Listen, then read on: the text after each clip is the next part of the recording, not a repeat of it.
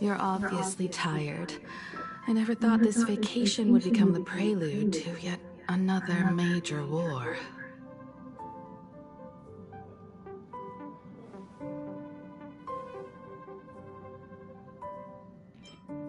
From our very first steps, trouble has always followed the Nameless. But this is way too much. Look at you now. It takes me back to when I first got the Express running again. Aside from Pom-Pom, I was the only crew member on board, constantly stretched thin and feeling out of my depth. All I could do was note every problem in the navigation log, one by one. A world's coordinates that needed an update. A glitch in the Express's warp system. The notes were as dense as the coordinates on the astrocharts, leaving me completely overwhelmed. Back then, I never imagined the Astral Express would one day have to face a Lord Ravager. But strangely, now that the time has come again, I'm not panicking at all. Come to think of it, it's because of you. Because of all of you. Along the way, we have defeated 2 Lord Ravagers. The Nameless who guided me before I set out once told me, keep moving forward, and the obstacles that once felt impossible to conquer will soon be behind you. And along the way, you'll find companions who are just like you. I've seen you grow through the Vantis Moon games, becoming someone others can trust and lean on. And I heard the declaration you made atop the tower. I'm truly proud of you. That's why I want to share a story from the past with you. A promise from 15 years ago.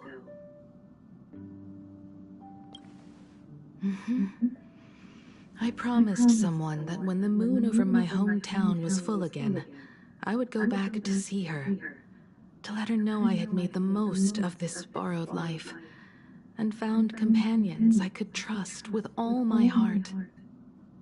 I want to share this story with you all. The story of how my journey began.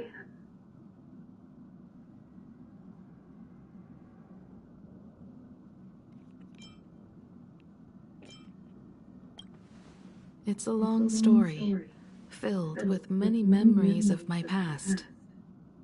I'd also like to invite you all to the place where I repaired the Express and tell you everything bit by bit.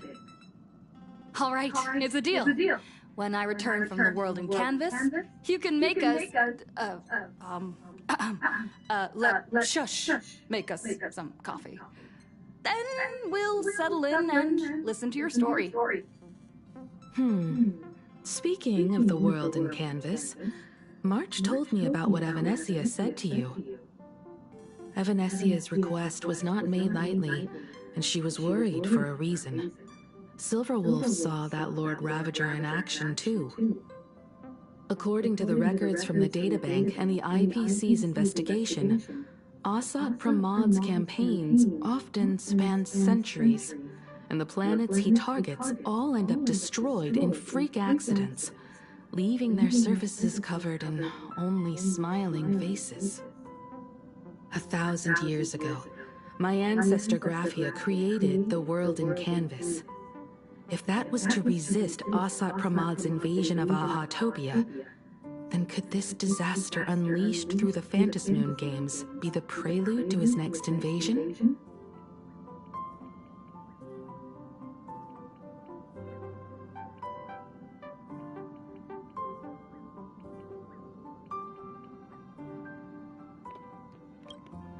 That's the first of many mysteries. Based on our family history, we are clearly not descendants of any long-lived species. Quite the opposite. The weathering curse has shortened my family's lifespan for generations. What could my ancestor have gone through to still exist today? That too leaves me deeply curious.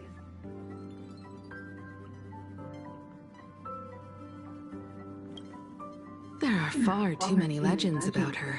it's hard to tell what's true and what's not. Only two things are beyond doubt. First, during the Cinderth Age, she created countless Imaginae and sent them into battle against the demon legions from beyond. Second, near the end of one of the Phantasmoon games, she created the world in canvas to shelter inside it what was left of civilization and life. Which means she is not only familiar with Asat Pramod, but has also witnessed the manifestation of the Eon of Elation.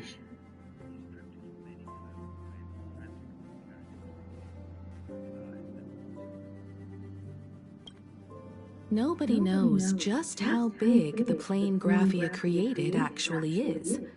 Over 140 years ago, the IPC tried to salvage the world in canvas, but they were only able to reconstruct part of it in the real world. That portion became what we know as Plain Arcadia. Legend has it that Graphia used a vast ocean as her canvas and channeled the power of elation to step into the painting, which means she has not only seen Asat Pramod, but has also seen the Eon of Elation descend in all their glory.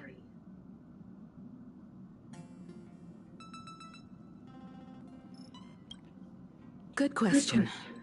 As for who in Plain Arcadia knows Graphia and the world in canvas best, it's probably Pearl. She was sent here by the IPC. She should have some clues to guide us in the right direction. By the way, General Yao Guang is here. She says she wants to talk to you in private.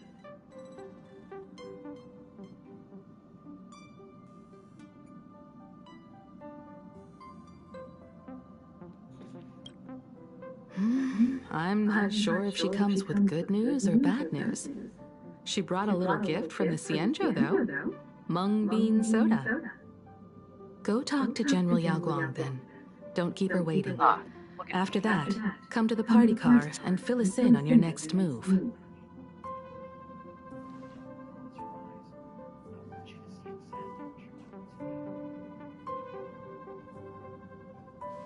Nice to meet you, Ishvara.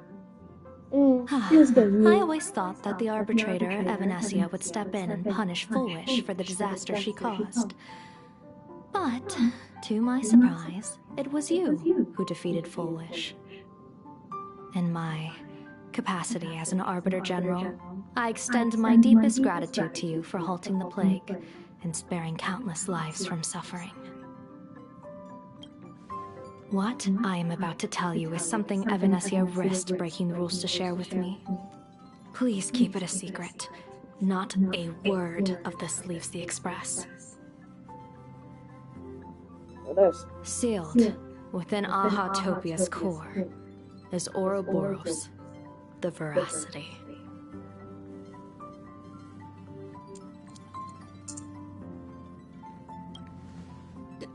You mean the Leviathan that can swallow whole planets?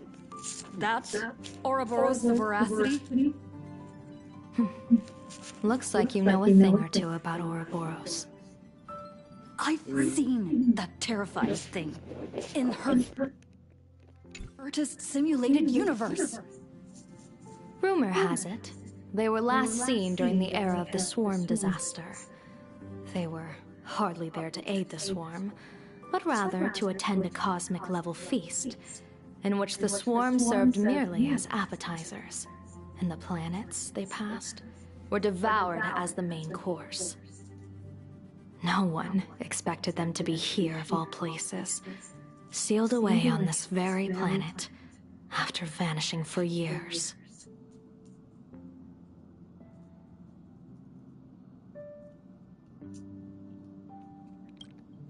The true situation remains unknown. But with this information, we can understand why Asat Pramod set his sights on this world. Aren't you a little afraid, facing a huge disaster like this? Hell no.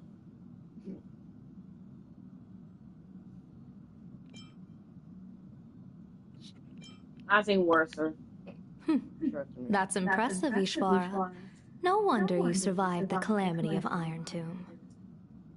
Fortune follows when fate hits its lowest ebb. Every crisis comes with an opportunity. Now that we know a force capable of devouring stars is deep in slumber at this planet's core, perhaps we could make it devour the problem inside Blade's body. It might just be a risky path worth taking. Blade has agreed to my proposal and will venture into the world in canvas to seek out the veracity. From what I've heard, you are going there as well? I cast a divination, and the hexagram shifted between the marsh and fire trigrams, yielding the judgment. Heaven and earth are separate and apart, but the work which they do is the same. In other words, though your paths may differ, they are destined to intersect. A funeral, or an adventure. Will it be a battle with only a 1 in 10 chance of survival to tear away Shuhu's flesh from his body and eliminate the Xianzhou's arch-enemy?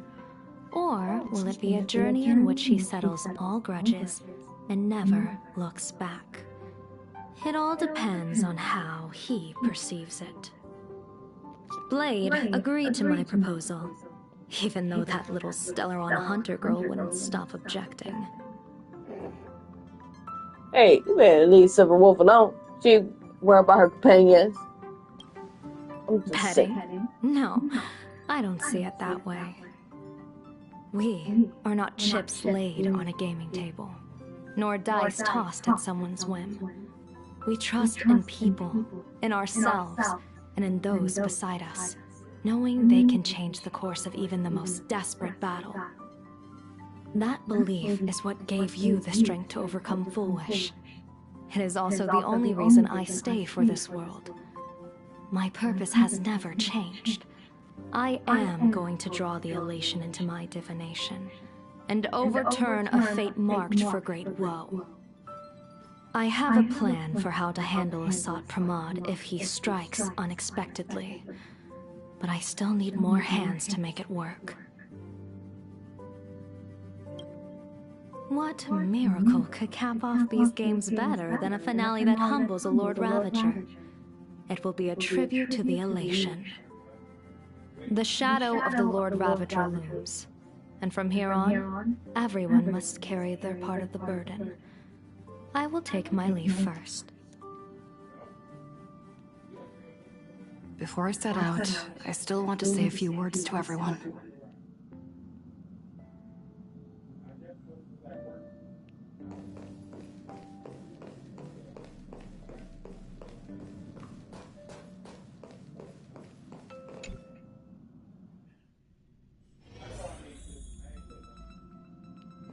What are they all up to over there?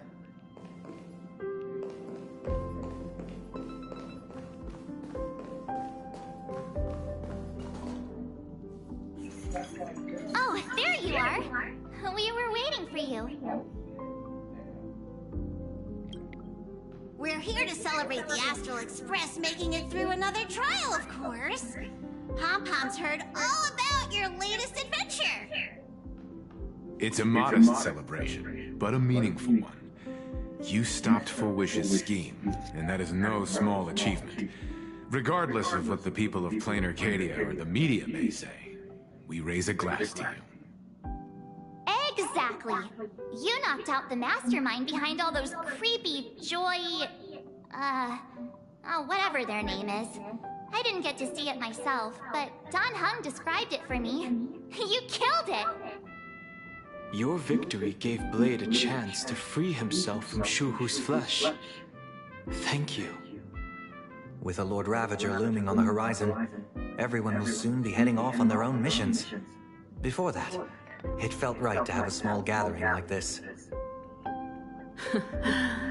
Now, let's make a toast. Here's to everyone who fights to protect this Arcadia. And here's to all of us.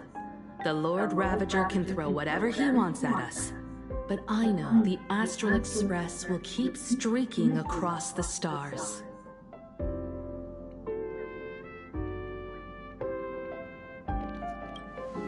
Thank you. All of you. Having you by my side is what gives me the courage to face the future. I'll carry this strength with me through the rest of this journey. Cheers!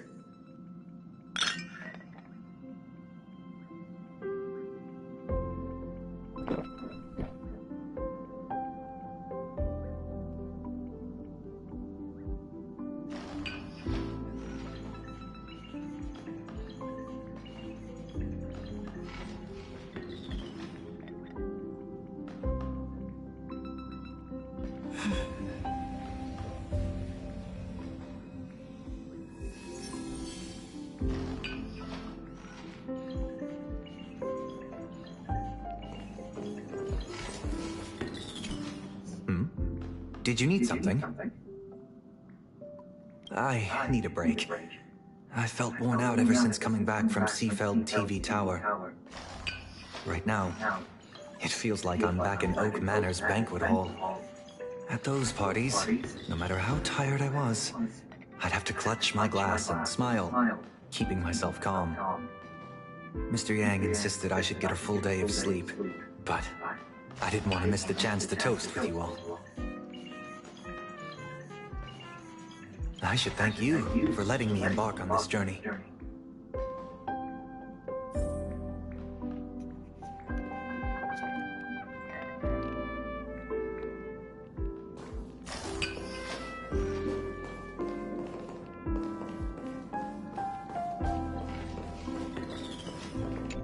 I heard from Sunday about how the televised debate went. We won this battle because of you.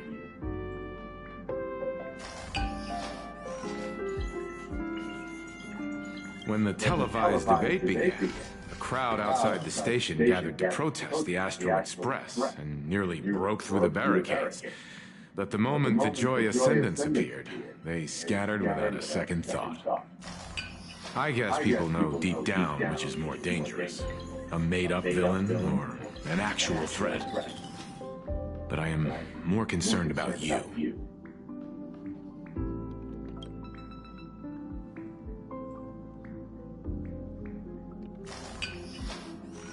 I've seen the footage of your fight with Fullwish.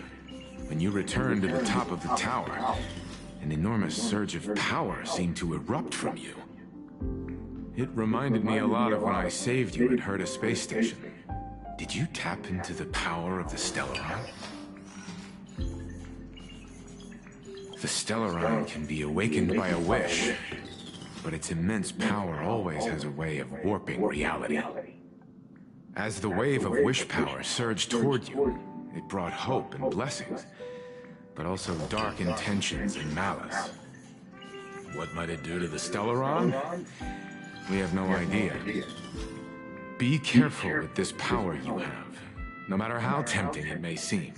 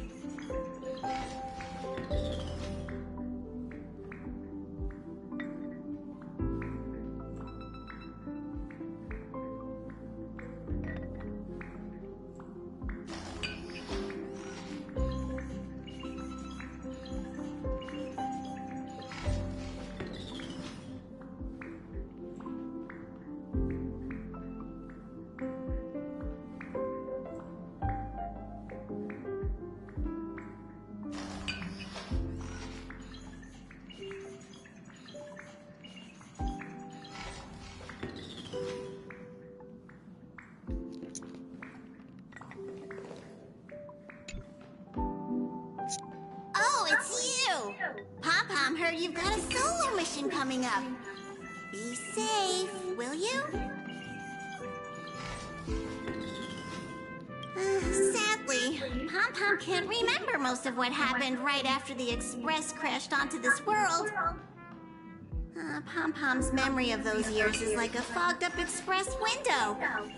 No matter how hard Pom-Pom tries, Pom-Pom just can't wipe it clean. But it's okay. After passenger Himiko repaired the Express, Pom-Pom got to share a one-of-a-kind journey with all of you.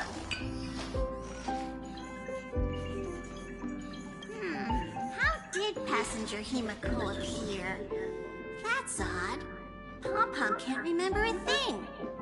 All Pom-Pom recalls is having a long and fuzzy sleep, then being woken by a knock at the door. And just like that, passenger Himiko was on board. The day passenger Himiko knocked, it felt like Pom-Pom was waking up from a dream. The Express's heart started beating again, and the lights flickered on one after another.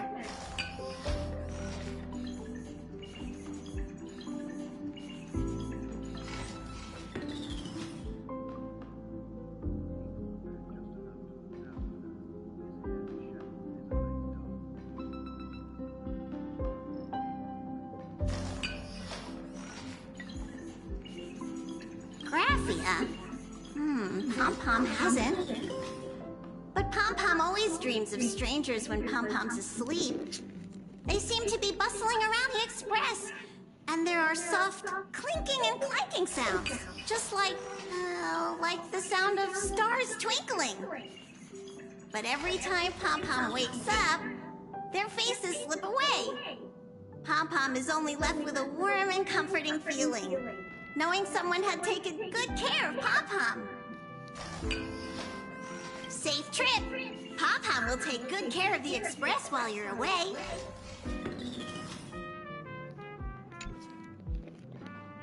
Safe trip!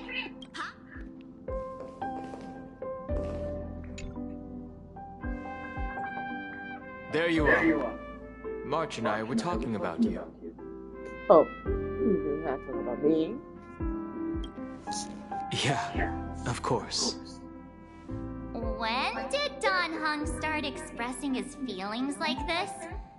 I guess pigs really do fly. This Stop trip to hating, Marge. Arcadia is the first time we weren't necessarily working together toward a common goal. You dove into the Vantis Moon games. I crossed paths with that relentless old friend and foe again. As for March, well, she spent her time wandering and eating. Her perfect little vacation. Wait, hold up. How come all I get is wandering and eating? I grab plenty of comics as well. I call it cultural exploration. With a little extra time for me to recharge, of course. Right? Now that we're having this little break, it hit me that I might have neglected you and March. Oh. Well said. This vacation has expanded my horizons and my stomach capacity. Blade has accepted General Yao Guang's proposal. Perhaps he has finally moved on from past grudges and that abundance curse, and is now ready to do something for himself. It's going to be a path fraught with danger, so I had hoped to accompany him for a bit longer, but he refused. From now on, I will turn my attention to this world.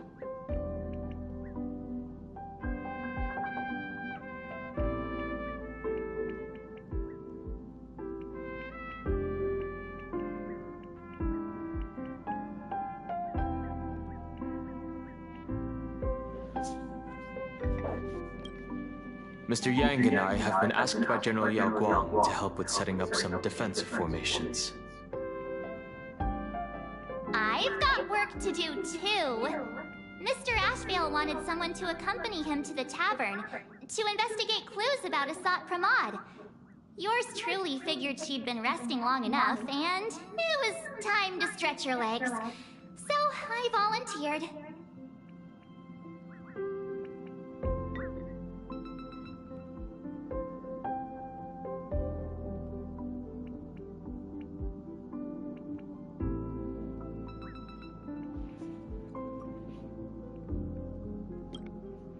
No problem. When you come back, you have to share everything you saw in the world in Canvas.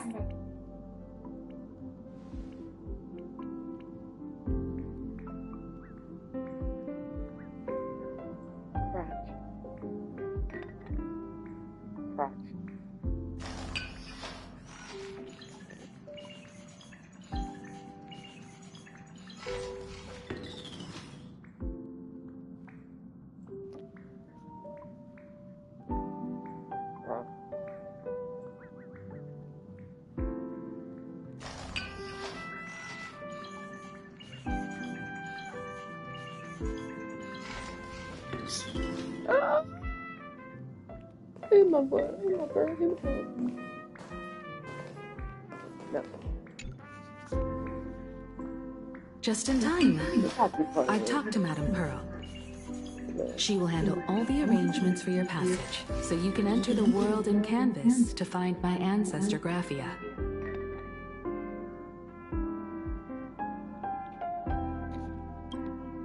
This is an important matter. Furthermore, your journey gives her the chance to uncover something she's been yearning to understand for years. The secret to Graphia's art of imagenesis. Once you've fully rested, you may make your way to the dock in Seafeld City. Madame Pearl has a special ship waiting for you there. It will take you to the border between this world and the world in Canvas, a place known as Inkford Hermitage. That's your final stop before entering the world in Canvas, a place to gather your supplies and rest up before you set out on the journey ahead. I know you'll have to go alone this time, but I don't think it'll be dangerous. After all, that realm was created by Graphia, my ancestor. The thought of it makes me feel calm, in a strange but comforting way. If you get to meet her, please give her my regards.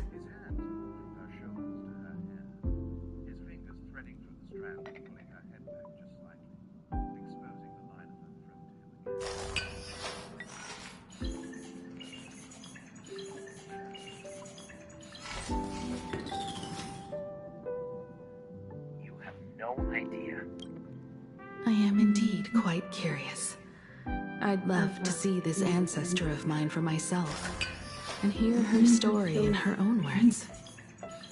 But someone must stay here and keep watch.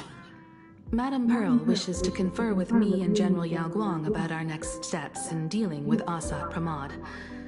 So I'll be entrusting this mission into the world in Canvas to you. Go ahead. Set out once you've rested up. I'll be here with Welt and the others, awaiting good news from you.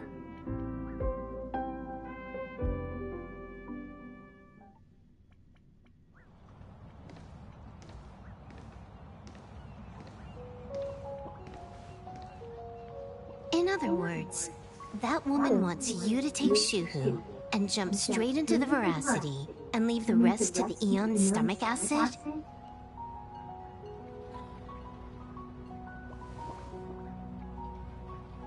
And this is between me and him, right? Why are you tagging along? Relax. I'll say my goodbyes and be gone. A dignified funeral, If you ask me, this ending is indeed grand enough. I don't care about any of that. There's only one thing I care about. Does he have to die? Here's a piece of advice, little cub. Whether he lives or dies is his choice. That's the one thing you don't get to decide for him.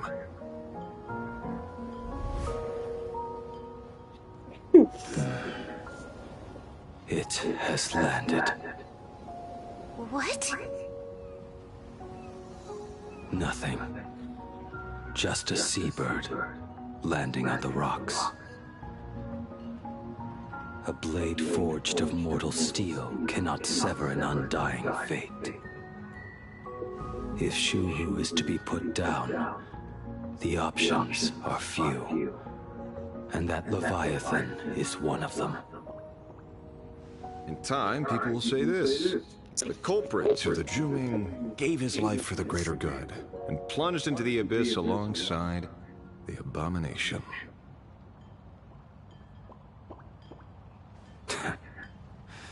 I'm not as noble as you make it sound. Many years ago, you invited me to join the Galaxy Rangers. I refused for one reason. I'm a petty man.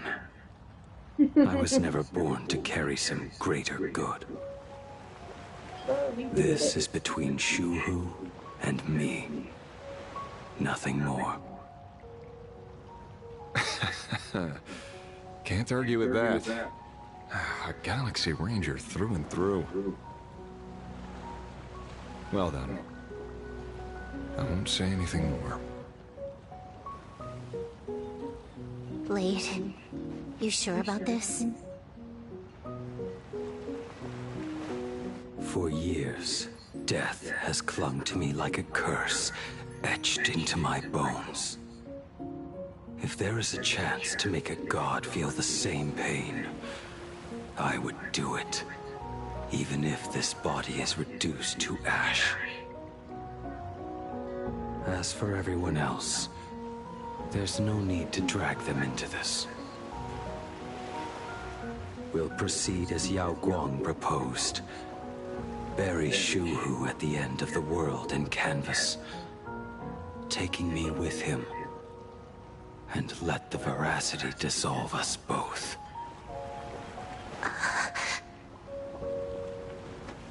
Take care.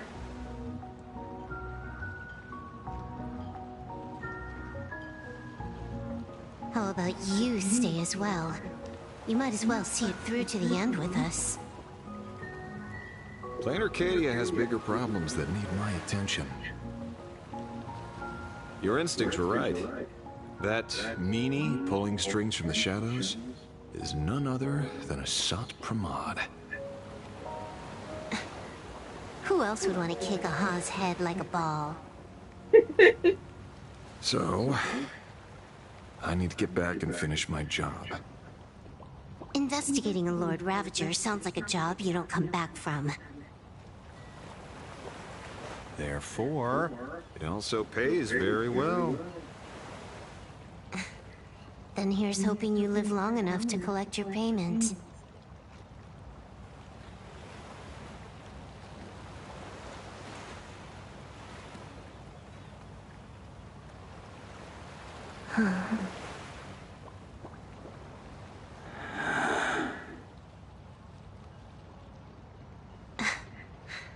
Every time, when it's just the two of us, you go quiet. You know what I'm going to say. The seabird's flown off. It's time for us to go too.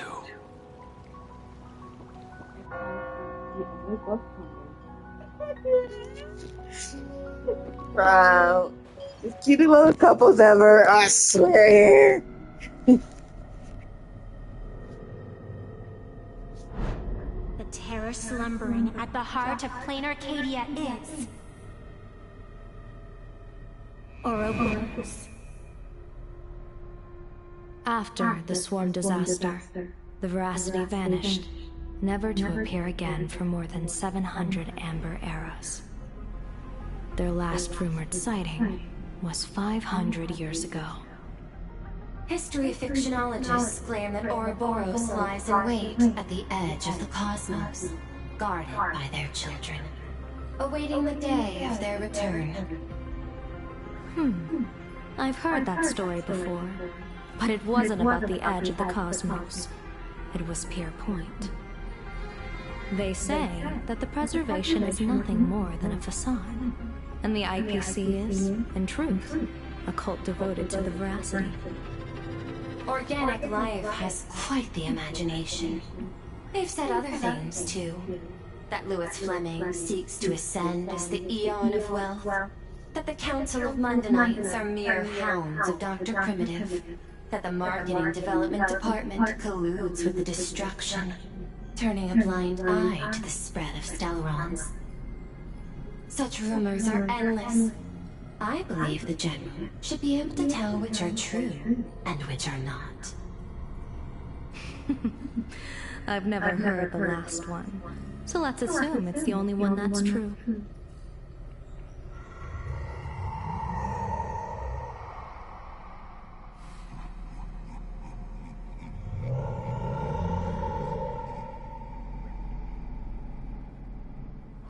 Such terrible breath. Once this Leviathan awakens, the Arcadia's destruction would be all but instantaneous. For now, this remains conjecture. The sealed remains appear to be a husk that Ouroboros once shed. Why it's here, and how it's connected to the elation, remain unknown. Yet even a fragmented remnant of an Eon is a threat that can't be ignored. The calamity of the Leviathan must not be allowed to re-emerge in this world. Naturally. That is why I'm here. And it's about time for the two Nameless to arrive. Oh, you're just on time. General Yao Guang, as instructed, warding talismans have been placed at over a dozen sites across Plain Arcadia. My thanks. It was Mr. Yang's talent of creation out of nothing that allowed us to reproduce dozens of plumes and complete the deployment with such speed. Now, with Yin and Yang aligned, and all four aspects in place, as long as we set up the last formation core, the Decalite reflection barrier will be complete. Using the divine eye of the Spiritist to weave a giant web, one that ensnares countless possible futures. General, have you truly made up your mind? Though Shuhu has been eradicated, the signs of doom have not faded. On the contrary, they grow ever clearer. After much consideration, the source can only be this restless corpse. One crisis is yet to pass, and another is already upon us. The Arcadia's ley lines were already riddled with scars, and now even the ancient tree seal is starting to loosen. While Evanescia is asleep, someone must take up her duty to guard this place. But defending isn't the way of the hunt. If you don't want to become the prey, you must become the hunter. General, do you intend to go on the offensive and suppress the remains of the Veracity? How could I? The Joy Seeker could barely confine that husk using the Abundance's ambrosial arbor as its cage. I'm not that arrogant as to place myself alongside the gods. I'm not here to guard against an Eon, but against a lesser menace. Lord Ravager Assad Pramod. This barrier is prepared for him. Assad Pramod has been meddling with the game from the shadows. His intentions unclear. We know little about him or the veracity. By chance, however, a friendly citizen has provided us with intel. Ouroboros' remains are in Ahatopia, aren't they? Silence is an answer in itself. I've seen that reaction too many times. I'm not surprised that you were the first to discover it. You were in the Torn Scroll too. The probability of you noticing was 24%. That's a little low, don't you think? I'd put it at well over 90. What I don't understand is this. There were countless ways to verify your hypothesis, yet you chose the most unconventional one. You bypassed security and broke into the building to confront me in person. What is your objective? This is no confrontation. It's a warning, Madam Pearl. I'm a security officer, and there is only one reason I'm here. While everyone else is fixated on the Phantasmoon games, only the Department of Aberration Defense is watching other places. Please choose your marriage partner. Like the location where the new Herald of Death case was closed? Correct. The incident involved 4 Daybreak warriors, 3 nameless, 1 detective, and 1 officer. But just moments ago, a 10th set of footprints appeared at the scene. After the investigation, we learned that the traces were left deliberately. A blatant provocation. The Lord Ravager bent on destroying the Elation came uninvited. Make no mistake. Plan Arcadia is the stage he chose with care, and drawing the Abundance into the fray was hardly a whim. Our top priority is to dispose of Shuhu's flesh properly to prevent it from falling into the wrong hands and causing another calamity. That said, we cannot afford to ignore Assad Pramad's next move. This giant web is prepared for that very purpose. Once the entire planet is folded into the divination's trajectory, under the gaze of the Omnitia, all possibilities will be laid bare.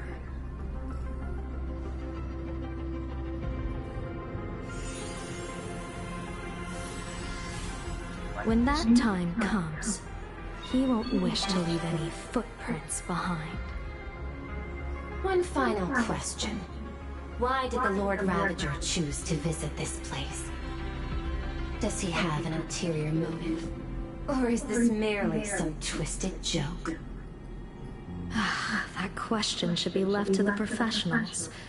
Don't forget, we have a detective who can't seem to rest.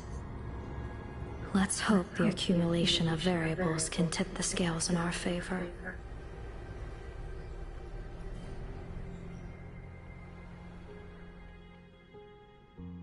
And so, the people set out, and the gondola, bound for distant lands, set sail. At the end of the world, the Elation once again declared war upon the veracity. Frail little humans! Ouroboros split their mouth wide open! Whoever can fill my whole mouth with but a single thing shall receive a reward. My tongue. The fool known as the Shepherd captured a comet, but it wasn't even enough to fill the gap between the veracity's teeth. The bartender Brad opened the wine cellar, yet they only grew drowsy, drifting off to sleep. And en route, he crept up to the veracity's ear and told them a corny joke. The veracity pondered it for 10 amber eras, then burst into laughter at their own amusement. En route spread his hands and said, "See, I filled your mouth with laughter." Then what happened? Then the Veracity said, "Are you kidding me?" And with that, they opened their gaping maw and tore en route to pieces. What kind of nonsense is that? Those are the facts, my inquisitive auditor. If you want to hear more stories, you're welcome to discuss with your classmates.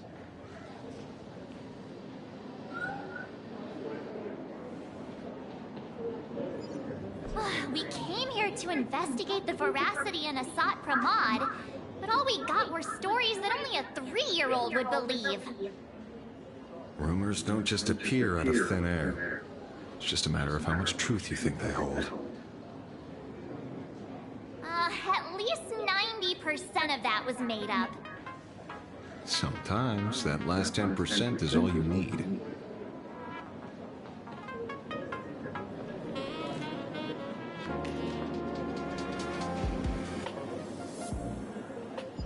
Oh, plenty of bystanders around. Let's hear what they have to say.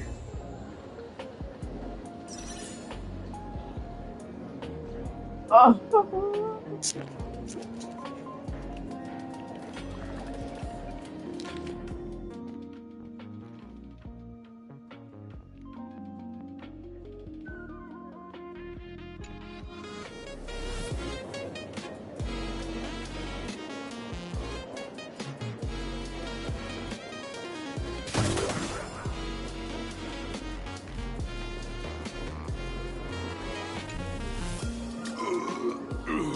You two asking about the Veracity? You thinking about walking that path? Walk the path of Veracity? Do I need to eat everything in sight? You got it. Kids always dream big. Some bulldozers, some are monsters, and I am Autobomb. And the man. Can you talk normal? Stop gulping for air. I swore to become a Veracity Path Strider. I eat everything. Tasty, nasty, anything I could chew. Finally, I pinched my nose and swallowed loose mouth, and they looked at me. Ouroboros? Nah. Very regrettable. Enough already. I'm telling you, it was all bluffing. The fools didn't lose. En route and Dorothy, when the Veracity wasn't looking, roll up Larry's skin like a grape, snatched it up and poached it. Then, poof, they were gone. Comic-Con Collected don't got a Veracity card. I already filed a formal complaint with the organizers. You should be putting this much effort into your studies.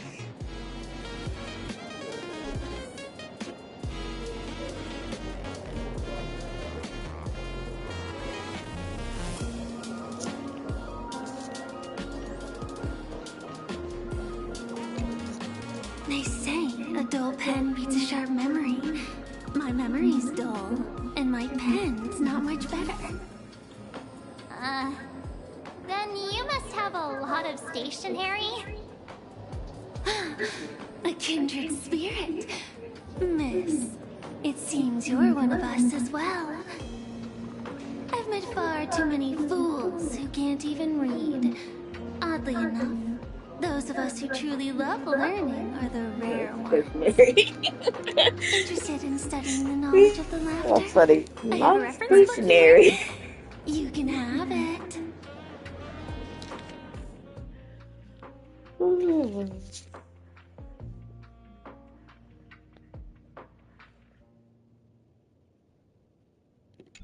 This feels completely made up. But, thanks anyway. Oh, please. Thank the seniors. To compile this book, they offended every Eon they possibly could, and narrowly escaped death at the hands of each and every one of them. As for me, I'm just the one who keeps the books circulating. Hey, friends! How was your first day of school? Sparksy's here to pick you up after class. Oh, my girl Sparky. Oh, my girl. I don't want to give her a bit. Man, forget you. I don't want you. I want my girl Sparky, not Sparks. Where were you just now? You opened the door for us and just disappeared. Don't tell me you're up to something again.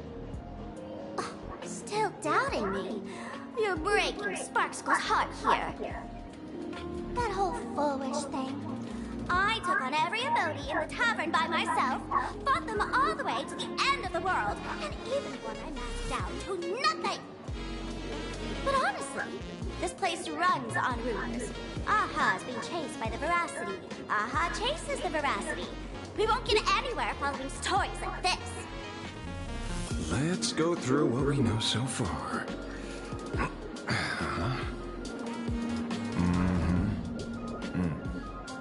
Ooh.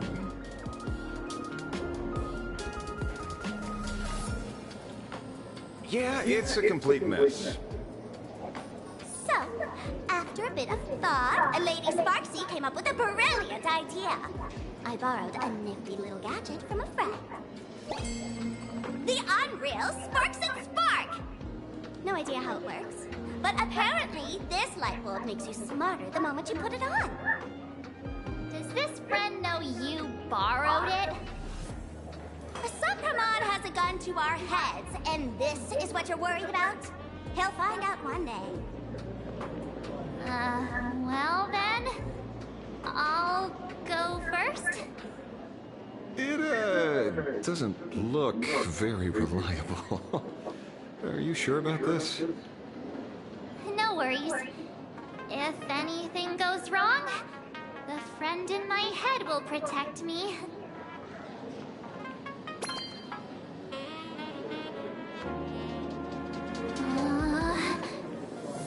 Doesn't seem to have any effect. No, it's working perfectly. I get it now. All of it. No need to dance around.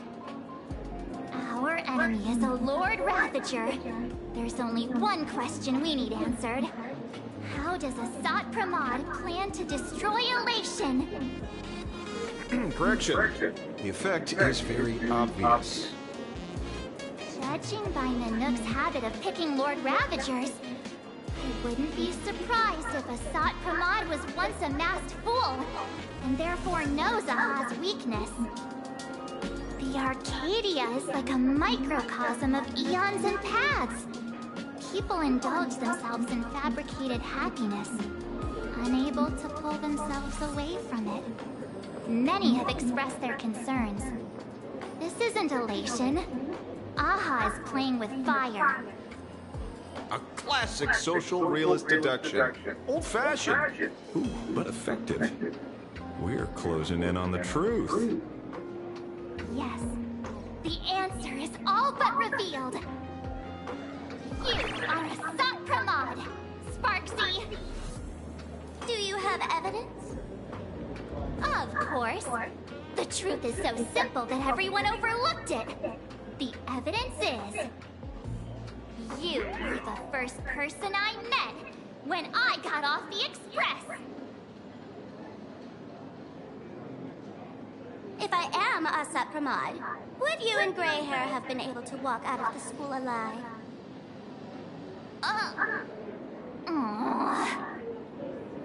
Yeah, fair point. Just take that thing off already. Take that thing off already. That's weird. I thought I was on the right track. Let me give you a lesson. Deduction isn't about people skills. It's about smart tricks and flawless logic.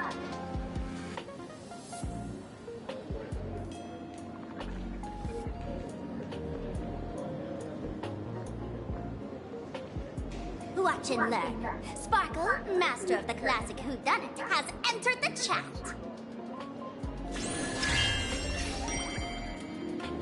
You changed your clothes just for this?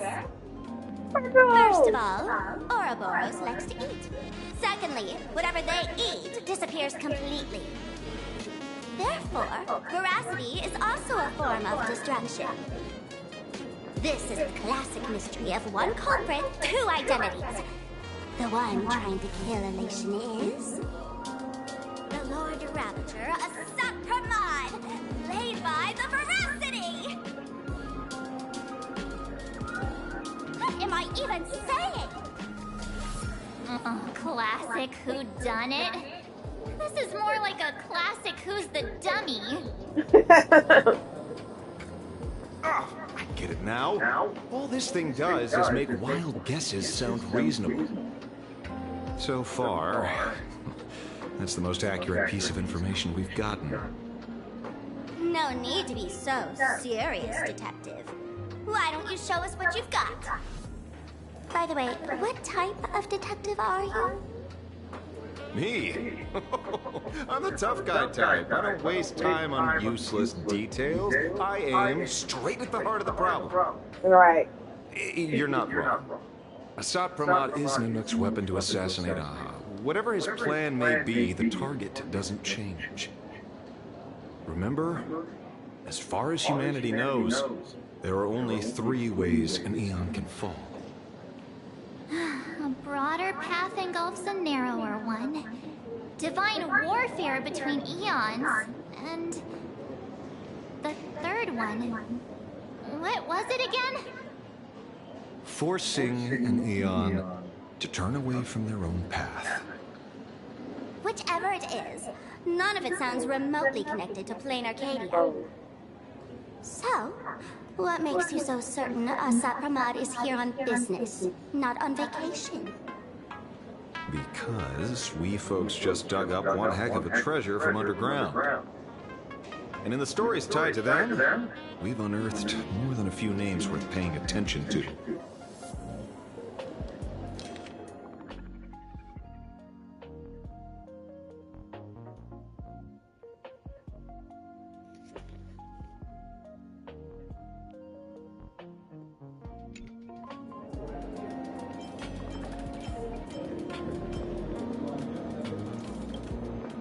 Him? He caused trouble in Gotham City a few days ago. Pearl threw him into prison. I know. I was the one who caught him.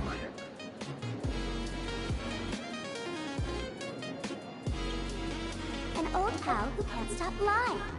He goes on and on about death being a solitary feast, but I just saw him last week, alive. I see you're acquainted. Please, introduce us sometime.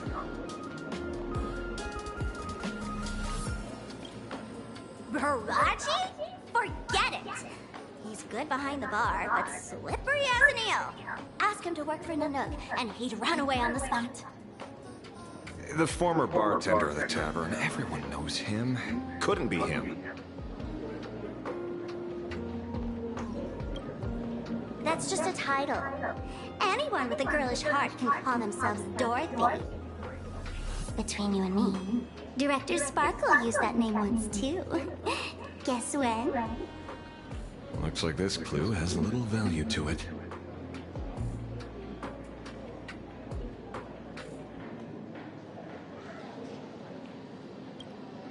Right. He's the one I can't stop thinking about. The stories change every time, but they all circle back to the same logic. En route defeated the Veracity by some means. You're right.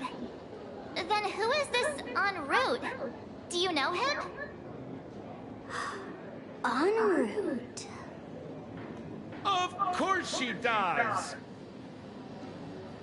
Everyone in the tavern knows that name. Long ago, its owner grew tired of jokes, cast aside his mask, and walked away.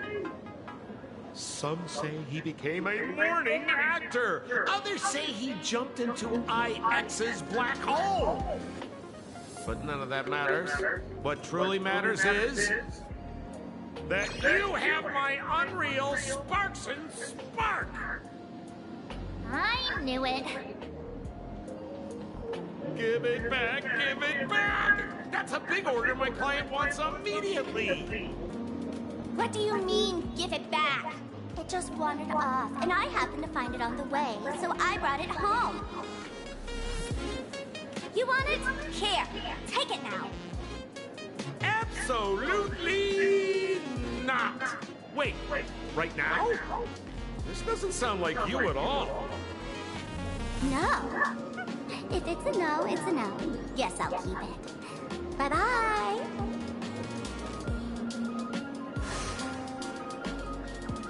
Get back here! Sir, do you need to hire a private detective?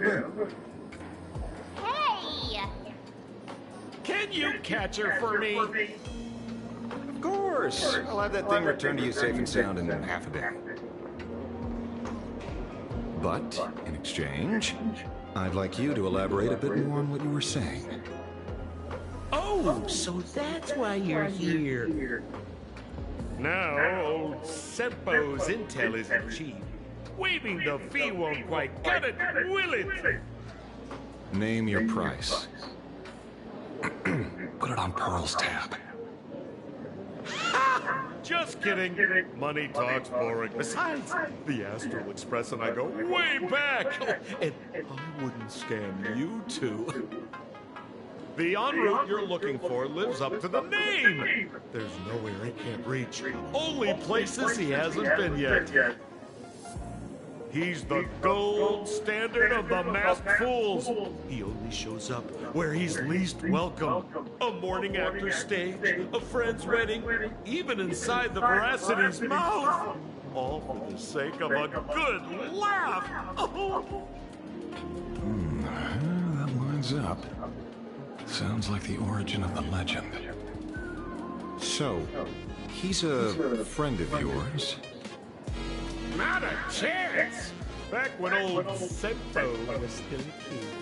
En route was already a name in the history books.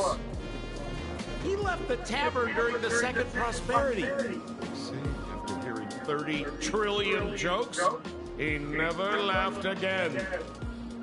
Before he left, En route said one thing that, at the time, no one cared about. Elation has been dead for a long time. Where did he go after he left the tavern? The tavern has 10,000 mouths, all telling different stories. All I know is this. He said he was headed for the true world's end, and that he vanished without a trace. How do you know all this? Oh, I've been around long enough to have my own channels. Just trust old Sempo. And about catching Sparksy? Leave it to me. I keep my word.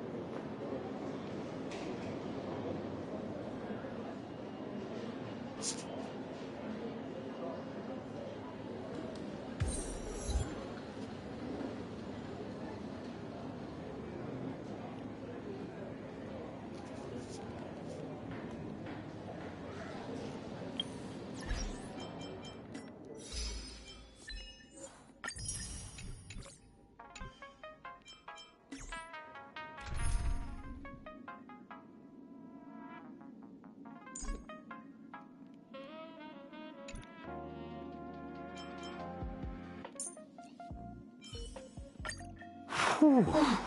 That reward's very dear.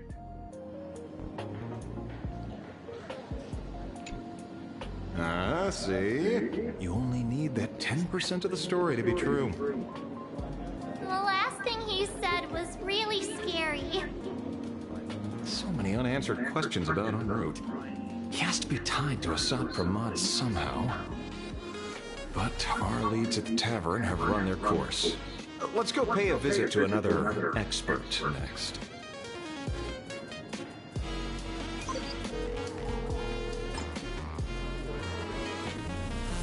Oh, speak of the devil. Only a Cienjo general could arrange something like this, I suppose. I'm surprised as well. You've only just left Amphorius, and already you've managed to draw the attention of another Lord Ravager. Miss Ron May? And Miss Ting Yoon? We're here by General Yao Guang's request. It seems we arrived just in time. At first, I only came because the Shenzhou extended an invitation, and it seemed impolite to refuse. Now that I'm here, I see it was well worth the trip. So, let me get to the point. Ouroboros has long been dead. Their death was merely buried beneath layers of secrecy. Hardly surprising. They disappeared after the swarm disaster, and there are many different opinions on where they went. The Intelligentsia Guild claims the Veracity ate their fill and entered hibernation. I don't buy it. Those scholars are fond of post-meal naps themselves, likely just projecting their own habits.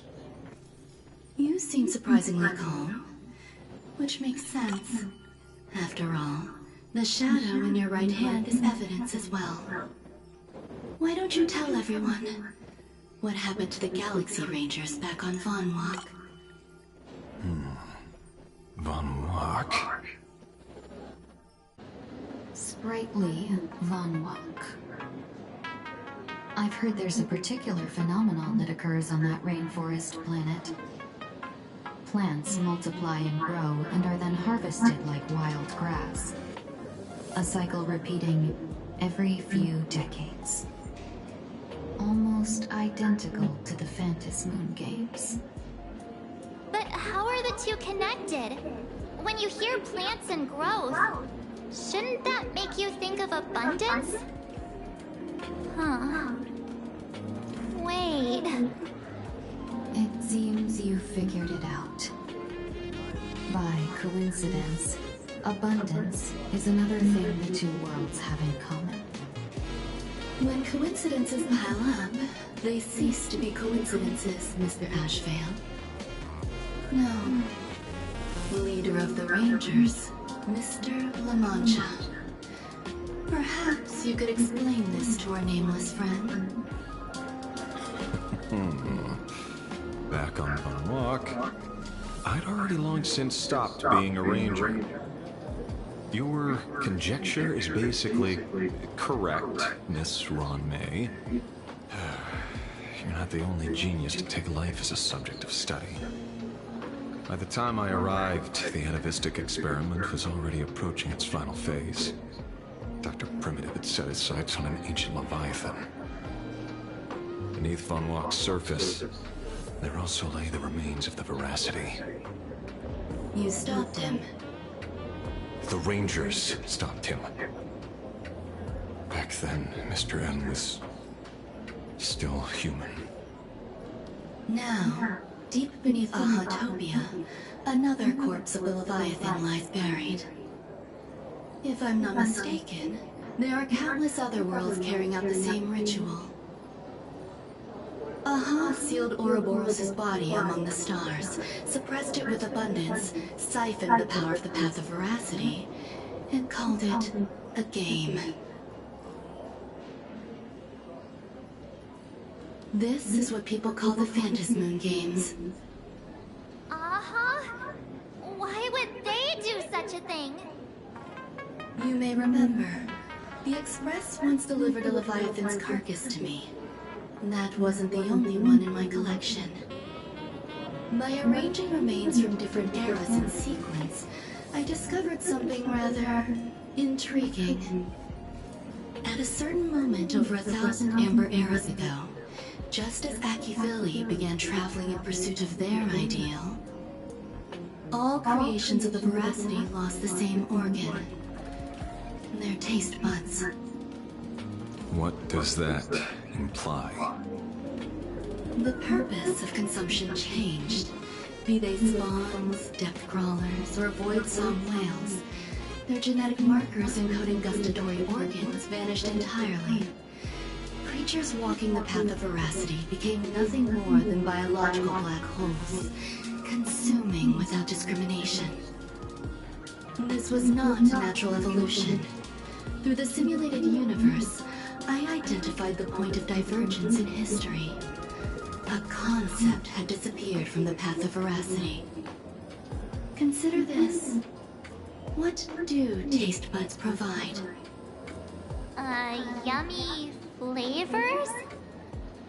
Precisely. Savoring something's aftertaste is an act of elation.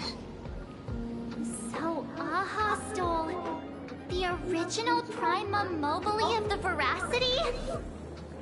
The simulated universe proves nothing on its own, but the primal desires of life have always been entangled.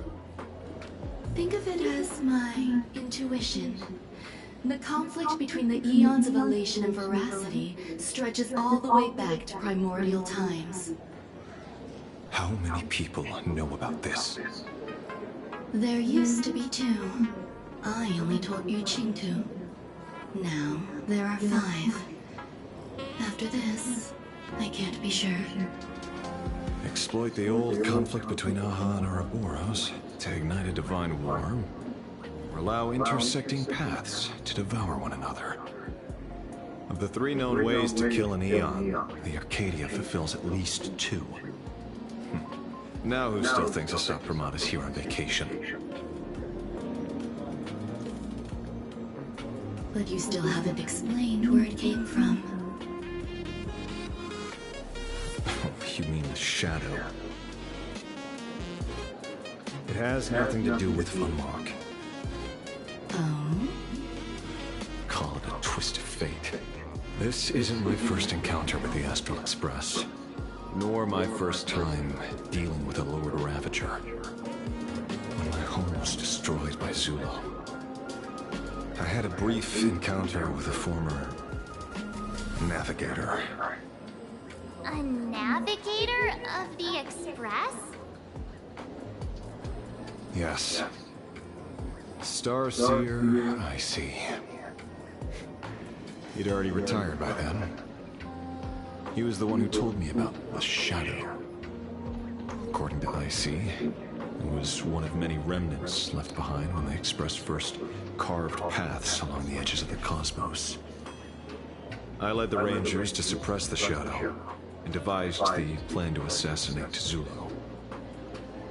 But I never learned why it was there in the first place. Don't you find it strange, Mr. Ashvale? Strange? When coincidences pile up, they cease to be coincidences. Like an experiment with results that are too perfect, it's enough to send a chill down your spine. If you don't mind, let's walk through the whole thing once more. Earlier, what did you 2 uncover in the tavern? Someone suspected to be Asat Pramod knew about the Veracity secret.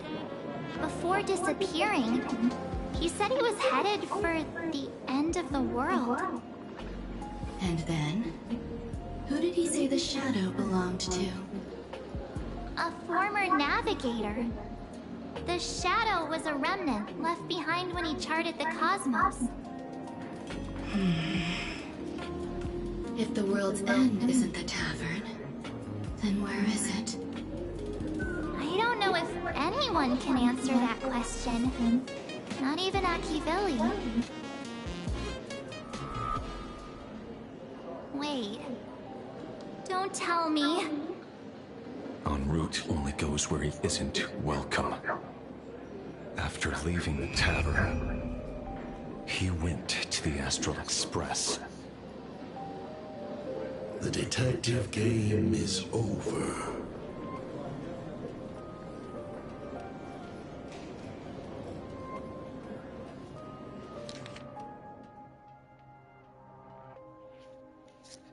You've been out this way.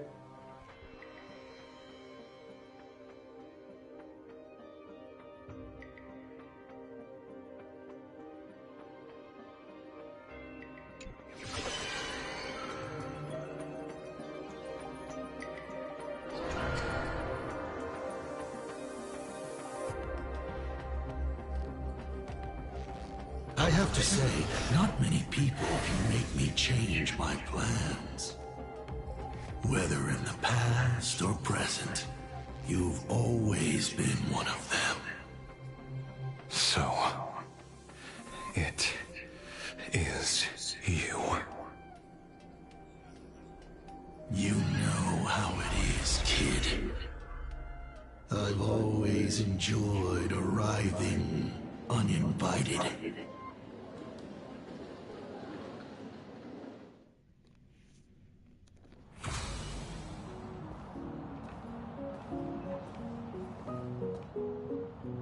Pearl said she would arrange a ferry to pick us up at the Seafeld City dock. The place we're going to holds clues about Graphia. Really? Own ticket before boarding and be a model passenger. We wish you a pleasant journey.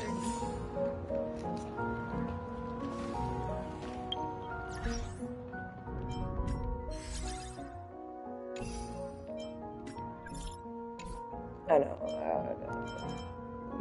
Oh.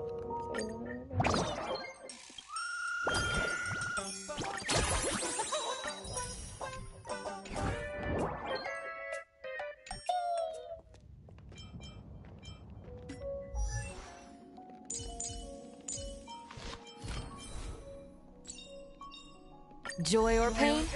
What matters is that we're the ones making the call.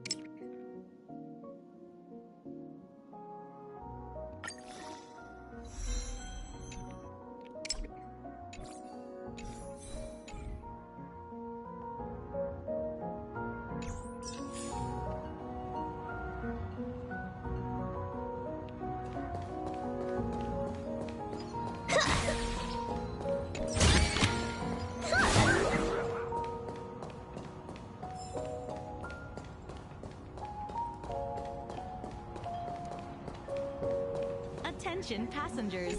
Welcome.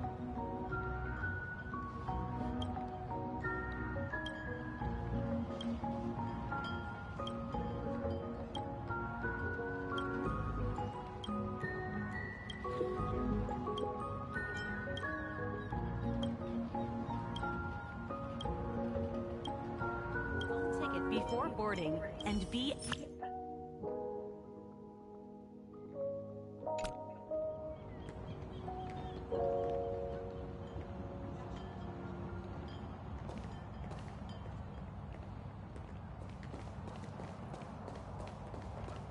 Attention passengers, welcome to the Seaside Line.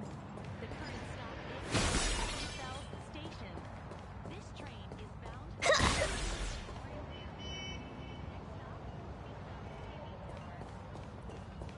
Yellow Ducky Nibble's flagship store. In all my previous business trips to Seafeld City, I never got to see the ocean. The drop rates are this bad.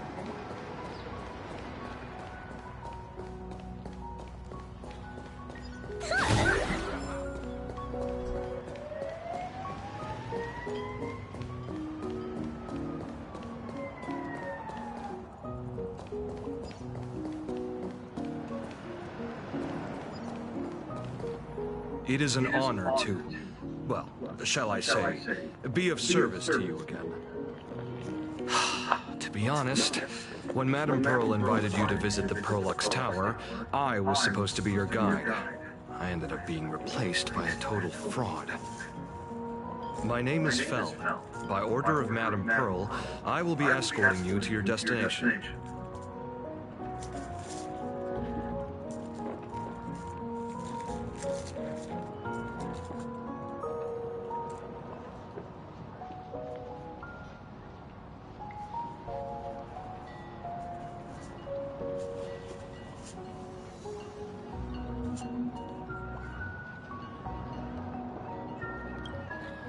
You are too kind.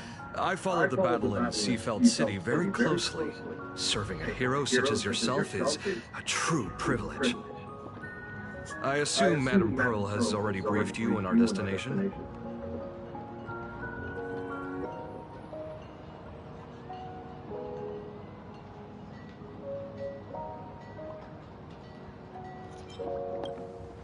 I see. It so happens that Madame Pearl is tied up with an unforeseen event, so allow me to brief you in her stead. The destination of our boat journey is a hotel known as Inkford Hermitage. It is situated at the end of a Dovebrook tributary that ultimately flows into the sea. It is one of the points where the world in canvas intersects with reality.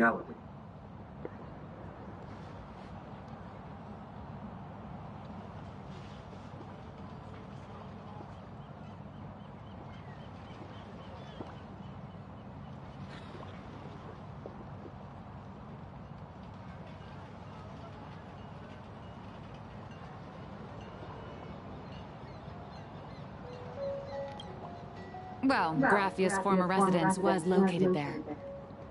Legend says the miraculous and canvassing of the mortal world happened there. Would Madame Pearl, a die-hard fan, pass up a sacred site like that?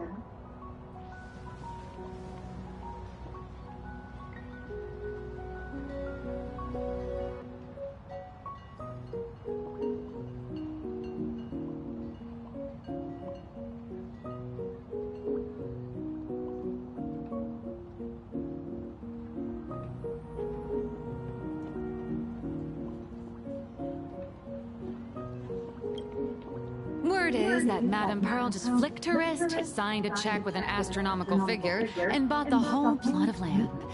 She also snatched up every single piece of Graffia's lost works that she could find without bothering to verify their authenticity. Whew, I guess money really does let you do whatever you want. That's not even the half of it. I don't know where her obsession comes from, but she's dead set on the idea that Graffia is still alive. If she gets even a whiff of anything remotely related to Graffia, she's got her people on it at the snap of a finger. But all they could find were Imagine knockoffs. Random, pretty redheads based on nothing but imagination. I bet her reaction went something like this. Objective. Locate the original. Error. Detecting excessive quantity of low-quality merchandise. You! I remember you! You're that fraudster from Perlux Tower! Perlux Tower? I've never set foot in that place in my life. Oh, I know it's you! I've seen the footage. You're wearing the exact same outfit. Oh, a slip-up in an otherwise perfect plan. Relax. Your job is safe this time. Cut it out, you scoundrel! You can't talk your way out of this. Who exactly are you?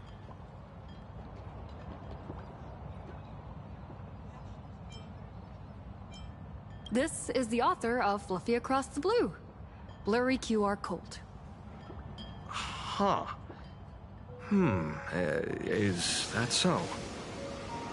My apologies. How rude of me. Miss Colt, it's an honor to finally see the face behind the work. Please pardon my yelling. I didn't know. No worries, no worries.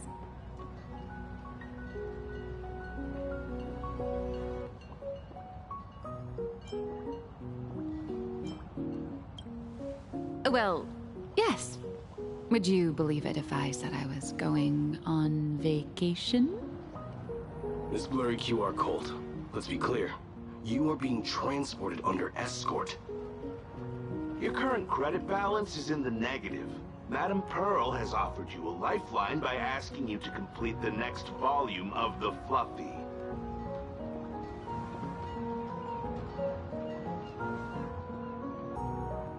Whoa, this is not my fault. Remember Alloy King Pom Pom from Pearlix Tower? I tried to put everything on Pearl's tab, but she found out and charged it back to me. Who knew a figurine could be so expensive? It cost me more than my entire savings.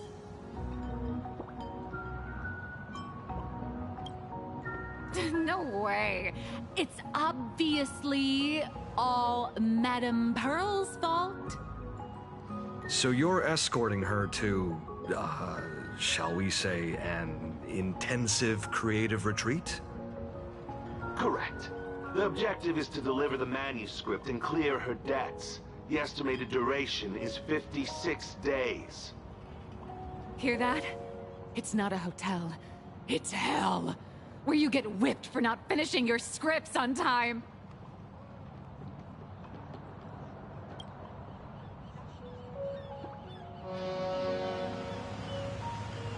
The boat has arrived. When you're ready, let's begin our journey to Inkford Hermitage. Please, mind your step as you board.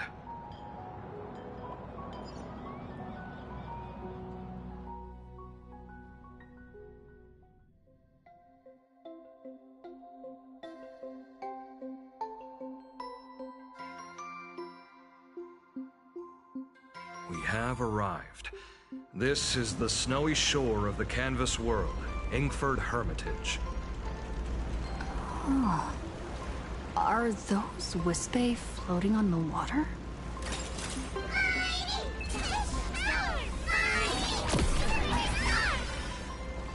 Oh dear, there are so many Wispae. They are blocking the boat's route. But no need to panic. Please follow my lead.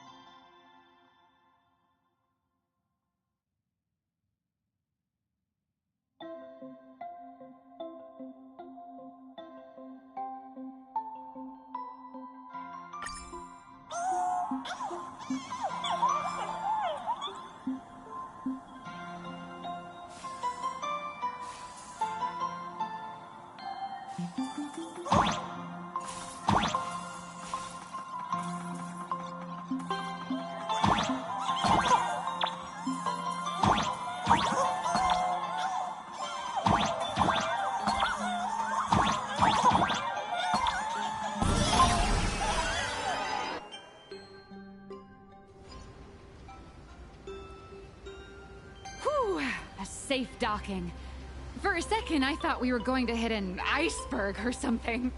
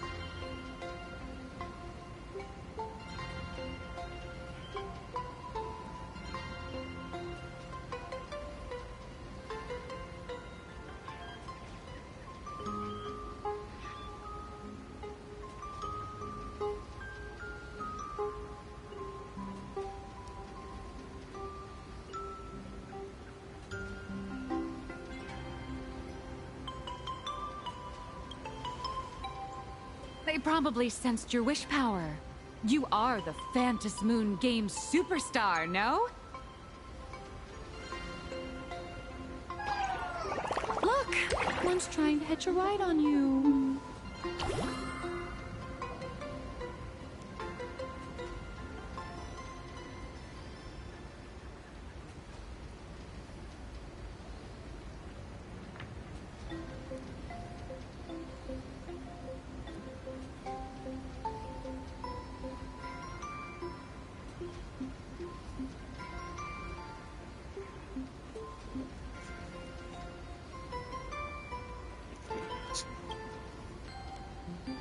Must have been when we came ashore. Oh, what a devoted fan.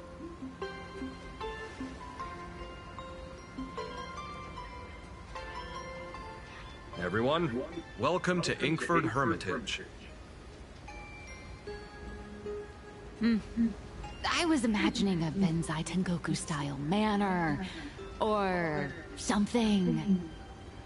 So you demolished your idol's old residence and replaced it with a luxury hotel. Of course not. Benzai Tengoku vanished more than 1,000 years ago. The original structure is long lost to time. The IPC only chose this location because this is one of the weakest points between reality and the world in canvas. Many Imaginae are born every day, but just as many ancient lineages of Imaginae hide themselves away in the world in canvas once their wish power dry up, or as they grow weary of the mortal world. This is the final stop before they enter the world in canvas, and this is where they bid farewell to reality.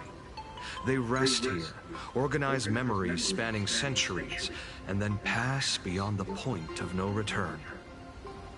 Rumor has it that Graphia's soul appears from time to time to guide these weary Imaginae on their path. There's a sense of parting in the air. No wonder the soul of the mother of Imagenesis feels an attraction for a creator. This must be the finest well of inspiration. Miss Colt, now that you're in this well, too, you ought to make the most of it. Let's go. I'll lead the way.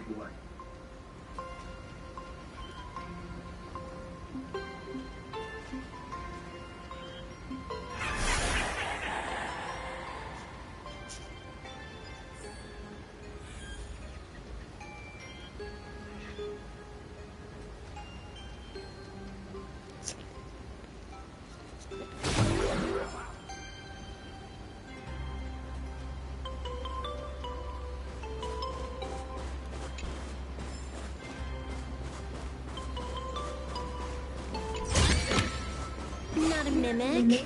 Not interested.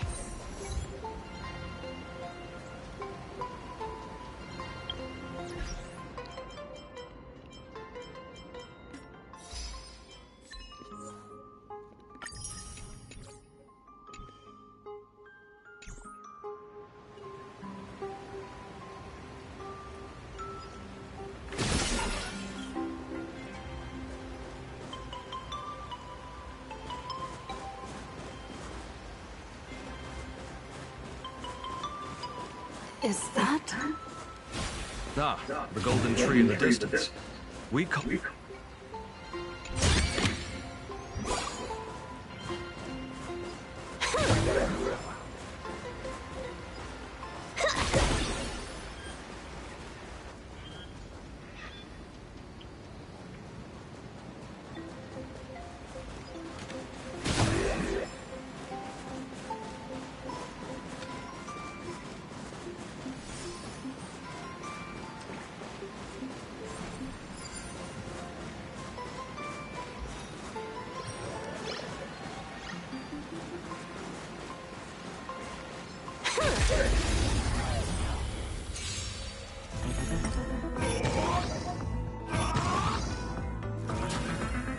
Unlimited firepower! Fatal cloud scatter.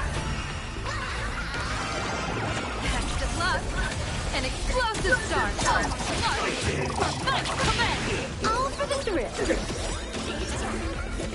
This next round, real gaming this round.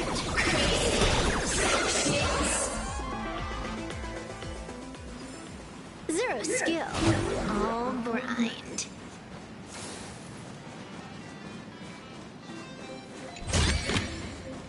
The drop rates are this.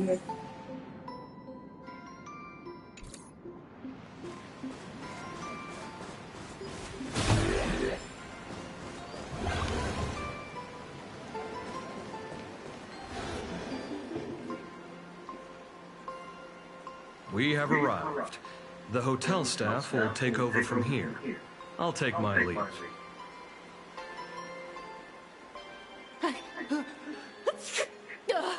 Oh, it's freezing. It's cold enough for a typical snowstorm mansion murder mystery. Anyone here? Hello? Hello? Honored guests, my apologies for the late welcome.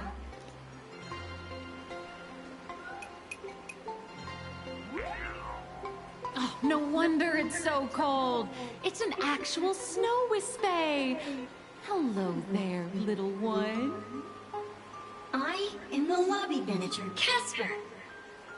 You have a very high body temperature. Please, try not to overheat the room. Allow me to introduce myself. I am the popular comic artist, Blurry... the former comic artist, Miss Nihilux. Oh, my true name is gone, just like that. Oh wait, did you say former? The big shots upstairs gave me a heads up. You are now an asset of Perlux Corp. You'll be staying here until you finish your next volume. Every guest in this hotel is an Imaginé with quite a history. That Arcadian over there? That's a former superhero. Which one? Never heard of him. That one over there is one of the oldest strangelings. They're a former Kappa. These days, they work as the hot springs manager. A Kappa? Didn't that lineage of Imaginé go extinct when the IPC first arrived? There are still a few survivors that slipped through the net.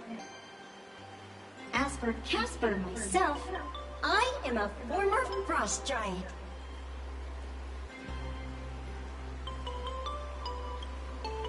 Little Omi was once a tall, mighty, and majestic giant. Of course, that was back in the Cinder Age. So you're basically an antique who knows a bunch of old secrets. What corner did they dig you out of? From a block of ice. It is sad how a giant block of ice melts into tiny pieces over time. I have forgotten the names of most of my friends. And I have not tasted a crispy, charred Void Ranger in a long, long while now.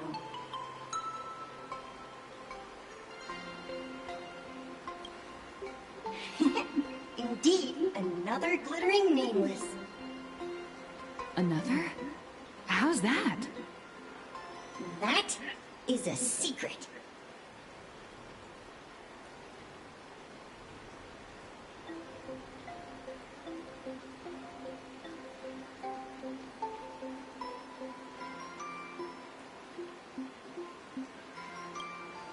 Sightings of Lady Graphia are as common as the snowflakes here.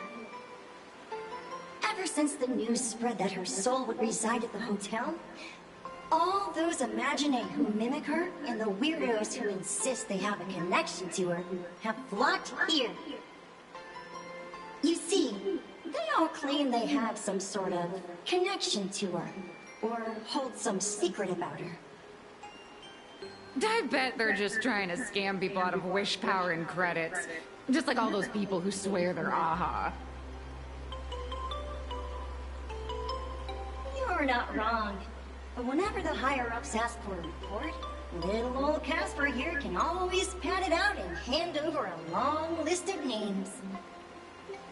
Nameless, good luck with your inquiries. Bye now.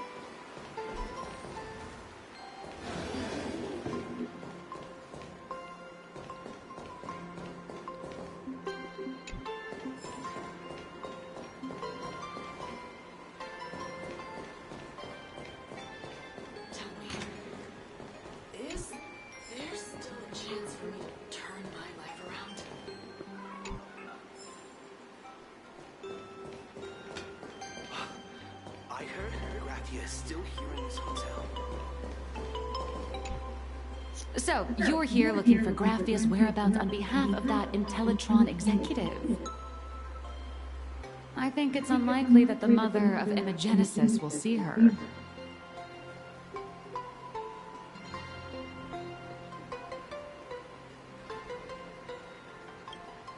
If she wanted to see her, it would already have happened. The IPC has practically turned the world and canvas upside down. You know this, right? Over 140 years ago, they brought in hackers from Punklord and did everything they could to blast open the passage between reality and the world and canvas. I think disturbing her world and canvas like that must have upset the mother of Imogenesis.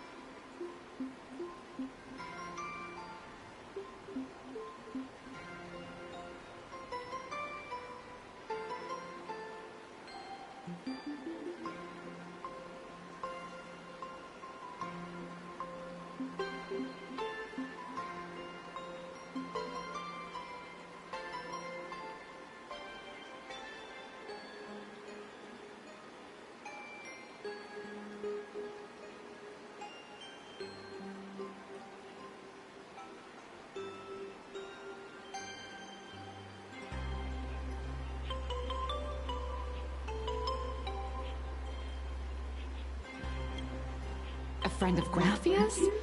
Just how long has that person been alive? So that friend wanted you to find Graffia, but they didn't tell you how.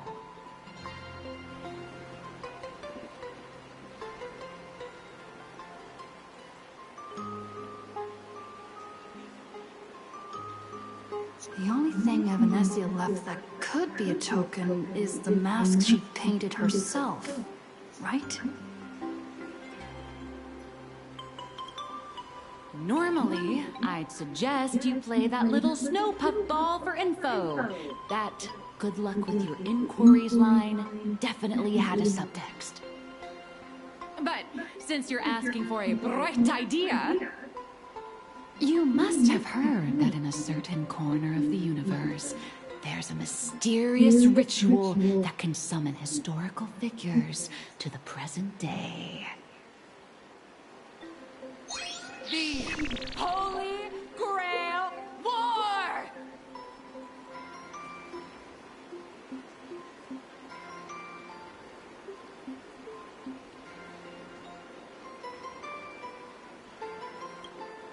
Oh, right! That was your big adventure in Petacone. Oh, how nice. I hope Plain Arcadia holds one too. Then I don't need to explain the method. First, we need a catalyst. Do you have Graffia's brush or palette? Doesn't look like it. No matter, Miss Kalt has got you covered. We use ley line resonance. This hotel is built on Graffia's former home. It still has a connection to her, like that vibrant golden tree. Wait, you aren't actually falling for this, are you?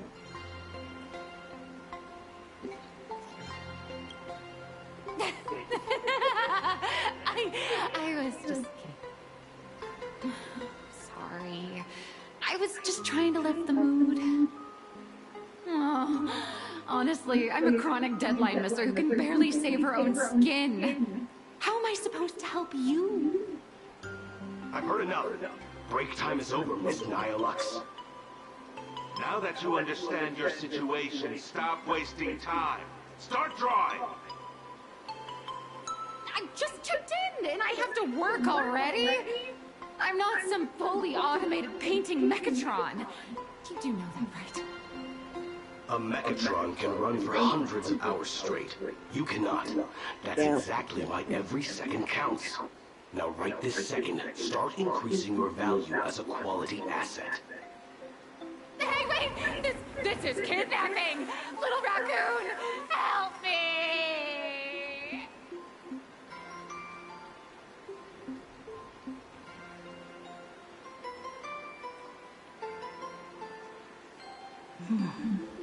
Nihilux has a point. If that Casper guy is a survivor from the Sindarth age, maybe he really does know something. Anyway, I'll start by asking around here.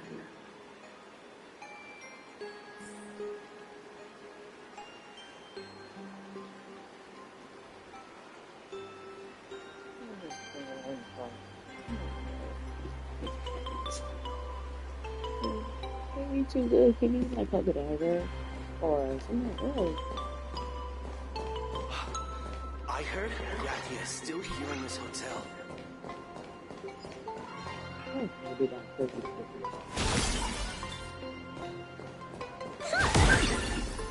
I spent my whole life doing hard labor. Please don't linger around here.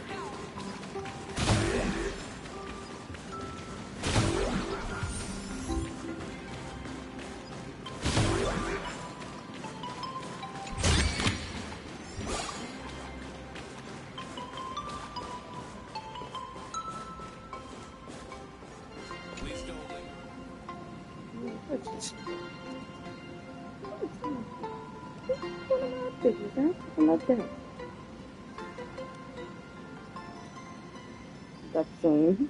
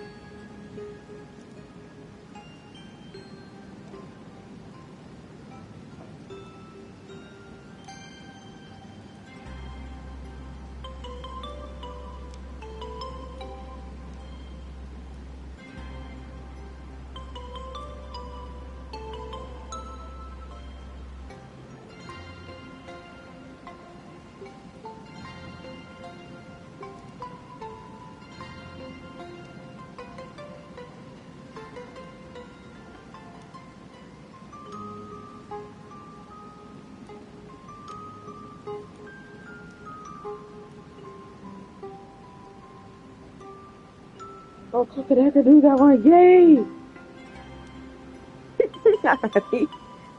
Look at that got one. We begin it. No, I like the Dr. Strange one too, but I like one that girl cooked a dagger. Like that.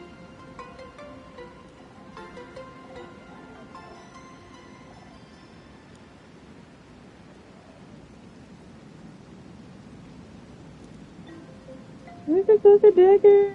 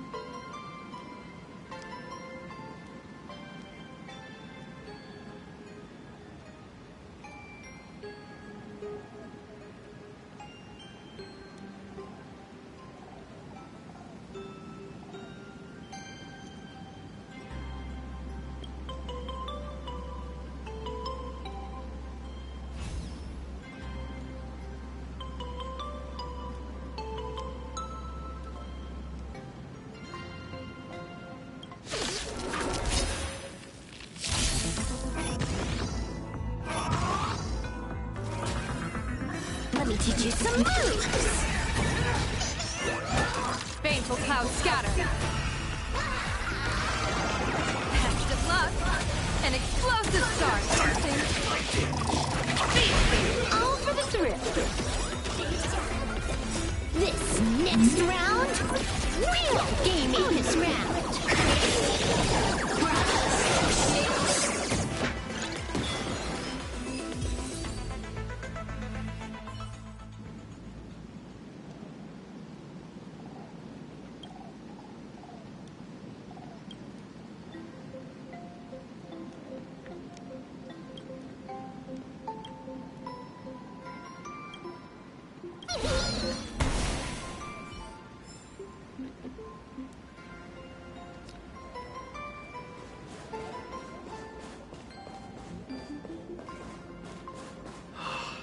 This glass of milk reminds me of my grandma. Let's have some fun.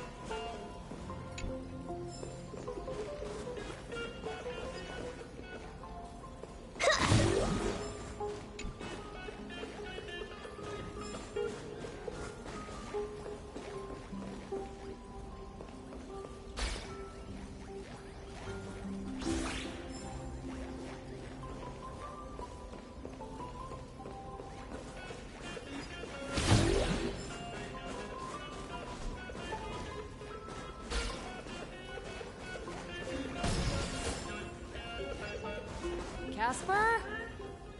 Are you there? Nope. I'm not.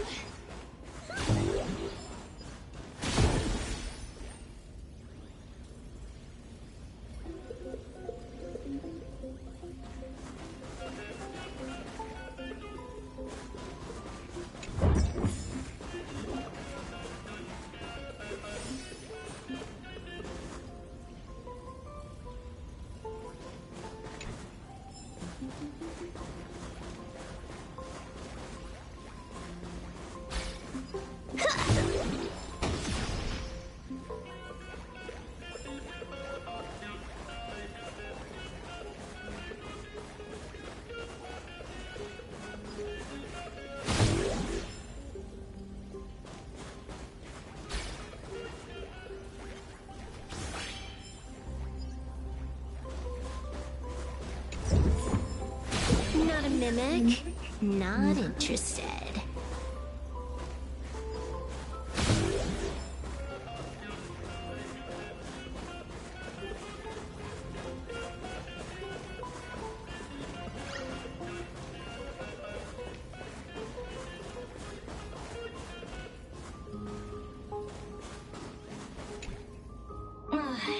You found me, current nameless.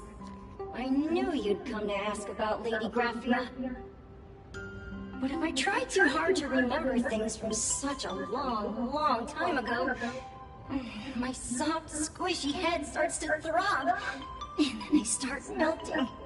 Drip, drop, drip, drop.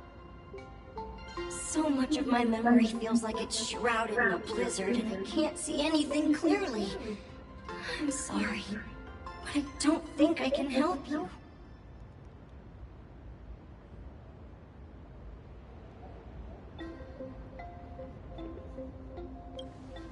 A snowball fight?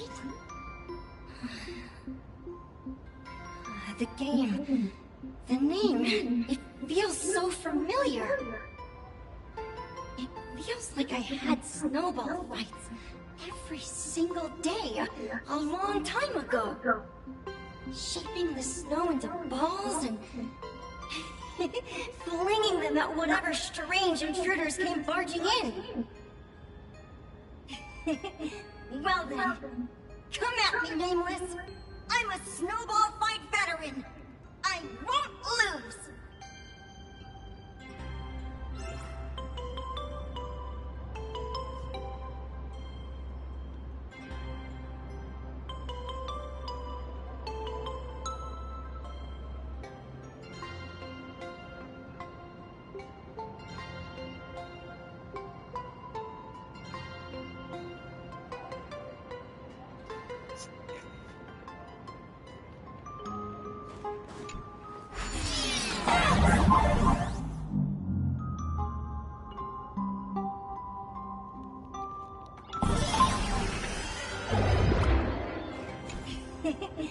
Well then, come here.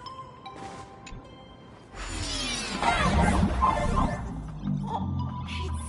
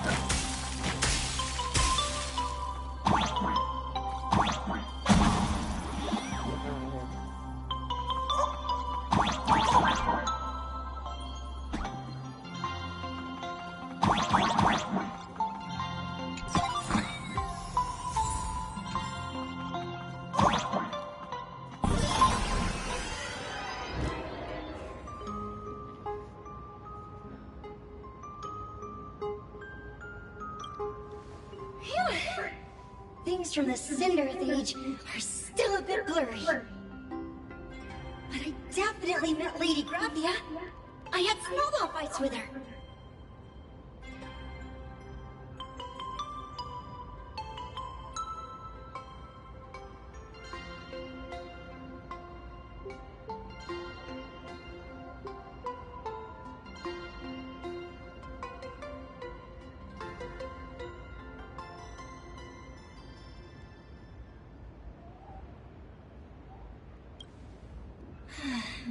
She was a great painter who led us in snowball fights. She'd even paint portraits for everyone. Back then, when we wanted to see her, we'd go to her doorstep, light the ground lamps, and shout, "Snowball fight!" Then Lady Graphia would poke her head out of the window upstairs, unfurl the scroll, and whoosh! Slide right down into the snow. Then we'd have snowball fights against the Void Rangers together, under the giant moon. If we won, I got to swallow the Void Rangers whole. They were so crispy and tasty.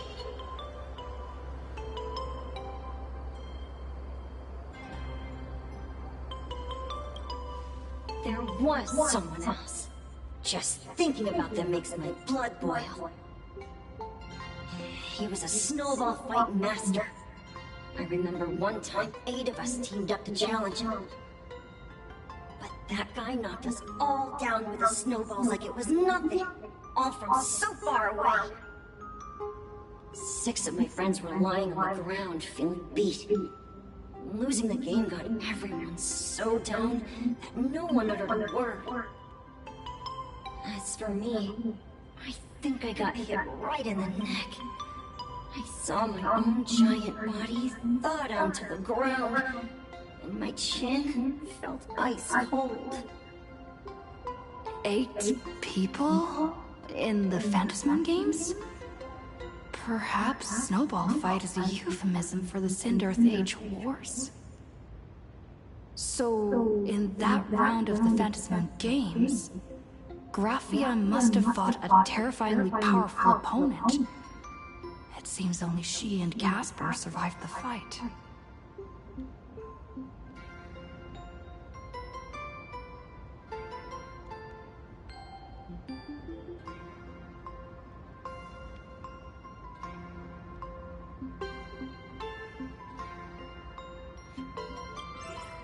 I saw her once.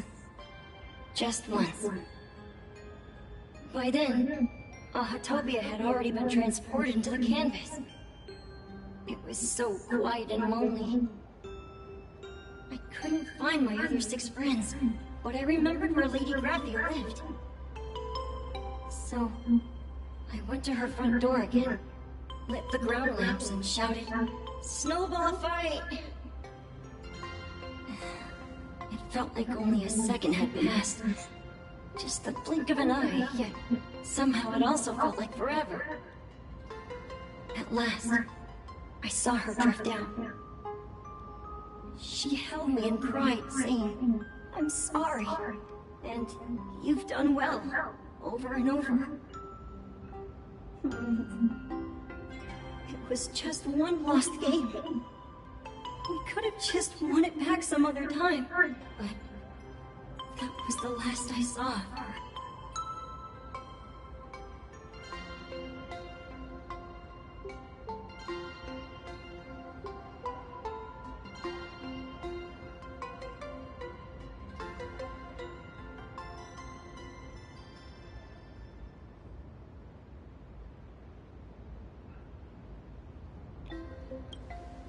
I only shared some memories of a snowball fight. If it helped you, Nameless, then I'm happy. That's about all Casper can remember. If you're still up for fun and games, come find me for another snowball fight sometime.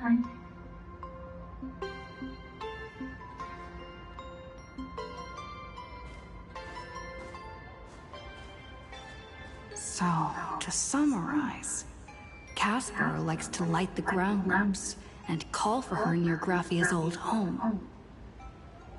Now, where can I find those ground lamps?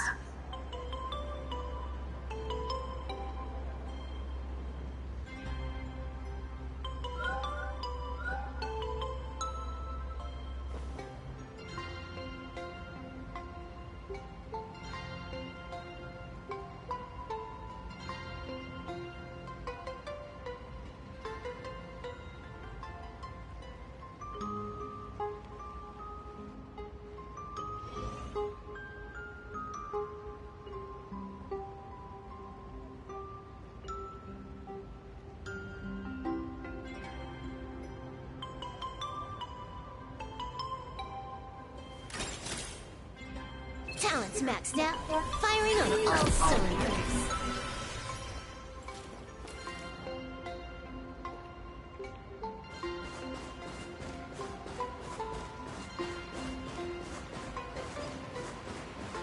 Even next to such a lively hot spring hotel, there's a secluded mountain path like this.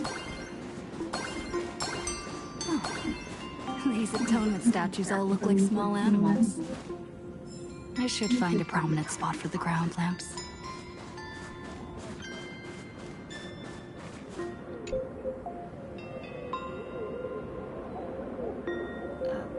These two little lamps don't look reliable at all. Whatever. It's not like I have any other way.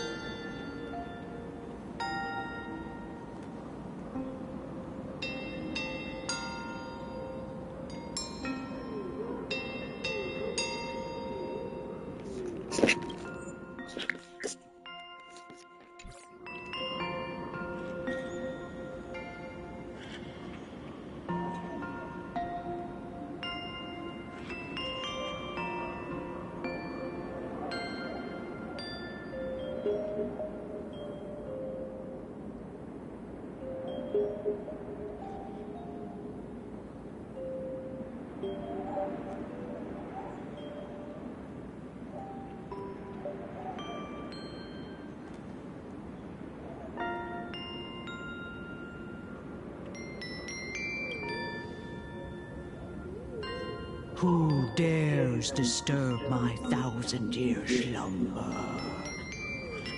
Not only will I refuse to grant you 3 wishes, I shall also lock you in my canvas to suffer in my stead!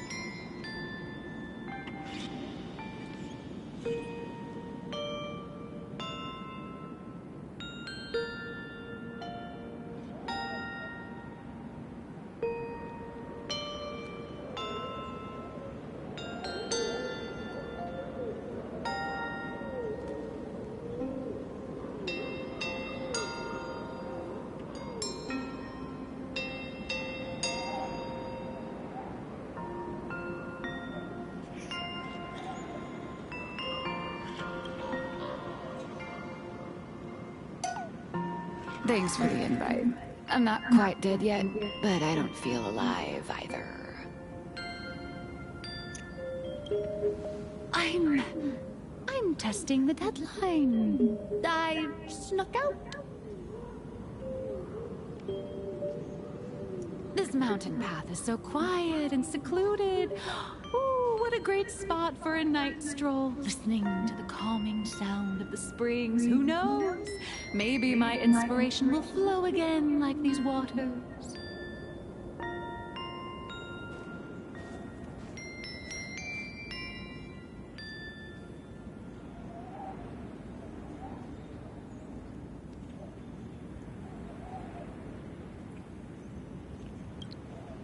I was hoping to find some inspiration out here.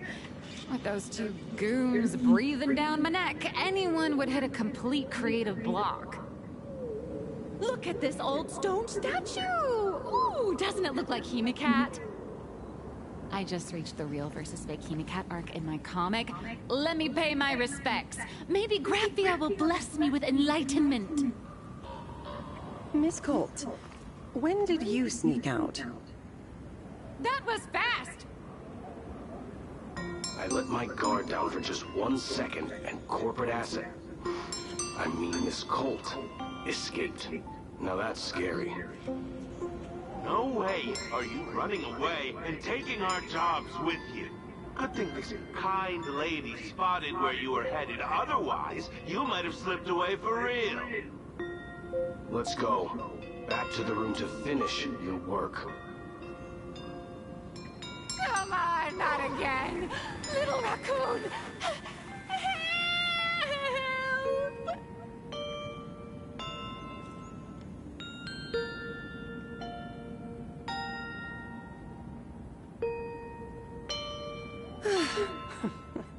Being an artist sure is grueling. I remember being held in a room and watched by 6 or 7 people, too. I wasn't allowed to leave until I finished painting either.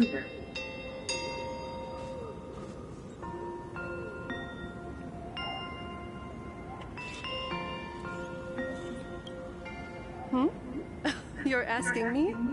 Weren't you the one searching so desperately for me? My name is Murata Graphia, guardian of the world in canvas. It is a pleasure to meet you, nameless of the Astral Express. You're saying you are Graphia? Huh. She really does look a lot like Himiko.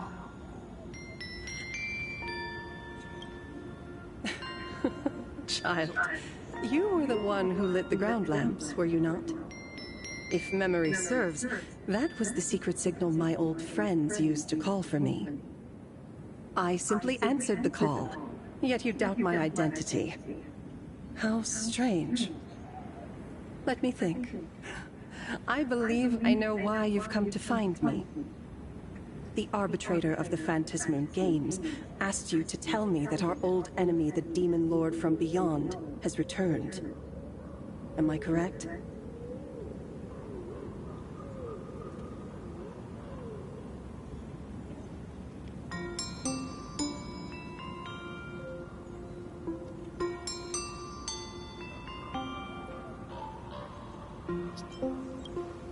Since Ahatopia's in canvassing, Evanesia and I agreed to guard reality and the world in canvas separately, never to meet again.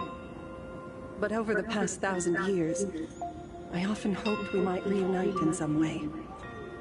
Who would have thought, when word of her finally reached me again, there'd be no warm greetings, but instead only an impending crisis.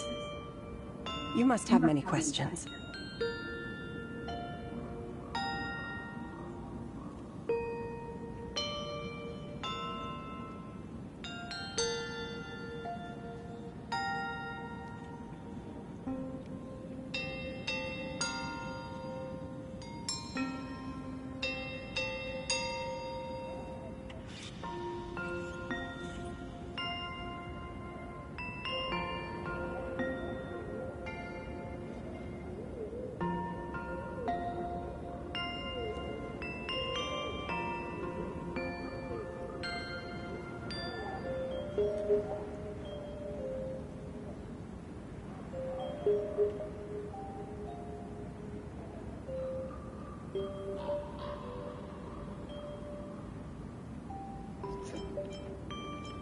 My, you certainly have a lot of questions.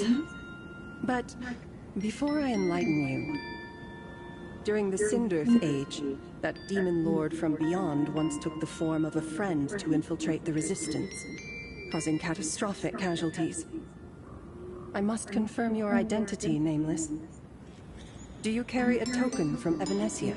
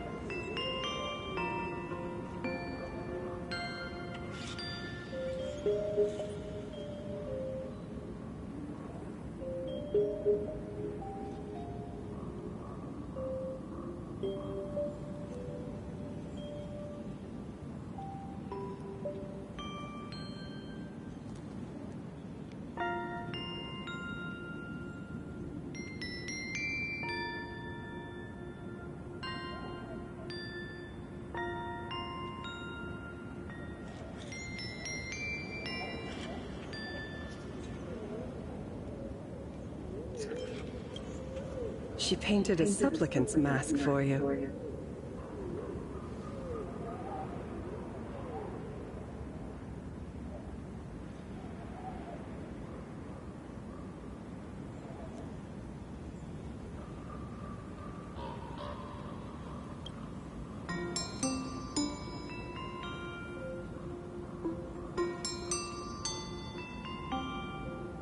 The secrets you seek are many and tangled. Perhaps I should start by telling you a story. 1,000 years ago, the legions of the demons from beyond descended upon Ahatopia, marking the beginning of the Sindirth Age. For the destruction, taking a life is easier than brushing aside a feather. Among the countless victims, a baby girl was saved by a painter from the brink of death. He took her in as his daughter and named her Graphia. To protect his daughter, the painter kept her confined to their home. While the fires of disaster swept across the land, Graphia lived in seclusion. Until one day, a falling star streaked across the dark sky. And a deafening roar shattered the silence of the wasteland. Unable to contain her curiosity, the young girl slipped out of the house to follow the sound. And so she saw it. Beneath the cold Phantas moon, a tower of infinity stood on the mountain range at the edge of the horizon. This tower had countless windows and rose section by section, slender and tall. More than an actual tower, it looked like a wounded iron dragon that had fallen to the earth.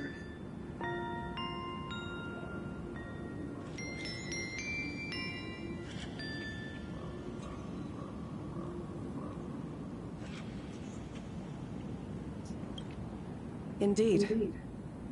That tower, which stood only for a moment, was the crashed Astral Express. And Graphia's family name, Murata, came from the wondrous sight she saw. At the time, the wrecked train was surrounded by countless abominable monsters. Amidst these foul enemies, a few warriors in strange attire fought tirelessly. But they fell, one by one, unable to withstand the endless tide of monsters. It was only much later that Graphia understood that those who fought and died for Ahatopia shared a common name. The Nameless, who walked the path of the Trailblaze. That was the day that Graphia stepped into the mortal world. Her life as the mother of Imogenesis began.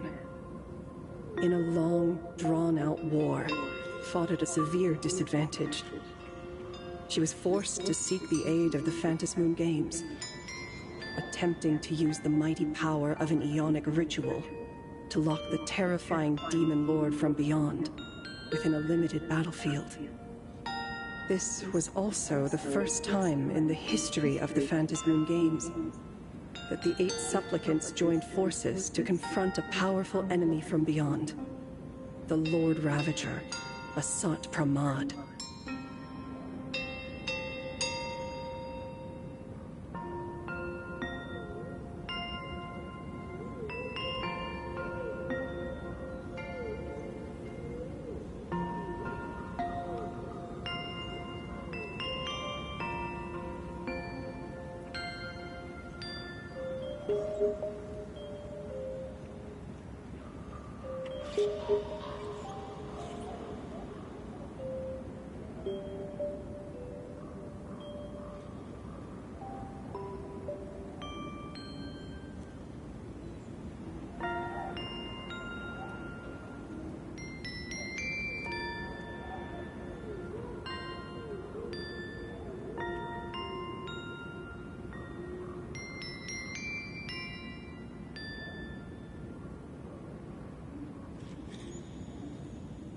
Yeah.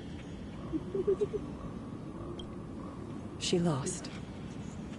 Graphia did not win the Phantasmoon Games, nor did she manage to kill Asat Pramad. In the final days of the Sindearth Age, she gathered every ounce of wish power to paint the world into a scroll. Using herself as a nail to steady the canvas, she sealed the Lord Ravager outside.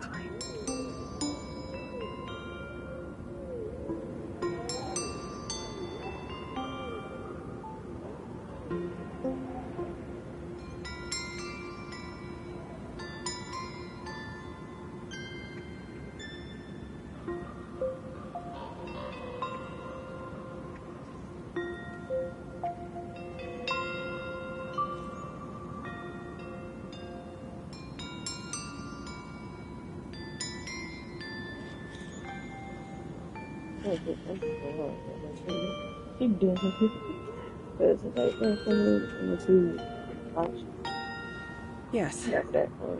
As long as the scroll still enshrouds reality, he won't be able to lay a finger on the Leviathan's remains buried deep within Ahatopia. The story is over. I have received Evanesia's message.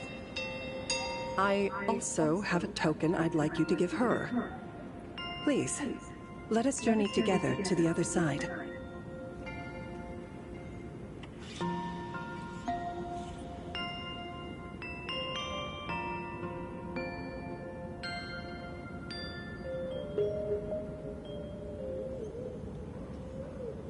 Okay, now you basically have to clean up all the vampires.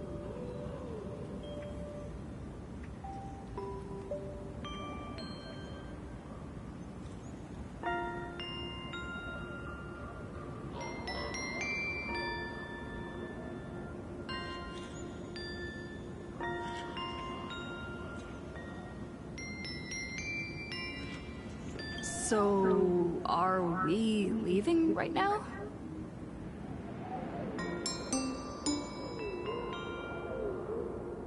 No, there is no need to rush.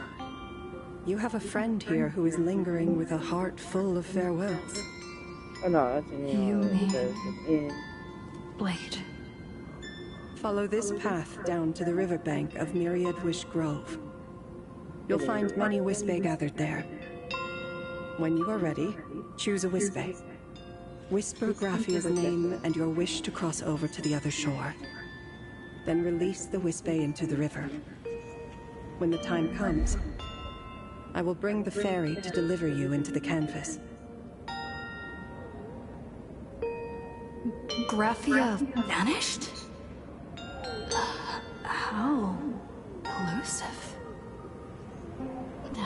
Anyway, I should head to the riverbank of Myriad Wishgrove first.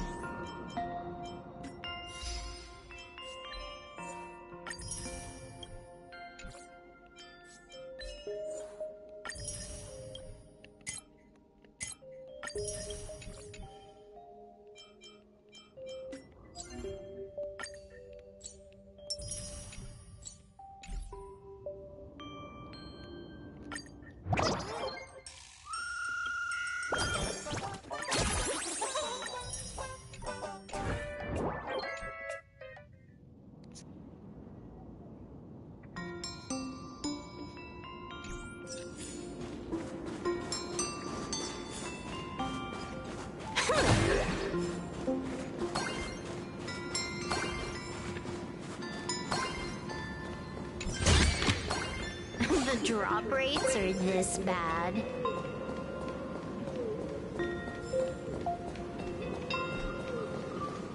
I've heard that in the same forest, giant trees will fight each other for nutrients.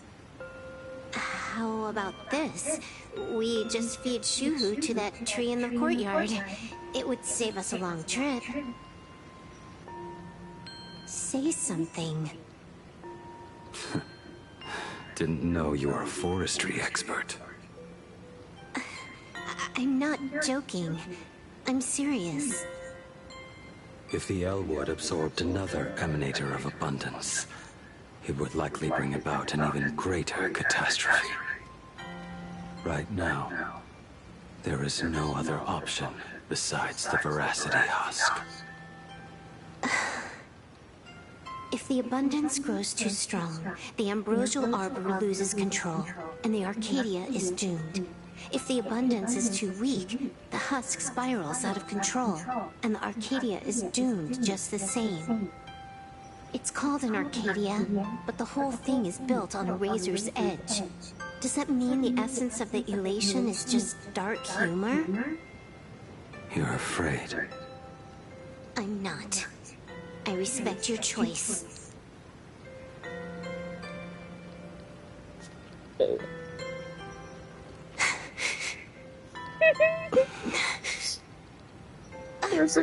Fine. You're right. I'm afraid. So what? You don't think I know what that Xianzhou person meant? 1 in 10 chance? There is no chance at all.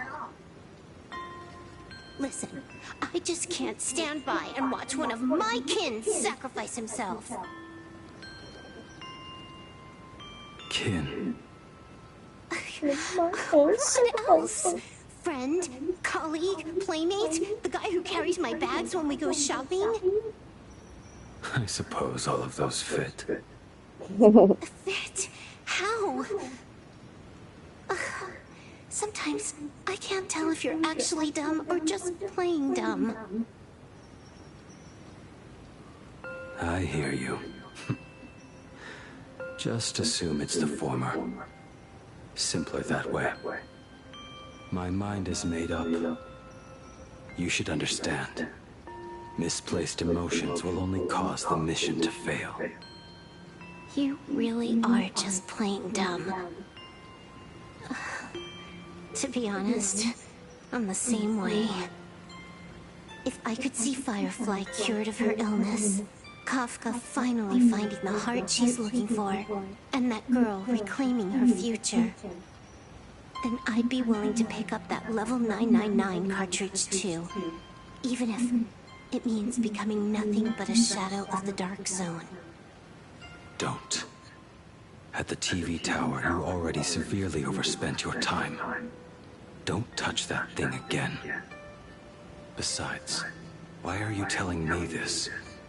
You should tell them yourself.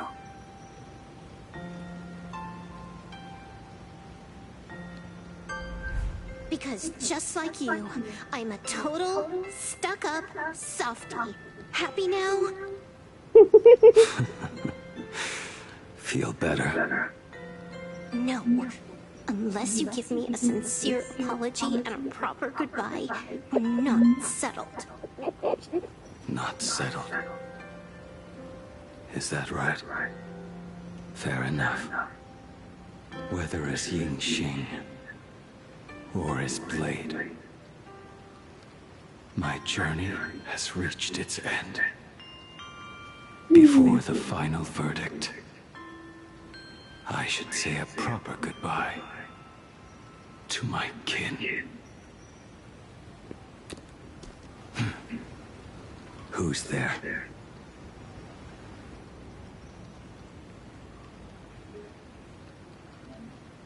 Bro, I'm gonna try to be. No. 3 minutes.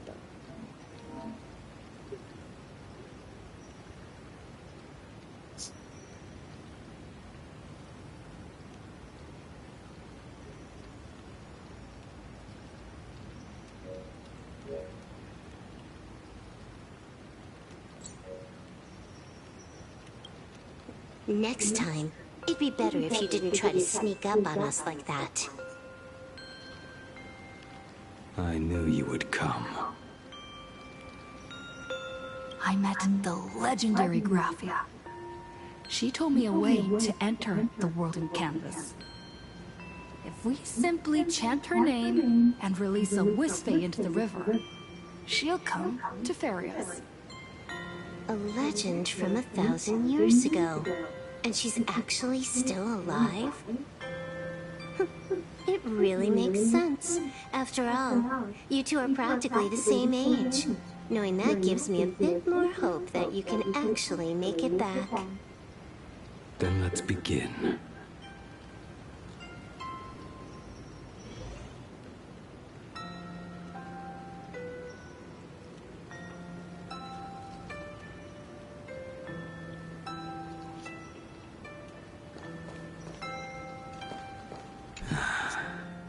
You are unusually talkative today. Are you trying to buy time?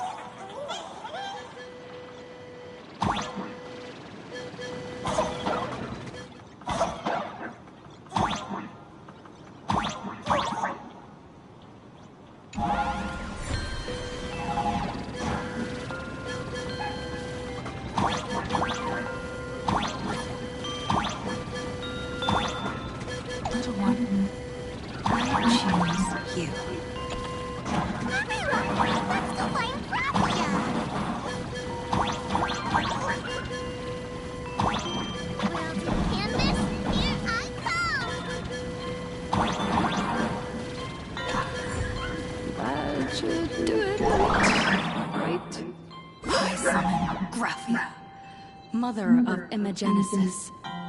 May she come forth and deliver us into the world in canvas. No Wisfei were harmed in the making of this operation.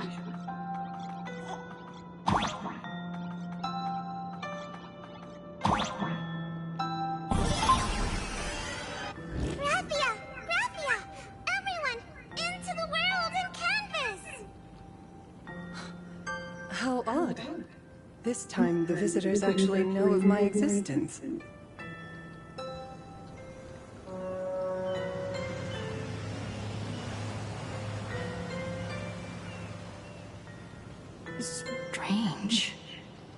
Why is the boat coming from downstream?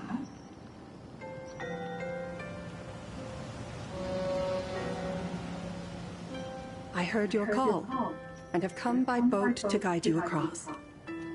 Greetings, travelers who seek to leave the mortal world behind. It is a pleasure to meet you. Oh? Not an imagine, but someone here to settle the past and family members seeing them off? I guess so. The power of abundance. What a nostalgic scent. There is something terrifying slumbering within you. I've heard that something lies at the end of the world in canvas, with the power to suppress it. Will you show us the way? Ah, I see. You are better informed than I thought. I understand. Time is of the essence. Please, step aboard. Thank you. The mountains lie distant. The waters still. And snow settles. A fine moment to bring this weary life to its end. Bring a weary life to its end? To my eyes, the power taking root within you is far from withering away. It's just a matter of time. The journey downstream is long. As is custom, I must collect your past stories as fair. I shall use them to paint the path forward, which will guide us to the other side. My past stories. I am not much of a storyteller. There is no need to weave your thoughts into a complete story. A single memory, a single breath. These too are parts of your past. Only by letting go of the past can you truly set forth with an open heart. Is that not so? Go ahead. Say something. I'm curious too.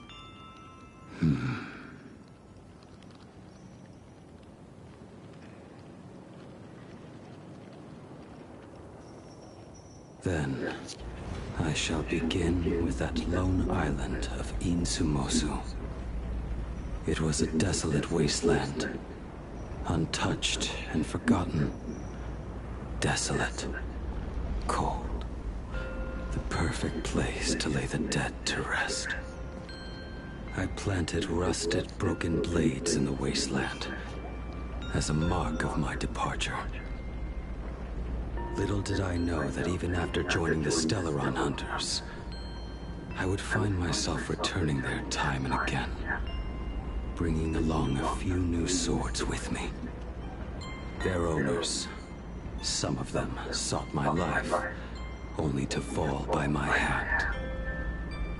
Others simply wished to see me one last time, as their own lives flickered out.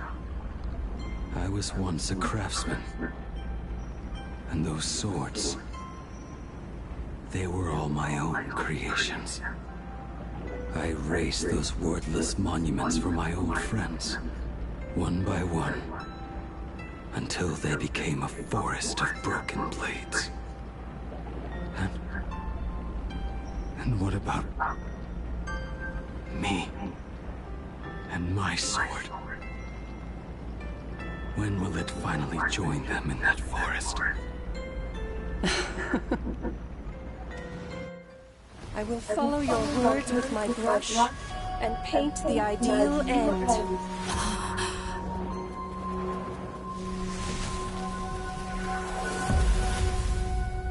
Sword barrier. We've reached the shore you've been seeking. What is this place? This is the world in canvas. A mirror to your soul, blooming as your heart dictates. May this meadow be everything you wished for. Superb artistry. And yet, I thought you would paint the desolation within me instead. Desolation? I saw no desolation in your story. Instead, I found the lingering regrets of a master craftsman. The fire that tempers black steel and shapes 100 blades does not burn upon the forge or anvil. It burns within your heart. That spark within you has yet to fade. It is why this plane has chosen to bloom into flowers. We've got no clue what you two are on about with all this cryptic talk. But you smiled just now, didn't you? No, I didn't. We should go.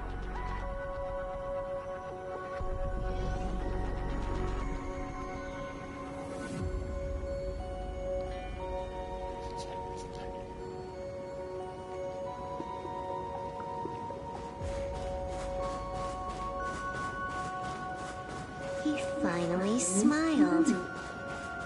I'm actually the one who can't even smile. This sucks.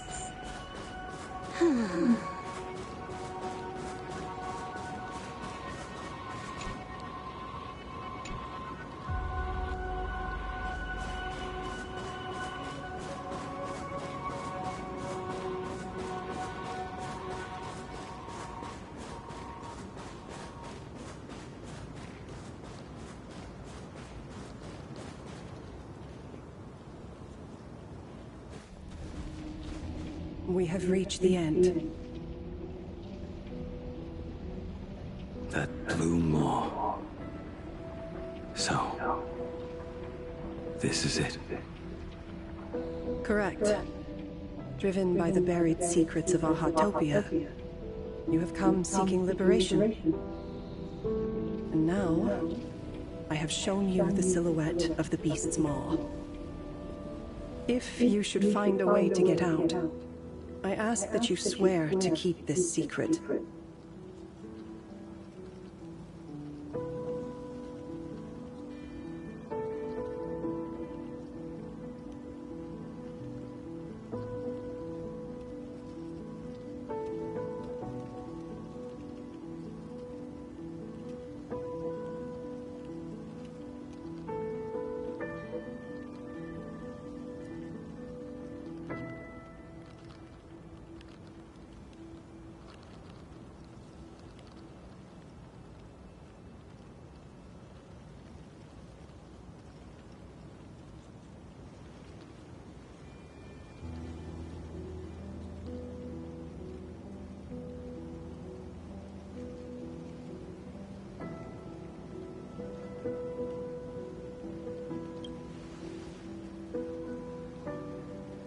I will keep the secret. That blue maw, can it truly consume the abundance? Only a beast of insatiable hunger can end a plague of eternal growth. I have stood watch in this realm for a millennium, beholding the eternal conflict where the veracity and the abundance remain locked in strife. Oh, undying soul, the fate that awaits within those depths lies far beyond the reach of our conjecture. Perhaps you will vanish into nothingness in a mere heartbeat. Or perhaps you will endure a millennium of gnawing, constantly regenerating only to suffer once more, with liberation remaining an elusive dream. Beneath that calm of yours, I can feel an old friend lingering. Agony. This is the price I must bear for becoming one with the canvas. You're telling me if he leaps, he has to stay down there and be torn apart for ages? I'm not okay with this. Yao Guang never said anything about this when we went over the plan. I have lived for nearly a millennium. I stopped wishing for a swift end a long time ago. If the Leviathan does not consume me utterly, then I am still alive. And until that moment comes, I will pin Shuhu to the anvil and swing my hammer once, twice, and again, and again.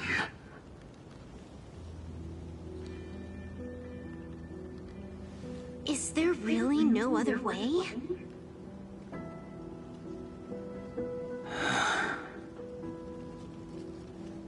Silverwolf, I was never one for sentiment. I'll only say this.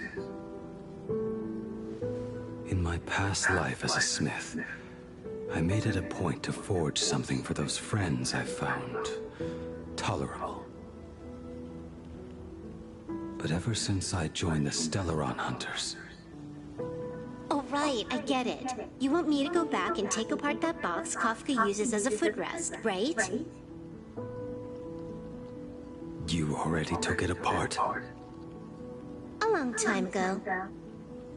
Quite a few treasures in there. A master-crafted blade, a game controller, and a portable reactor. That's the armor core, reforged from the remains of the Glamoth Queen. Oh, and a cat-scratching post. When did you find out about these items? You? You mean we. We all found out. Think you hid it that well? Please, give me a break. We're a pro team, you know.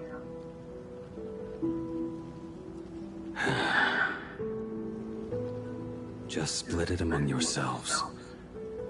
Consider it a keepsake. Kafka should be the one saying this, but... You are the most perfect blade the Stellaron Hunters could ever have.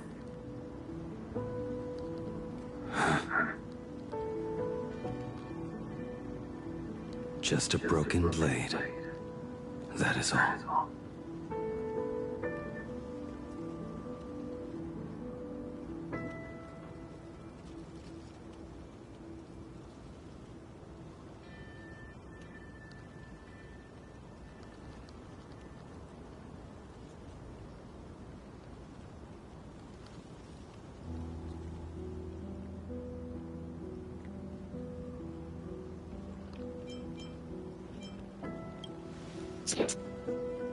You talk too much.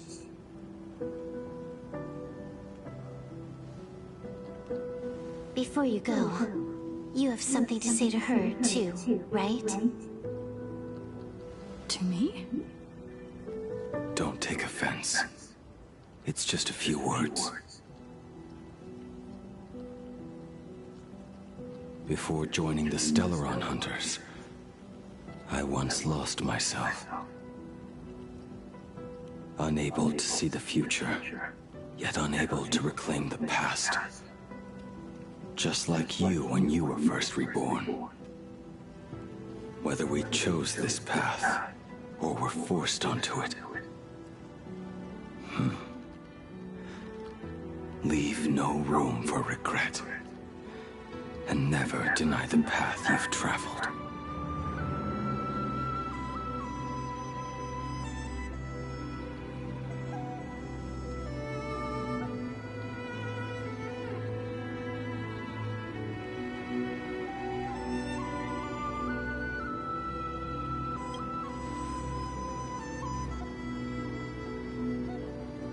We use the script to interfere with the future.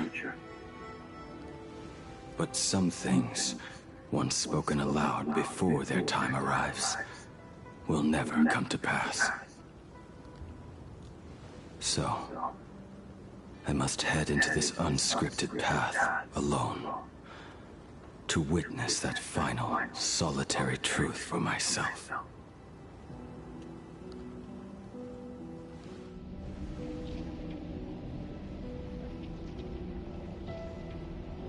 It's time.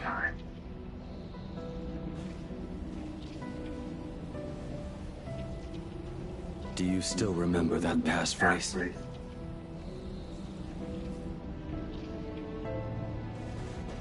No need to step forward. Just recite it in your head. 3 of a kind. 2 pair. Ace. Go.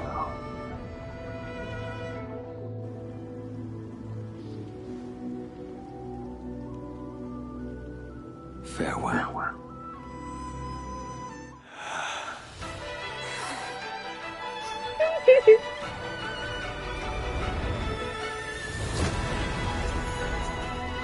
Let everything end.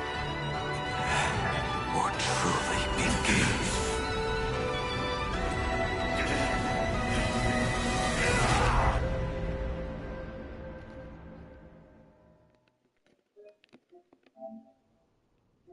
In the final moments of your life, what will flicker through your mind?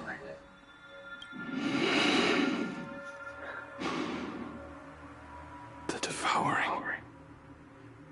Has it begun? How much time has passed?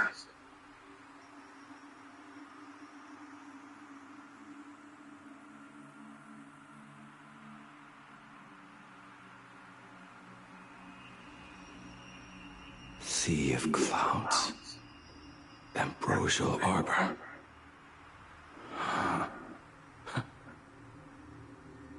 To think that with death so close, this is the scenery my dreams would conjure. My heartbeat. It's barely audible now. Shu, are you still alive? Am I still alive? Finally woke up, Yingxing? Master. I am sorry. You have the wrong person. I am not Yingxing. Huh. A lad your age, yet your head is more muddled than mine. You're talking nonsense in your sleep, boy. It has been ages since we last met. Tell me, have you let your craft go to waste? Your master wishes to see what you can do. Not a sweet dream of toasts and laughter, nor a nightmare of clashing steel. Instead, it is a dream of returning to the very beginning, to confess my sins before the master who taught me everything. Typical. This is a standard issue sword I forged for the Cloud Knights, back when I first began my training.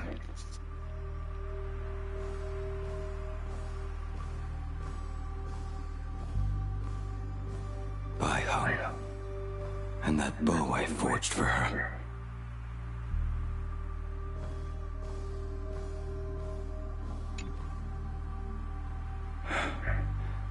In the end, it was I who forged the greatest sin. For me? Thank you. I told you, didn't I? As long as you set your heart on what you love, nothing can stop you. Hey, did you give this bow a name? I named this bow Lure after a mythical steed from the primeval Imperium. Legend says it was one of the Emperor's finest mounts, a divine beast that could tread over any chasm and lead its master back from the brink of death. How did you get so off track? Why pick a name meant for a horse? That won't do. It does not suit me at all. I'm gonna call it Recurve Bow. That sounds terrible. It's like my mother naming me Human. At least change it to something elegant, like Winding Stream. Fine. Have it your way. Look at you! Skilled with both the pen and the sword. You really should not be trapped in this flame wheel forge for the rest of your life. Hey, perfect timing! I have a few friends getting together on the Lafu. Wanna come along? Staying in a single place your whole life. That won't do.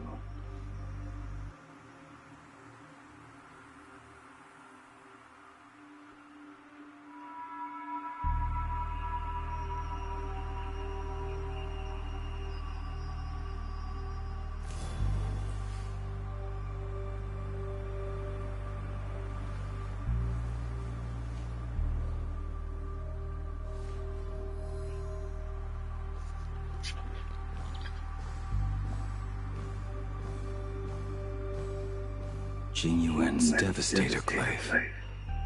The weapon I promised to forge for him all those years ago.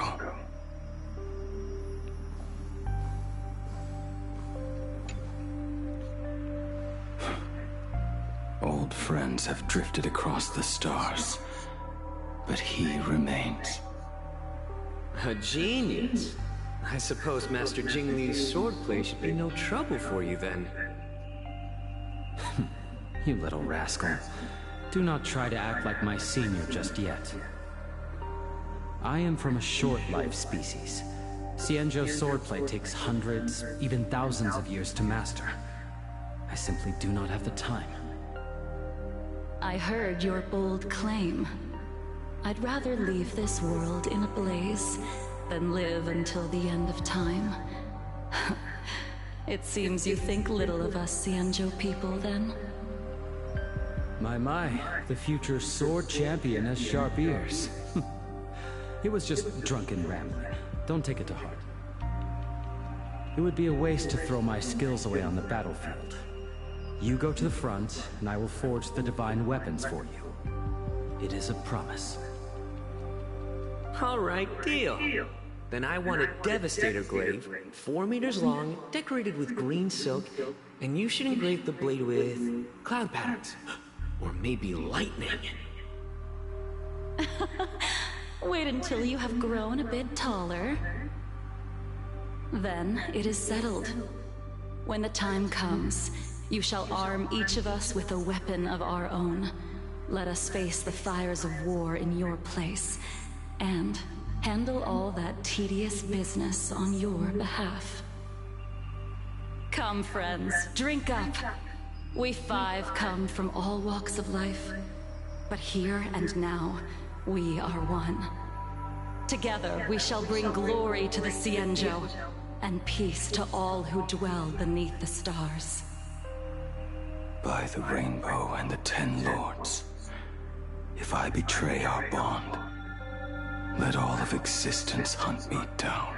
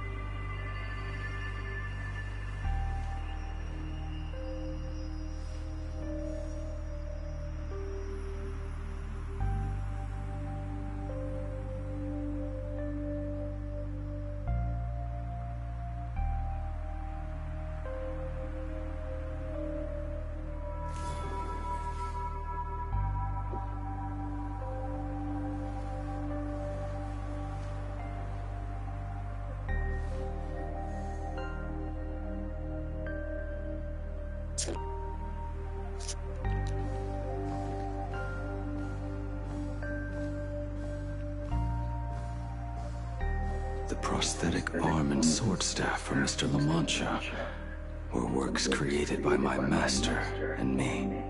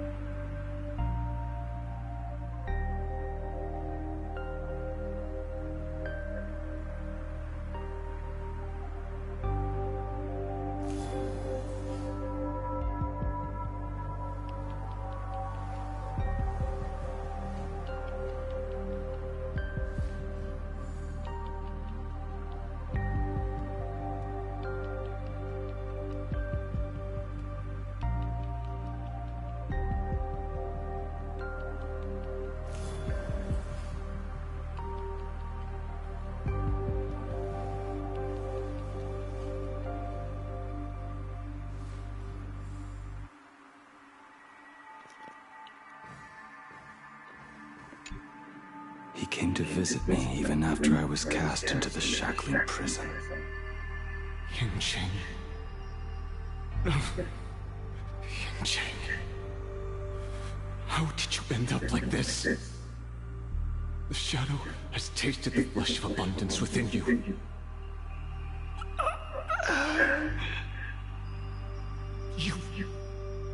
cannot even speak anymore. Jing, look at me. Lift your head. It was only thanks to you and your master that the Shadow of Veracity was sealed. I owe you both a debt of gratitude. So I have but one question. Do you want out? If so, just nod. There is always a way out. Just give the word, and I will carve a bloody path to get you out, right now.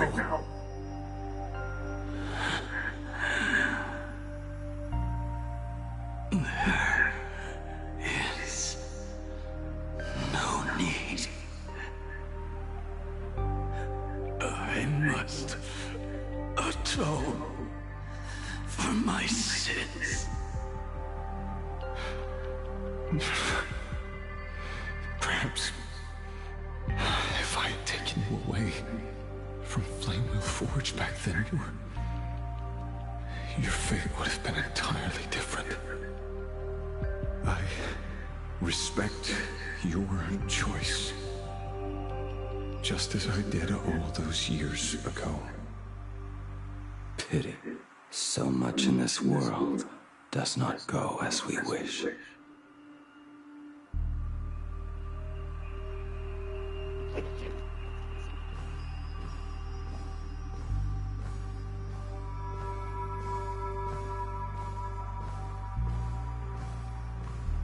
This is not my work.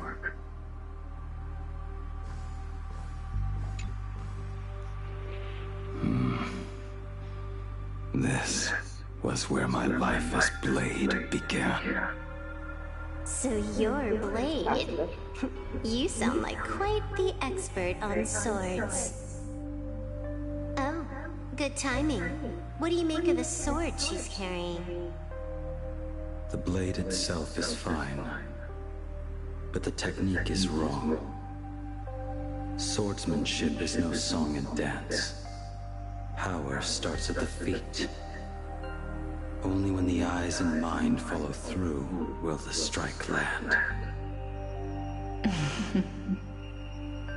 My, oh my, Bladey. You really are the ultimate blade critic.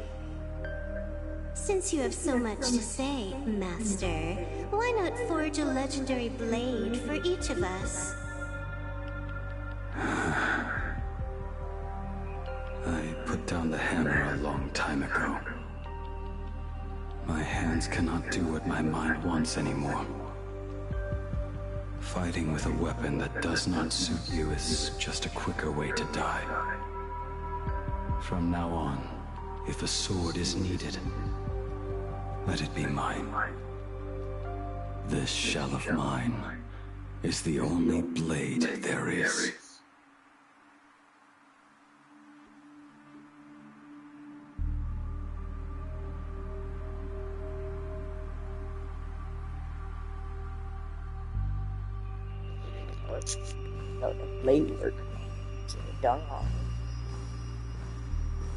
A weapon given by Ying Xing to an old friend.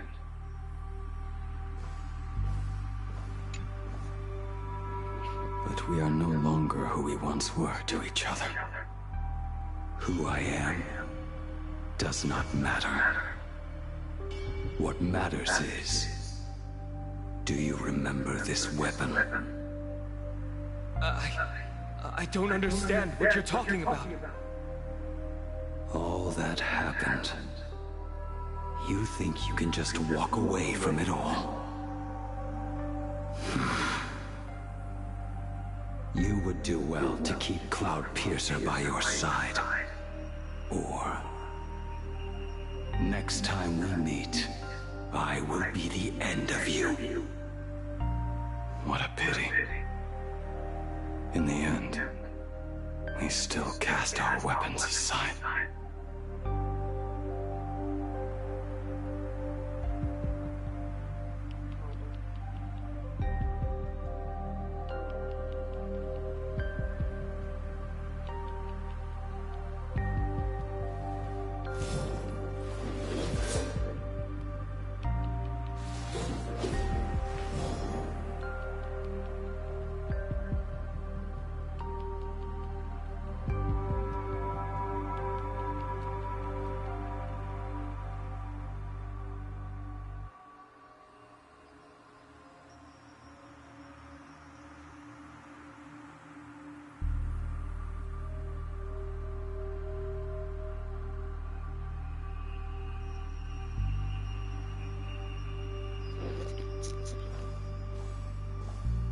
Apprentice, come here.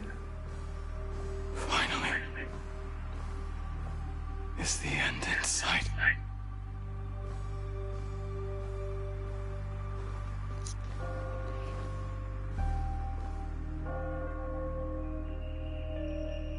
I am here, Master. Good.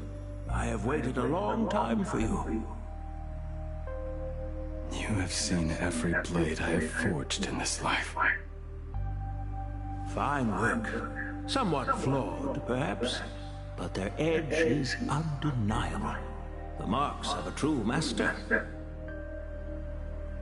Gazing upon the weapons I forged in days past, I can only feel a surge of endless regret. The hammer falls and cannot be undone, yet I have spent my life taking one wrong step after another. I betrayed my friends and broke my oaths. Even with these divine blades, I failed to protect those I held dear. My hands are stained with blood. I loathe the reflection it casts back from my blade. But what weighs heaviest on my soul is the debt I owe you, Master. In this life, I fear I will never have the chance to repay it.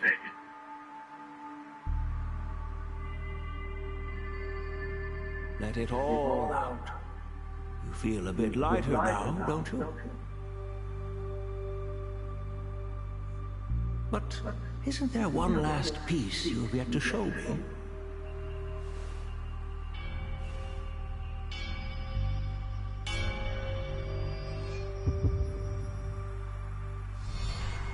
It is yet to be named, has it not?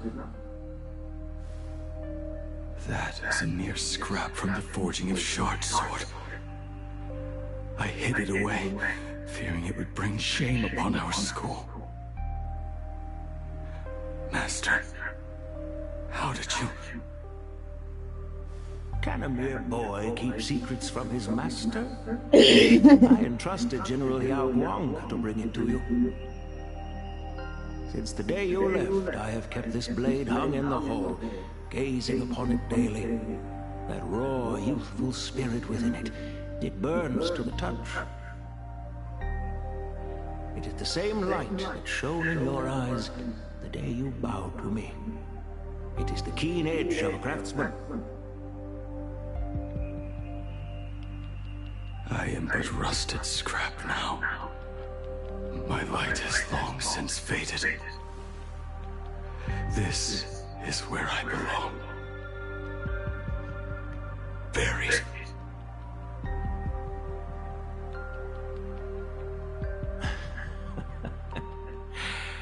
Crushed ore, old materials, rusted iron. As craftsmen, we spend our entire lives in such company. Waste not the bounty of the world, but perfect it through craft. To take what is useless, to take every failed scrap, forge it anew. Isn't that our very mission as craftsmen? Even for a life that has reached its end. A life built on nothing but mistakes. As it is with the work of a craftsman, so it must be with the life of a craftsman. Do you still remember the question I once asked you? What defines a blade?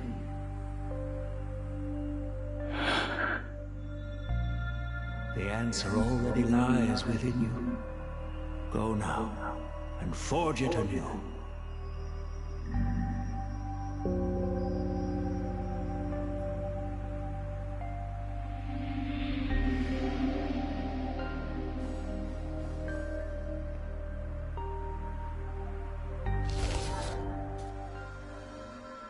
Forge it anew. Interesting. Now I wish more than anything that I could just live a bit longer. The emptiness of said that back when he was nearing his end. Shu. You fought me all this time and leapt into the Leviathan's maw. Nothing more than a bit to drag me down with you. Pity. Truly. For so long as a single soul in this vast world prays for abundance, I shall return to bestow my grace. And now, I have come in answer to your prayer. Within the Leviathan's maw, I shall grant you 1,000 years of agony, as your flesh will be remade, only to be devoured again and again. You shall find no release. Is this not exactly what you call forge it anew? Poor child. You and the Central citizens are always so short-sighted. Trapped in this waking dream called life, you cling to what is gone and tremble at the thought of being forgotten. Yet when I come to carve through your flesh and awaken your minds, you spurn my beautiful gift. You were once a master craftsman. You should know best about the beauty of shaping. I can grant you the power of reshaping life and death, bringing those you loved and lost back to life. Let your friends return to this world again and again, giving you the chance to right every single wrong. Righting wrongs. You mean by carving out more walking husks like me? Things that crave an end they can never reach? That is but a fleeting pang, unnecessary tempering on the path to eternity. If you persist in spurning this gift, this maw shall become your prison for all time. Your body will churn for millennia, caught between being digested and reborn. Every inch of your flesh will remember the agony of being ground to pulp, until your very will dissolves into nothing, leaving only a hollow husk that can cry out my name. Are you done talking? Do you truly believe that I am the only prisoner here, Shu? You are the one bound most tightly by your chains. For so long as a single soul in this vast world prays for abundance, I shall return to bestow my grace.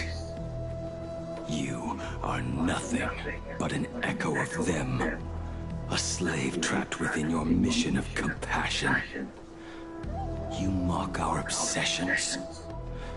You are Yao Shu's most pathetic prisoner. Are you trying to provoke me? No. I am pronouncing your sentence. I never dove into this abyss for the sake of a mutual end. I came for forging. As long as you cling to life, you must keep reshaping this body to fight back the gnawing from the veracity. And that struggle is exactly what I want. Let the maw of this Eon husk be the furnace. Let our undying flesh be the iron. And let death, 1,000 times over, be the hammer.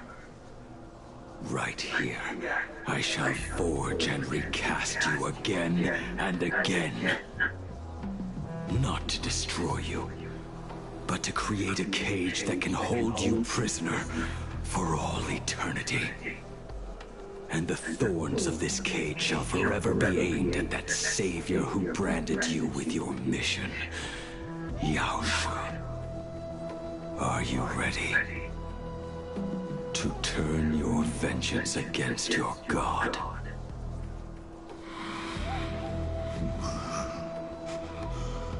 I see now. So, this is how you forge it anew. Very well. Let us see how this duel between the condemned unfolds. This forging within the furnace. In the end, which of us shall forge the other into a blade?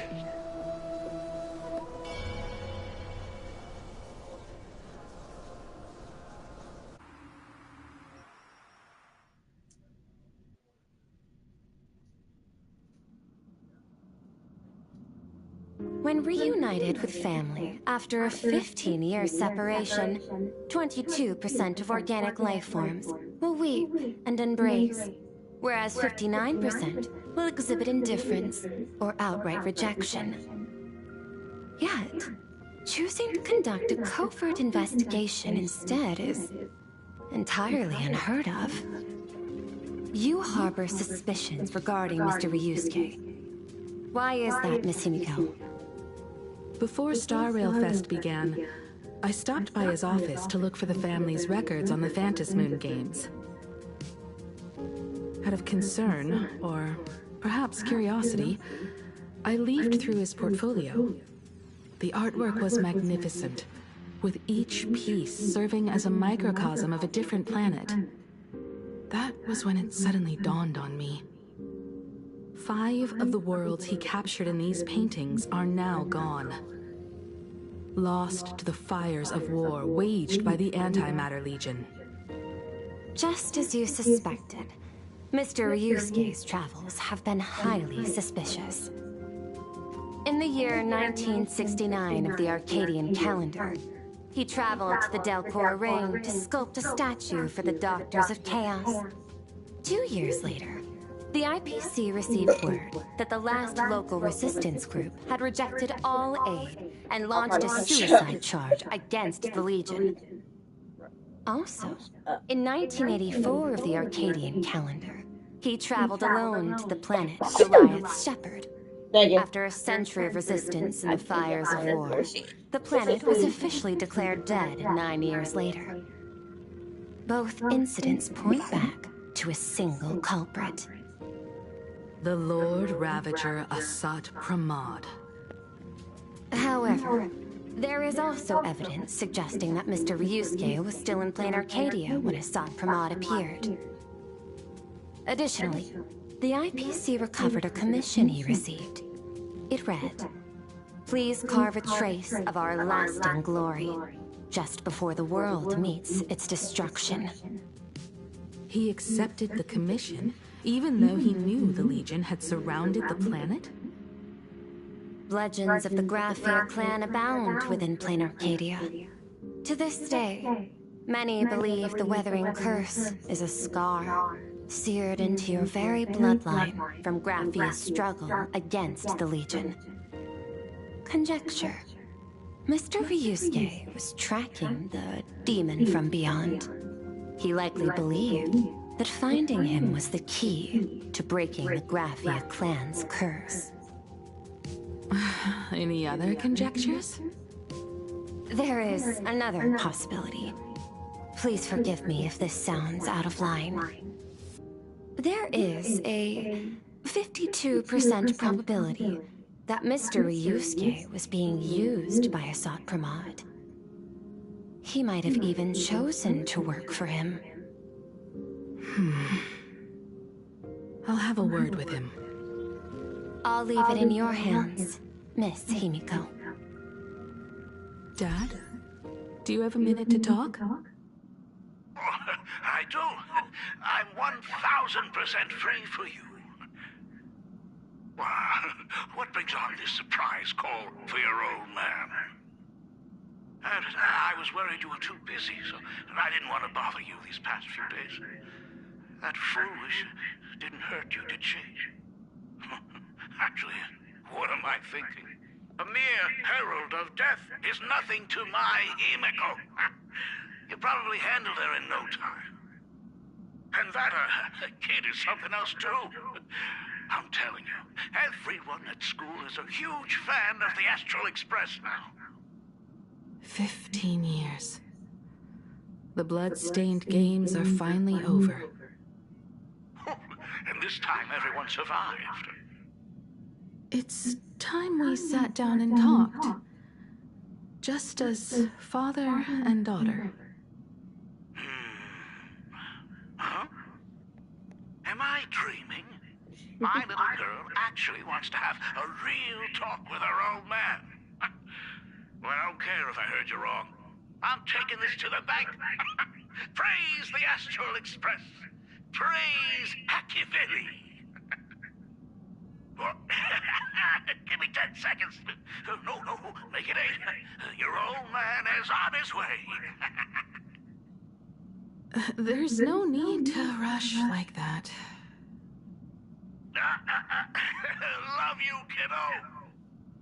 I should have seen that coming. Himiko, open up. It's your dad. Himiko, Come over. Tell me more about this.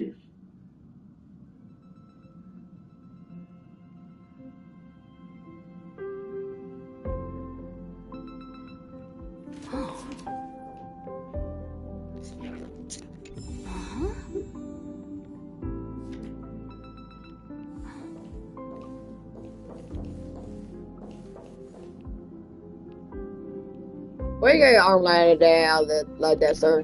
Put your arms out. I originally planned for us to meet at the school, but since you're already here, let me show you around the Express. Oh, I would love that. I was in such a rush last time. I really want to get a good look at the place where you spent the last 15 years. Who could have imagined it? The thing that connects this nearly infinite universe is not some distant My daughter? You want to father-daughter moment? On my way. I'm over to about this here. I have met many artists who dreamed of boarding the Express just to get a closer look at the legacy of trailblazing. Lord of So I am curious, how the great artist Ryusuke evaluated? Me? Well, I'll give it my all. I was only joking. There's no need to be so serious. There's actually so much interesting stuff on this Express.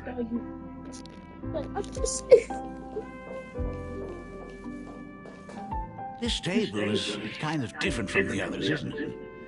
I mean, they all look alike, but this one doesn't seem authentic. A lot of old furniture was destroyed when the Express crashed. Pom-Pom and I spent quite some time picking the right replacements. Ah, out with the old, in with the new, huh? Well, the Express has been running for years, so it's only natural to have to patch things up every now and then. You must have had a hard time keeping it running. It's not that hard. I'm used to it.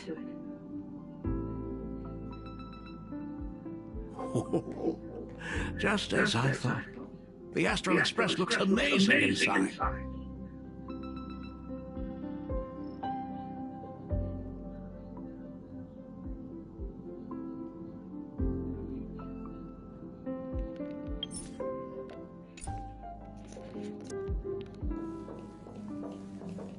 These chandeliers.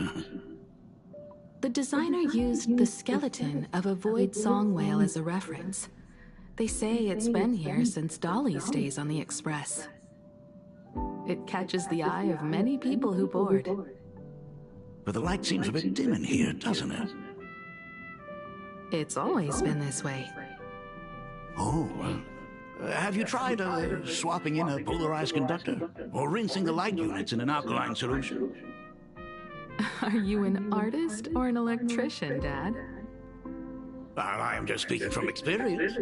Don't forget, your dad was once the one who set up all the lighting in those classrooms. Is it there? Oh, let me see.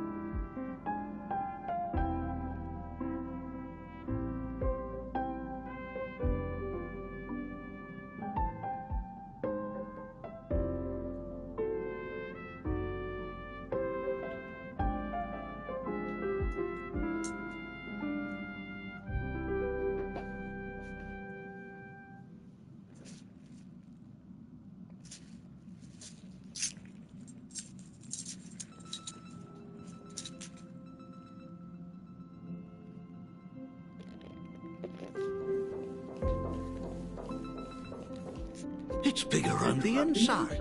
Oh, the phonograph also has music from all sorts of worlds, just like the versions I've heard before. Oh, it's a shame I didn't get to see the legendary infinite ice cream machine. Dad, you actually believe something like that exists? I thought only kids would fall for it. A long, long time ago, such a thing did exist on the Express. When the Express passed the desert planet Talon, Granholm left the machine there. Now, it has become a popsicle planet.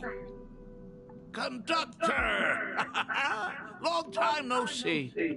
Your fur looks a lot smoother than last time. Really? Thank you very much. Hey, my daughter Himeko finally opened up to having a heart-to-heart with me. What a special moment! Pom-Pom will leave you to it then. They say family is one of the most precious treasures. Pom-Pom believes we should cherish them. See? I told you. This time, Dad wins. Oh, Himeko, you may be a fully capable navigator now, but sometimes experience still beats youth.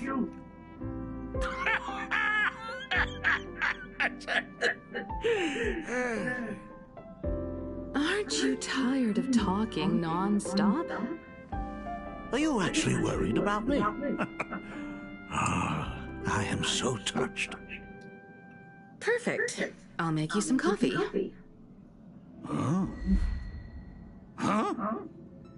Ah, Might as well swing by the meeting card and say hi to that, Intellitron buddy.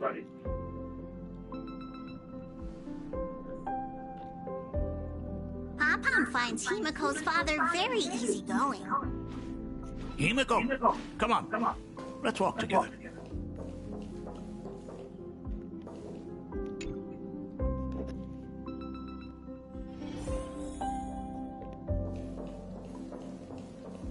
Intellitron, buddy! Long time no see. Ah, welcome to the party car, Mr. Ryusuke.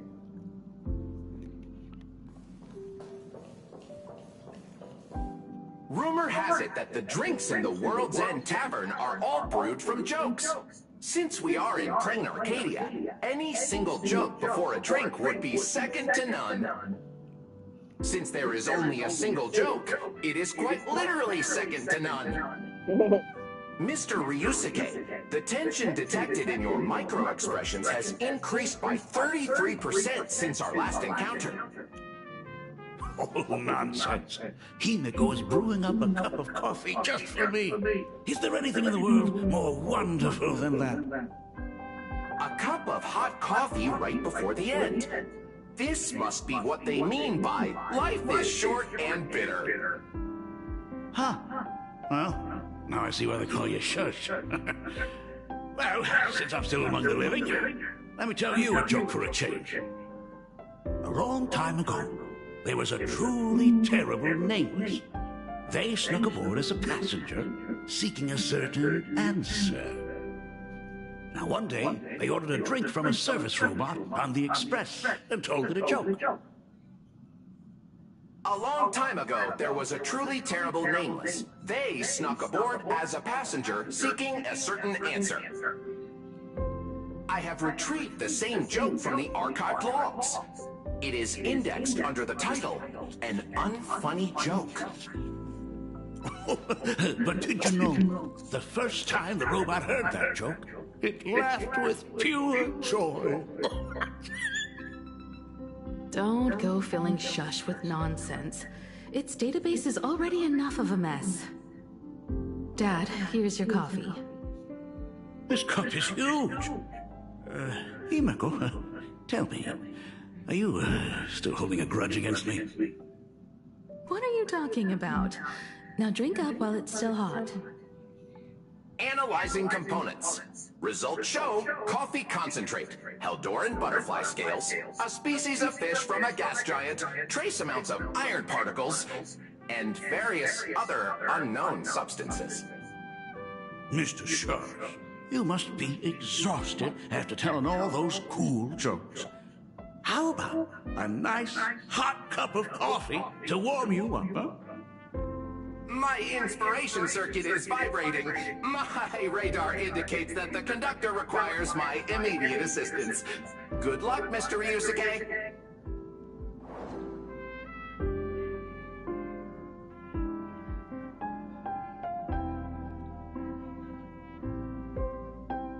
Oh, Himiko, if I do not make it out of here, please deliver my resignation to Miss Starling. Tell her I will not be coming in tomorrow, which is really no different from any other day.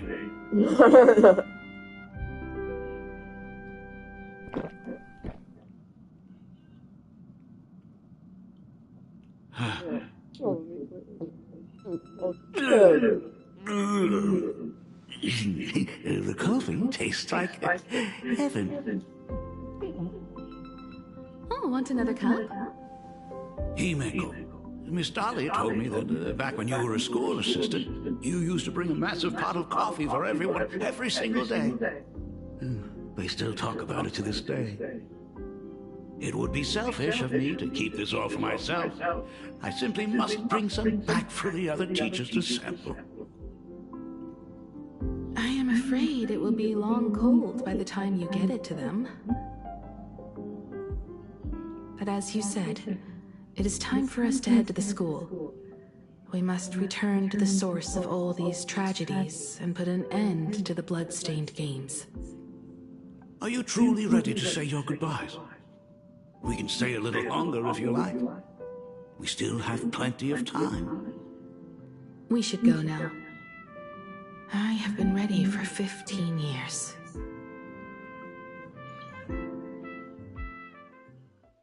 It has been 15 years. Those ghosts have been repeating their final day over and over, trapped inside the classroom you imaginated. Even if they are merely shadows of the past, they deserve to be set free. Oh, you're right. Let us use one final goodbye to close the chapter on the Herald of Death incident.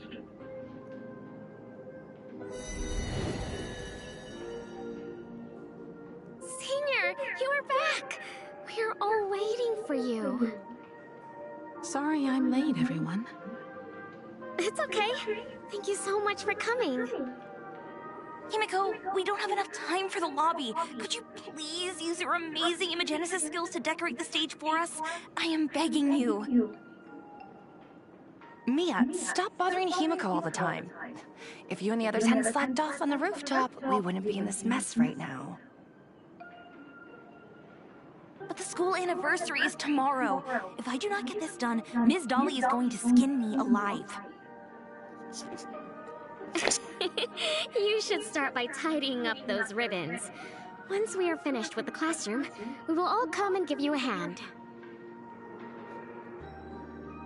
Hey, sorry, you always boss me around.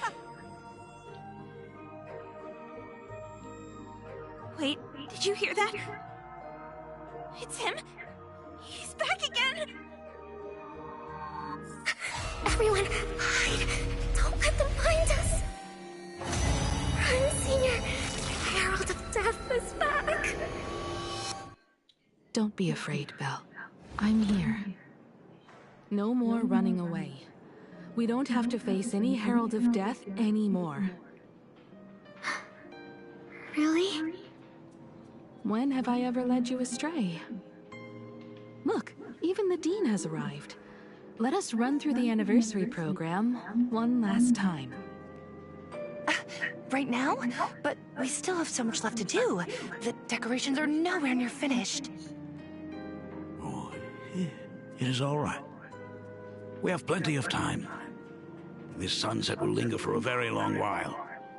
Just long enough for us to finish our celebration.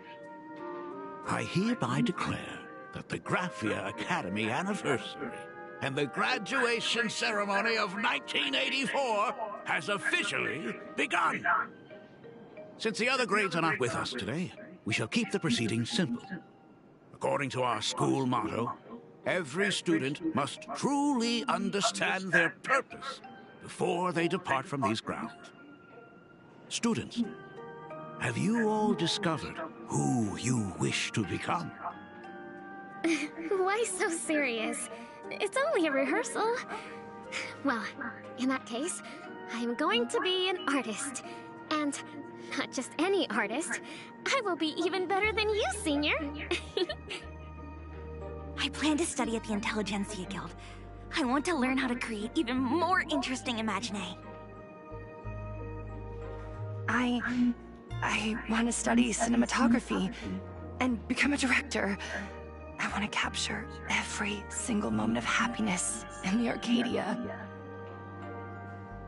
I hope that in 10 or even 20 years, you will all still hold these dreams close to your hearts. And now, please welcome our distinguished graduate representative, Himiko, to the stage to offer her final blessing to the graduating class. Our senior is doing this? That doesn't happen a lot. Himiko? Are you nervous? Relax. Give us a smile. I do not know what to say on an occasion like this. All I know is that this is a comfort the living leave for themselves. But take that step forward. Go and embrace tomorrow. Become someone that the person you are today would be proud of. Congratulations.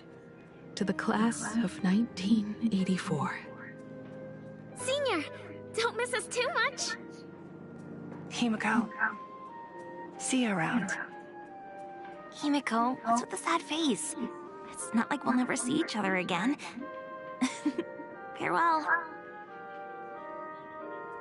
Belle. Full Wish. Mia. Safe travels, everyone. 15 years. The blood-stained games that altered the course of so many lives have finally come to an end. If only I had not lost myself in my own grief. If only I had looked after that child properly. Perhaps everything would have been different. It was not only the Herald of Death that pushed her towards that abyss. Full Wish said that it took Plain Arcadia 15 whole years to kill her. Will this world ever get better, Dad? I don't know, but I'm willing to believe in it. Dad, all these years, just what have you been doing? Is that concern I hear in your voice? If you say so. After the blood-stained games, I traveled to many different worlds.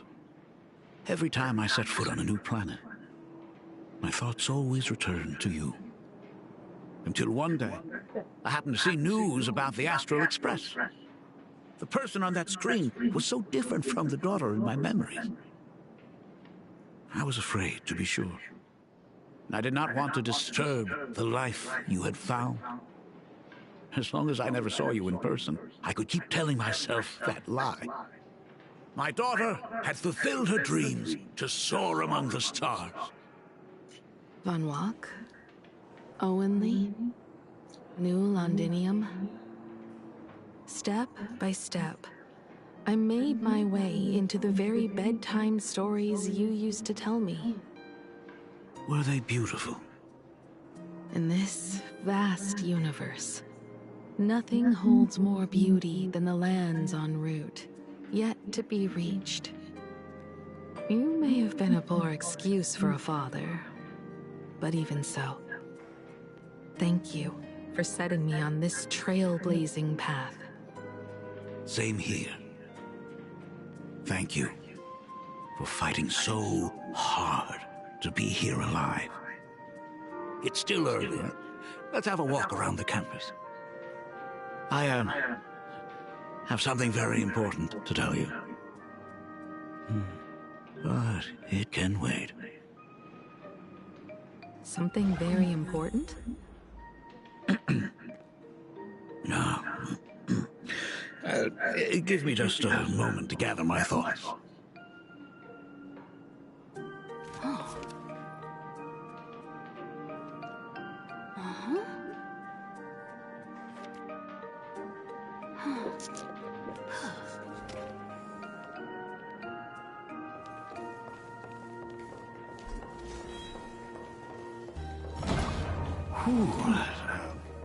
Nice weather today.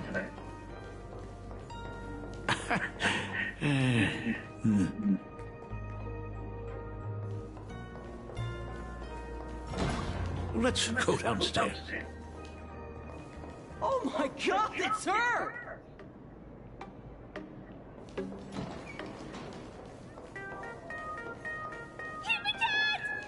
Oh my gosh, I'm such a huge fan of yours! Oh, go on.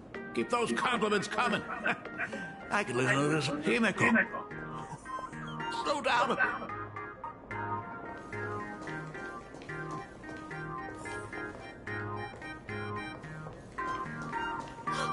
Senior Himiko! Oh wow, she actually looked at me! Her navigator aura is incredible!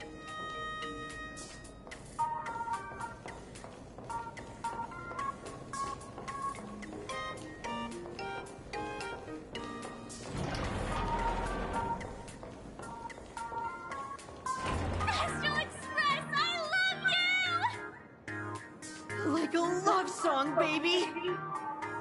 Baseball Raccoon didn't come? Oh, Himiko is so pretty. It gladdens me that my daughter is so popular. But you're all supposed to be in class right now. The Herald of Death incident just ended. It is only right to let them breathe and relax for a while. To think that it all happened only yesterday.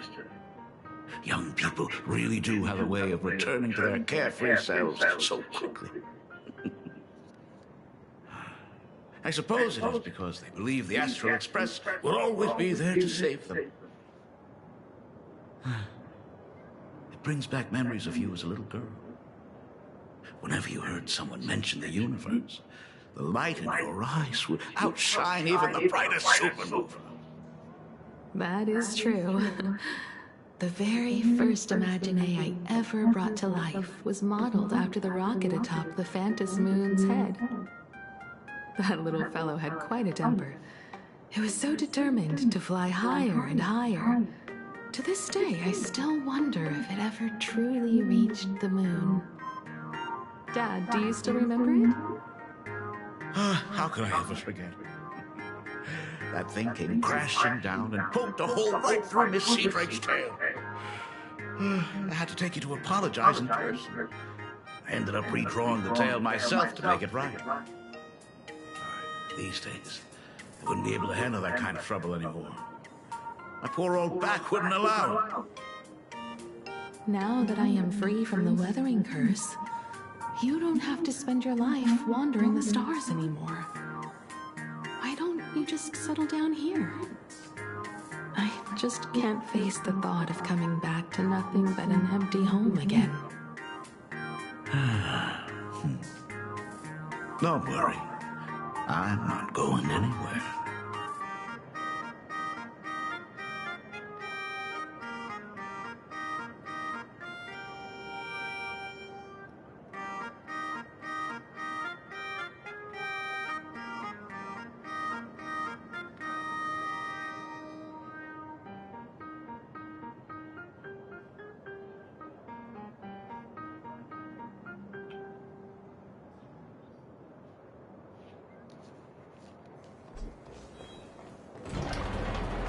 The Imagenesis classroom is ahead. So nostalgic. Ms. Dolly? She might have taken the day off. I never noticed it before, but on closer inspection, this classroom is so much bigger than it used to be. It must be because of that incident. As the culprit behind it all, you haven't forgotten, have you? Of course. Well, since I couldn't get you onto the real Astral Express back then, I figured drawing you a substitute instead would be easy enough. The principal himself imaginated an express and went tearing across the campus with his daughter in tow. It even made the front page of the Dual-Mention City News back then. Looking back, you were always such a bright and spirited girl. Which is why I encouraged you to reach for the stars. When the weathering curse took hold, did that dream only end up weighing you down? If it weren't for those dreams you gave me, I wouldn't be the person I am today. I'll never forget. Whenever the weathering curse flared up, you would always sit by my bedside and hold my hand, telling me the stories of Sir Camor. That was always your favorite. Whenever your fever refused to break, you would cling to my sleeve, just wouldn't let go.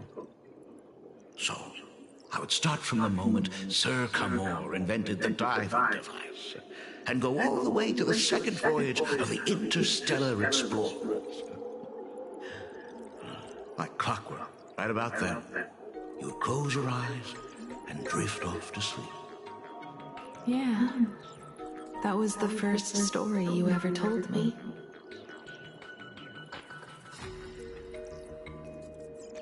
And the very story that helped me make up my mind.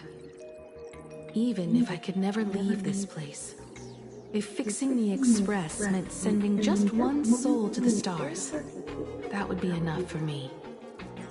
Yet before I knew it, I'd already traveled far beyond anything I ever imagined as a child. I think I understand how you felt back then. Perhaps one day, I'll set down my duties as the navigator and come back to this place too. What about the Astral Express? A crew of the most incredible nameless will keep the Express sailing on. Like a teacher watching their student, or a father his daughter. I understand that feeling. Then your dad will always be here at home waiting for you. So, what is this important thing you need to tell me about? Yeah. That important thing. Dad, are you hiding something from me? I knew I couldn't hide it for long, Himiko. I am sick. What? This isn't the right place for this discussion. Let's go to my office.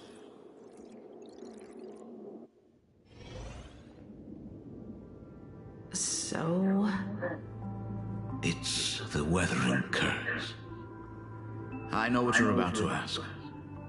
I do not share the Graphial lineage, which is why I believed I could find the demon from beyond and save you and your mother. But in the end, Ryosuke was just a useless man who couldn't save his wife or daughter, or even himself. Tell me, what happened in the past 15 years? You've seen my portfolio, haven't you?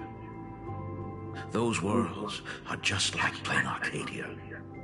Every single one of them has fallen victim to the demon from beyond. In those places, luck is a very real thing. And the demon from beyond can manipulate misfortune. What does that even mean? In ways beyond comprehension, you feel misfortune crashing down like a tidal wave.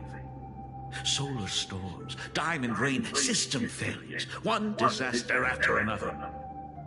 But if you make it out alive, bizarre strokes of luck come swarming back to you. And so the cycle repeats, washing over the world, tearing it apart. It sounds more insane than the Phantasmoon games. The universe is sheer madness, beyond all reason. I survived over and over, yet my body has become as fragmented as Graphia once was. Is this his way of torturing the rebels? I don't know. But by the time I realized it, there was no escape. Why didn't you tell me earlier? I could have reached out to the IPC's doctors. It's no use. I've been chasing after him my whole life. I know him better than you do. Himiko, remember when you first learned to paint? I told you then why we must paint the beauty that we see. Because the ugly, the despicable, and the cowardly, they endure forever through evasion, like beasts driven by survival. Beauty remains ever fleeting, just as heroes find their end in sacrifice, and stars dissolve after they shine. Humans have surpassed their animal nature. We face our pain and our end to win a dignity that the vast universe cannot ignore. So, we must capture what is noble and bright, to show that such things truly lived. As for the barbaric and the low, they will endure regardless, needing no witness to their existence. But Himiko, you are no longer the one who paints. You have become the very splendor that I strive to capture. Fate works in mysterious ways. I'm so glad to see you once more in my final moments. watching you fulfill your childhood dream. You are standing before me as the navigator of the Astral Express. I should have come back earlier. I'm so sorry. No. I am the one who came back too late. I've thought about it 1,000 times. On that final night of the Bloodstained Games, if only someone had been there to sit by your side. After everything, does this tardy father still even deserve to hear what his daughter wants to say? If you're willing.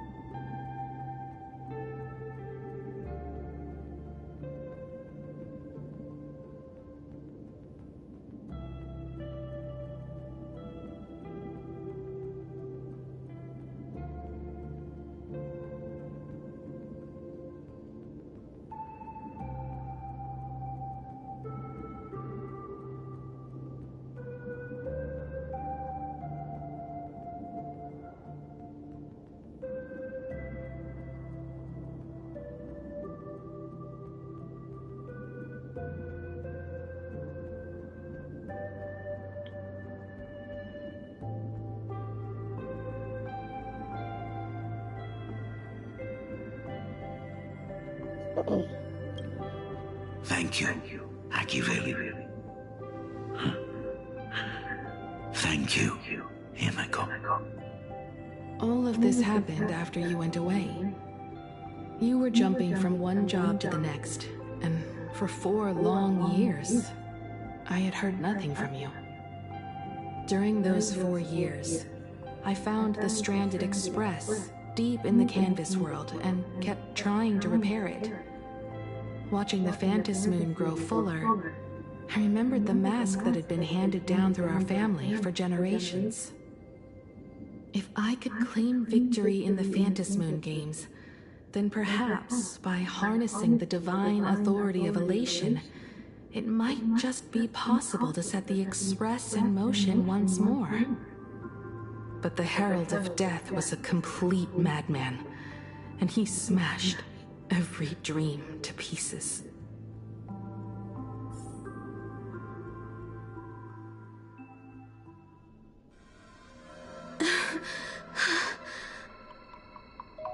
These bloodstains. The Herald of Death is heading to Dovebrook. He's already killed so many people. When will it be enough? Himiko, are you afraid?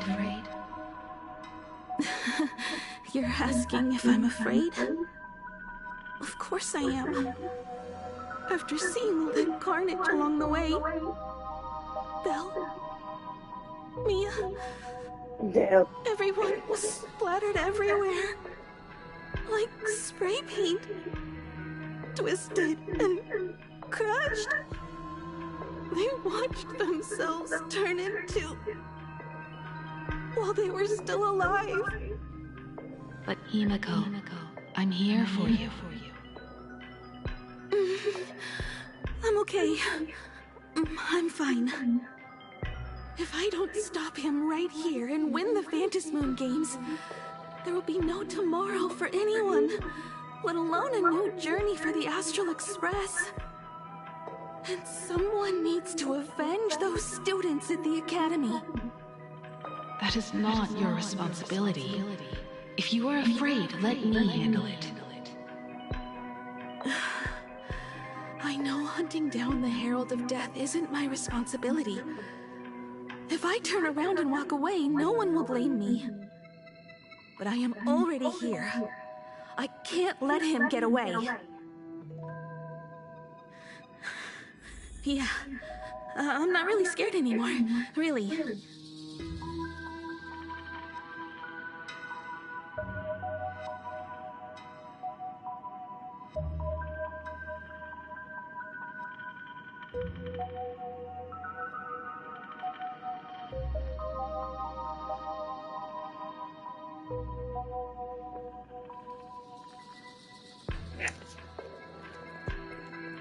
Warning, warning. Rogue supplicant has entered Dugbrook District. The suppression squad sent by the Department of Aberration Defense. They're all gone. Completely wiped out.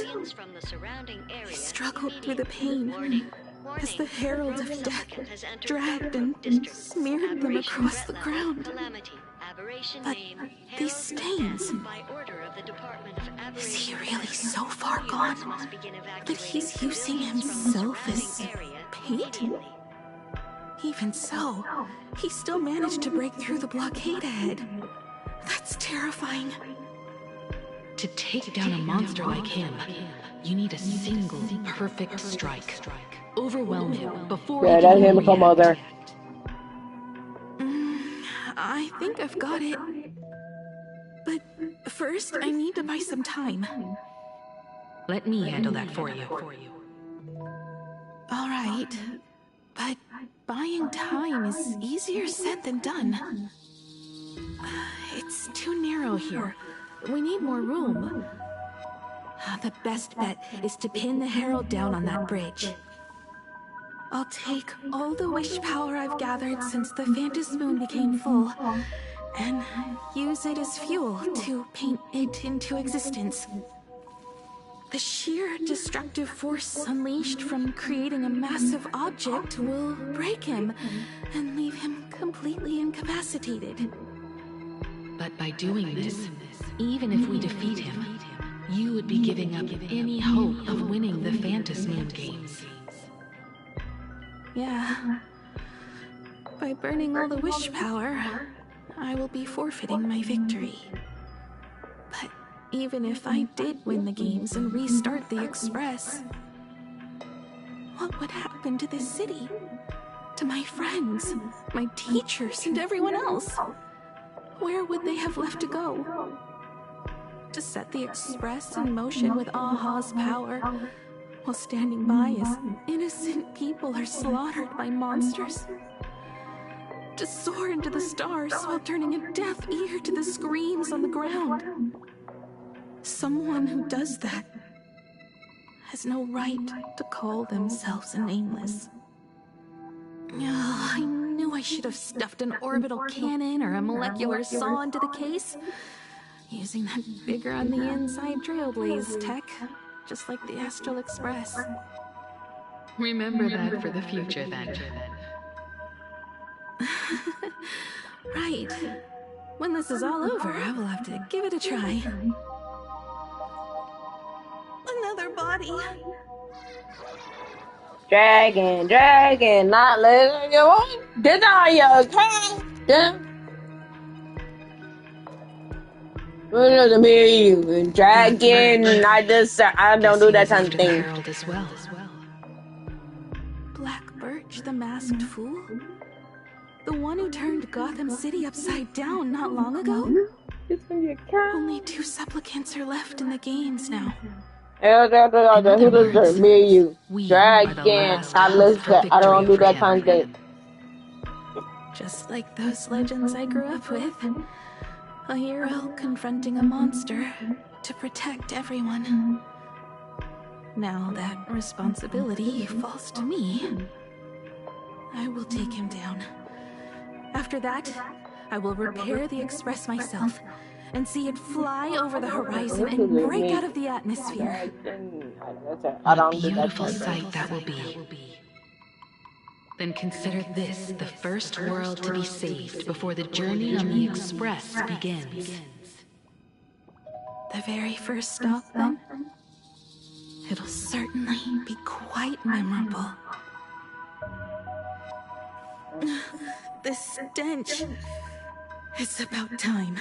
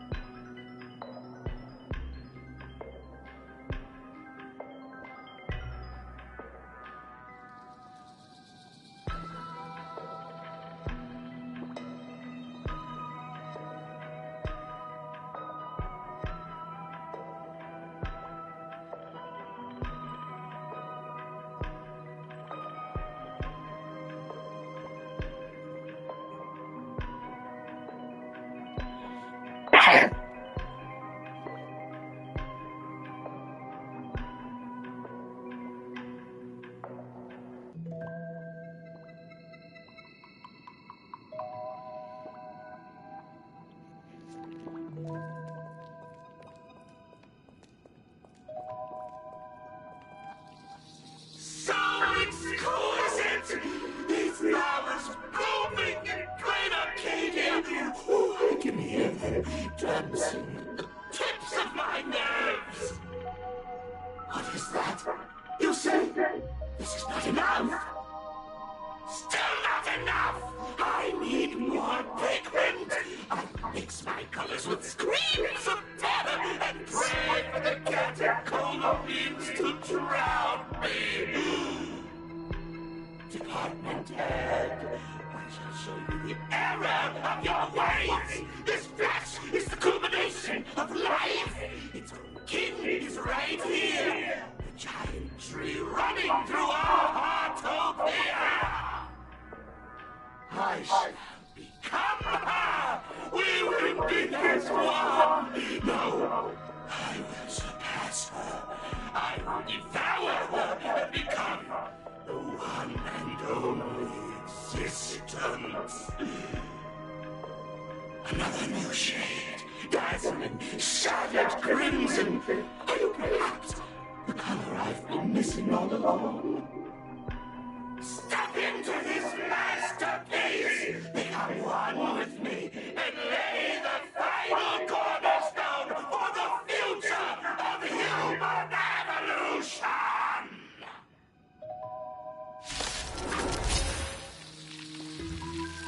Stop right there. So, you actually conquered the Herald of Death and set the Astral Express in motion once more at the end of the Bloodstained Games. Here, Michael. I believe in your bravery.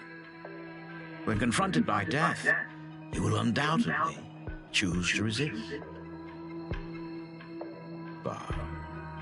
was so frail and sickly. How could you possibly defeat the Herald of Death who slaughtered every single supplicant? And how could you hope to repair such a massive, stranded express? The answer is clear. It would be impossible for you. That is, unless you had another person helping you. Don't deny it yet. I've been tested by you enough along the way. So now, give your father a little room to breathe. While I was gathering your belongings, I found some of the manuscripts you left behind. There were 2 distinct sets of handwriting upon those pages. Every trace in that house proves that 2 people once shared a life there. Legend says that during the Canvas Age, the grand artist Whiteboy painted his late daughter onto a scroll and breathed life into her. Suppose, just suppose, that my brilliant daughter created a likeness of herself, a self-portrait so perfect that it breathed and moved with her. If that is the truth, then every mystery is explained. During that night of the bloodstained games, a girl at death's door and an imagination she created followed the trail of the Herald of Death all the way to Dovebrook. As a monster bearing Shuhu's flesh and a supplicant lost to madness, Marcus and Tali defeated the pair before him without lifting a finger. Driven by pure instinct, he slowly closed in on them. He intended to use their very lives as pigment to paint a new bloody blue. Little did he know that he was walking straight into a trap of their design. The moment he drew near, a massive iron fist was imaginated from the sky above. It crashed down and crushed into dust. It was the night of July 22nd, 1984, of the Arcadian calendar. A colossal shockwave radiating from Dovebrook district shook the earth. As the dust settled, a strange urban legend found its way into every corner of the world. Over 10,000 sightings reported a giant arm descending from the sky that evening. In the hours that followed, the Department of Aberration Defense confirmed that the Herald of Death was completely incapacitated. Theories were endless. Was it a divine act by Yah, or a weapon built by the IPC? No one knew for sure. Yet the silhouette of that giant remained etched in every mind as a testament to heroism. It was just an arm. Yet beneath the brush of a girl who yearned for the stars, it became an extension of humanity's reach.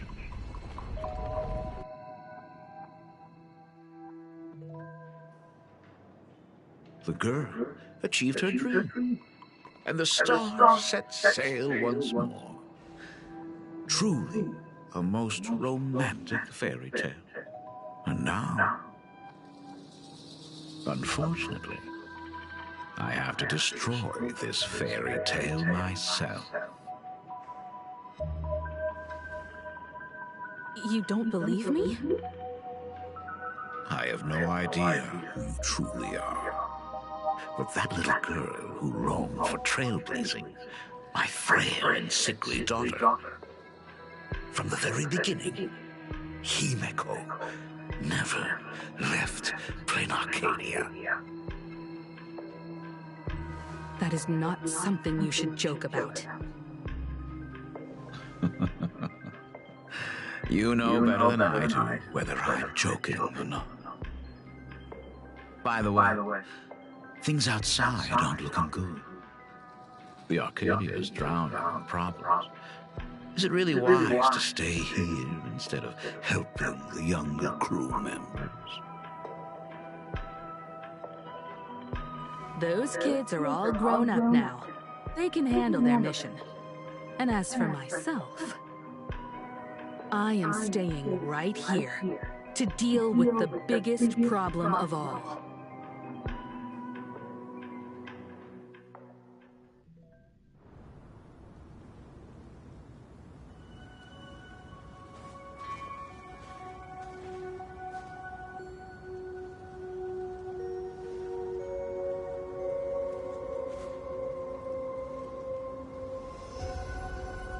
Are you intending to stay here until the outcome is revealed? It might take forever for him to return, or he might never come back at all. Or maybe, if I just complain and say, I wish Blade were here, he'll just show up. Anyway, it was his choice. We already said our goodbyes. Thank you for staying with him until the very end. Now, it is time to deal with your matters. Gray-haired girl, you seek me out with her token in hand. What is it that you desire?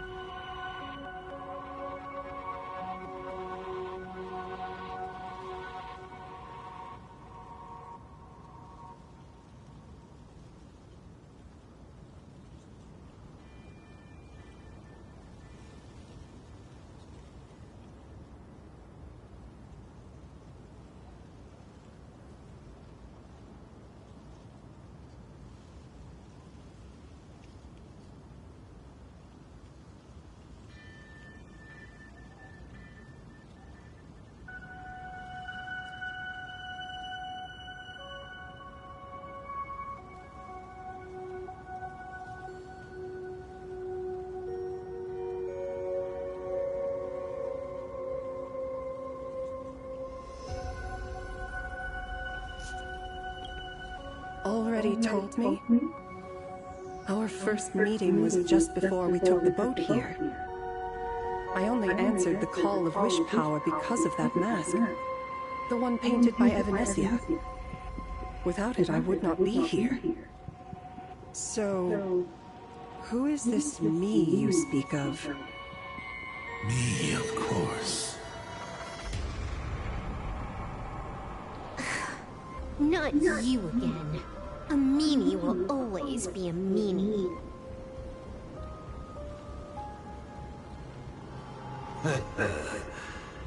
Misfortune and I share one thing in common. We both enjoy dropping in uninvited. A reunion after 1,000 years. Graphia, it has been a long time. A sot from Maud.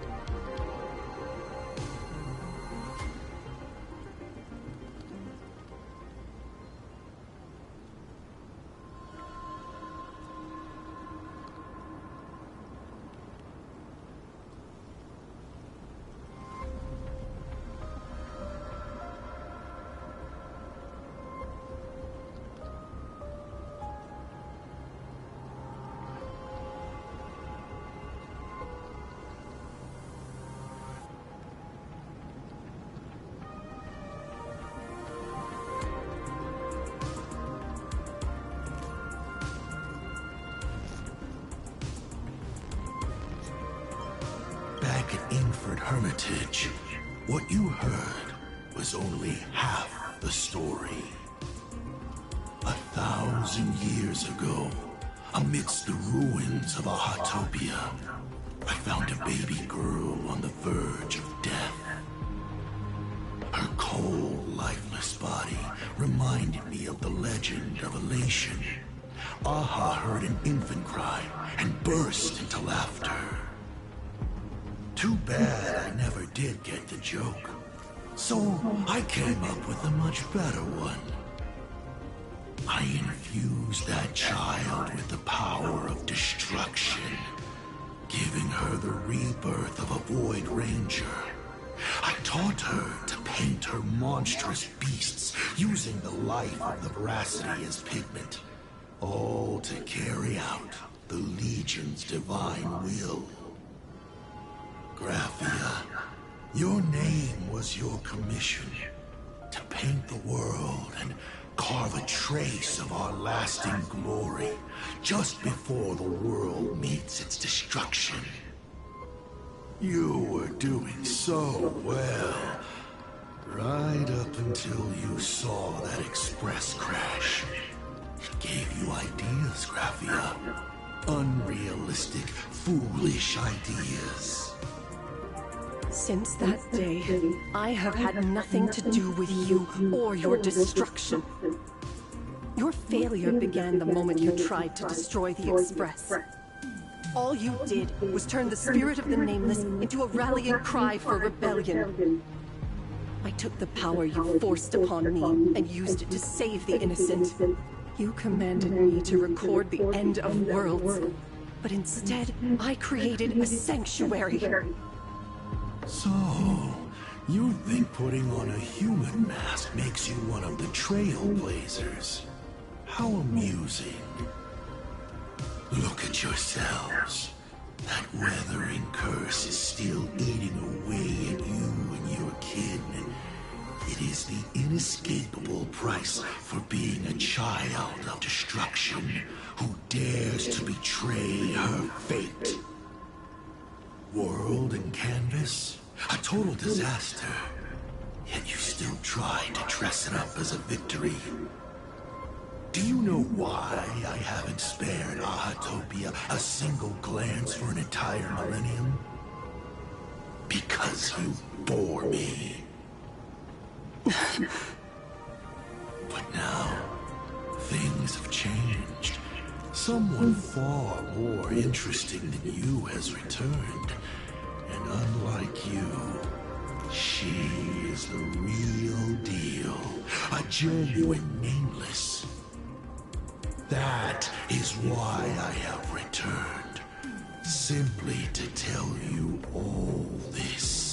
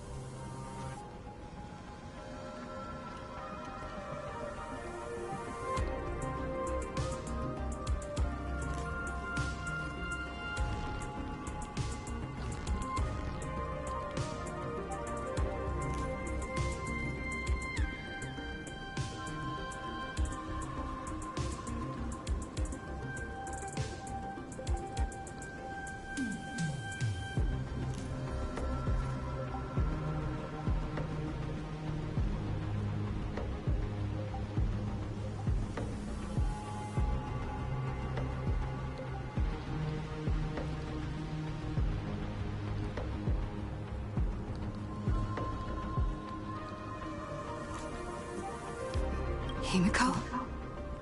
I've had my fill of this drama. Now, I'm dying to see how your face handles my fist.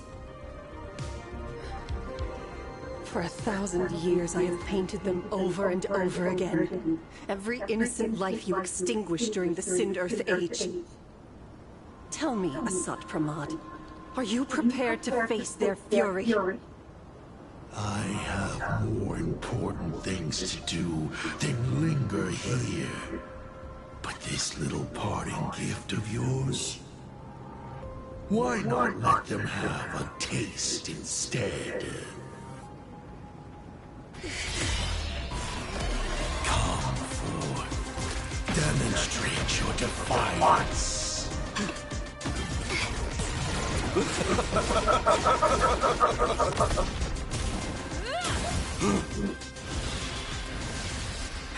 Is it over? Watch out! Pity. Such a clean strike. But the odds of success are 0.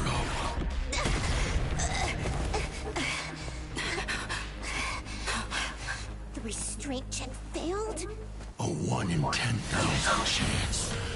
The moment I cast the dice, the outcome is fixed.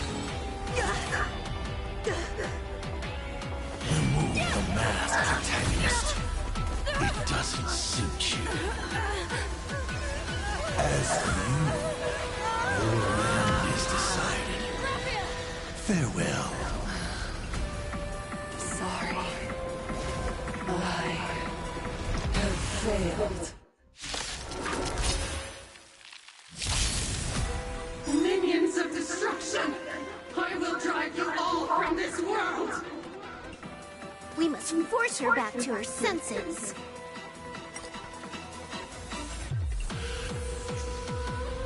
Unlimited firepower! Turn, vengeful spirits! Do we have to go full force? Of course not. That is exactly what that meanie wants. It's nothing. Wiped him out.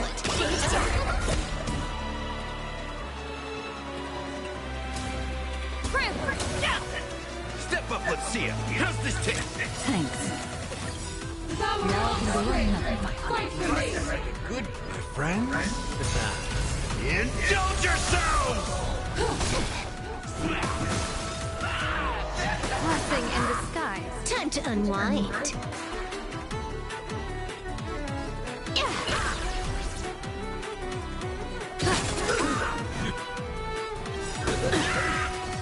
People always say that the observe the heavens with my divination. Next of luck, an explosive start. All smart, perfect command. All for the drill.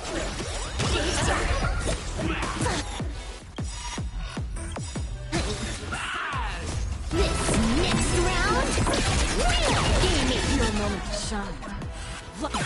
Paul up, right you. Twist your ass. Bonus rhythm.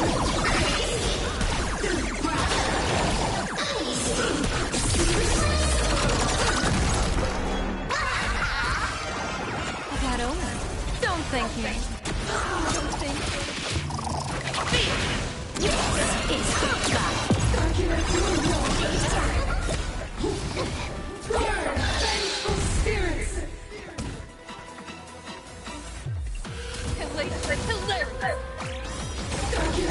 Absolutely cannot let you touch this place. Depart once more!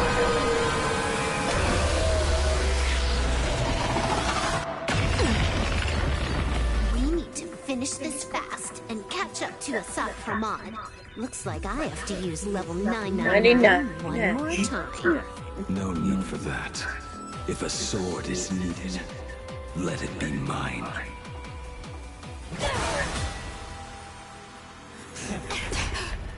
Level 999 one more time. Have you thought it remains of Blade.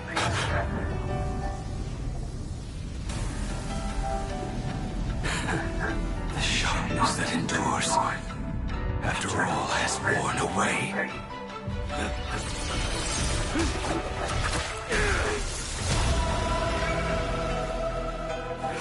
I shall take veracity as my forge, and abundance as my iron.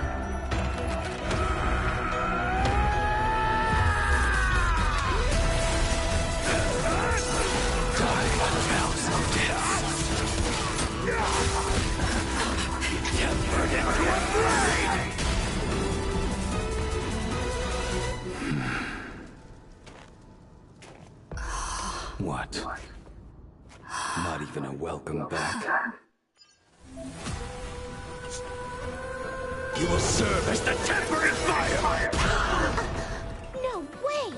Blade! You answered my prayers! 1 in 10 chance of survival. I choose to survive. You will serve as the temporary fire! I can endure more.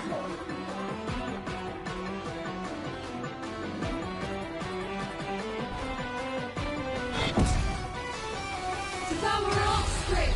Fight for me! What happened to her? This is Assad Pramad's handiwork. We have to bring her to her senses first. This is Honkai! How's this taste? Thanks. Now I can do another 500 years.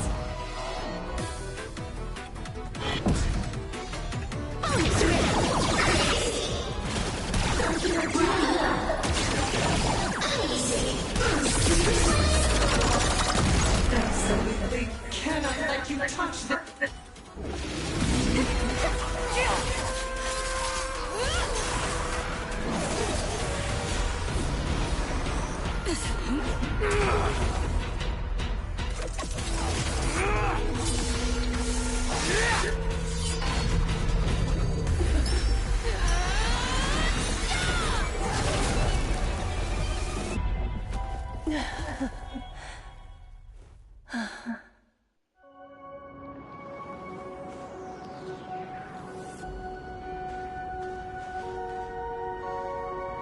I hope I am not too late.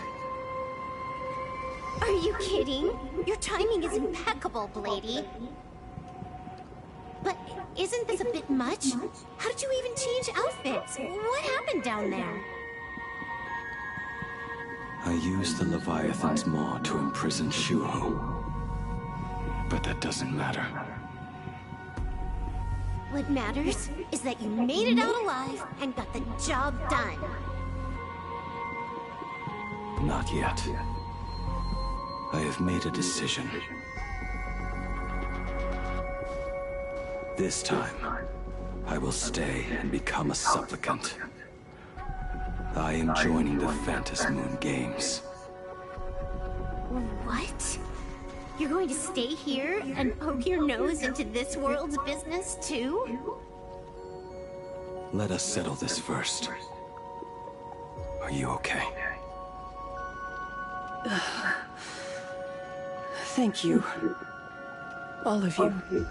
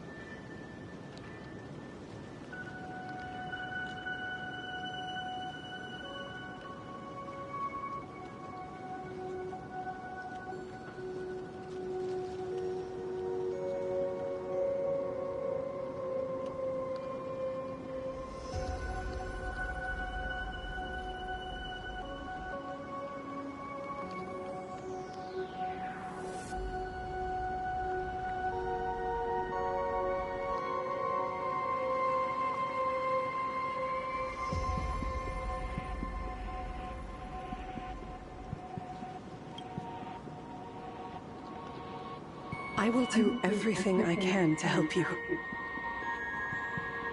As long as the canvas remains, Asat Pramod cannot kill me. You have fulfilled what Evanescia entrusted to you. It was all me. For 1,000 years, I was the one obsessed with bearing every responsibility alone. Asat Pramod was right after all. I have been a ghost of 1,000 years past. Arrogant enough to think my seal over the world and canvas was unbreakable. I really believed that accumulated wish power would be enough to strike him down when he returned. We are up against the same nightmare that survived a whole Cinder's age. The same monster that an entire era could not even overcome. Just how did he even sneak into the world in canvas? The first time I stepped into Inkford Hermitage, a strange whisper tried to latch onto me, but it didn't succeed. Maybe that was the first step in Asat Pramod's plan to infiltrate this place. Then, he took on Graphia's form to tamper with my mask, and even taught me the way to summon the real Graphia. In the end, he got what he wanted. So, this guy has only been after one thing this whole time.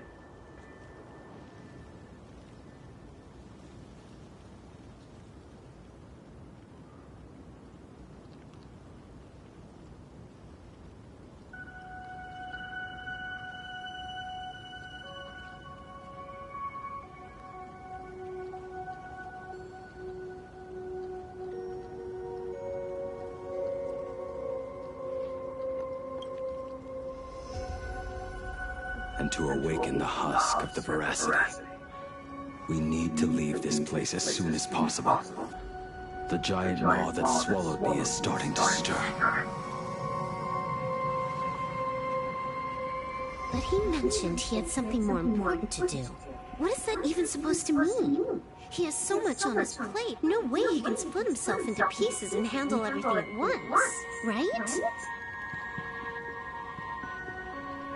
1,000 years ago, the demon lord from beyond invaded Ahatopia. The power he unleashed was beyond all comprehension. He could appear in places thousands of miles apart at the exact same time, as if he possessed countless incarnations. What? He said he was meeting a genuine nameless. Himiko! She's in trouble!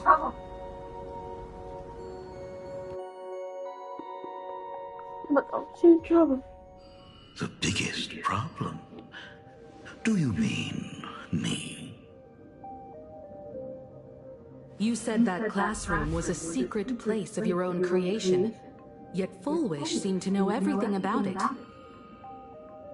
You are far too familiar with the Express, yet there is no way my father could have ever set foot on it. And another thing, when we first met up earlier, you said it had been 15 years. But my father clearly left much earlier than that. Your story is riddled with holes. Or rather, you never even intended to pretend. You are the only person I can never seem to lie to. And about that last point, it was just a slip of the tongue. Stop this pathetic act. You are not him. You who dare to impersonate my father, show your true self. It seems our pleasant little father-daughter chat has come to an end. Buying time, keeping me pinned down. Oh, you played your part well along the way. If I prove to be more dangerous than anticipated, you would be right there to shield your companions. But, Navigator, you still overlooked one possibility. The most fatal one of all. Why don't you try to guess at what exact point did I take Ryusuke's place?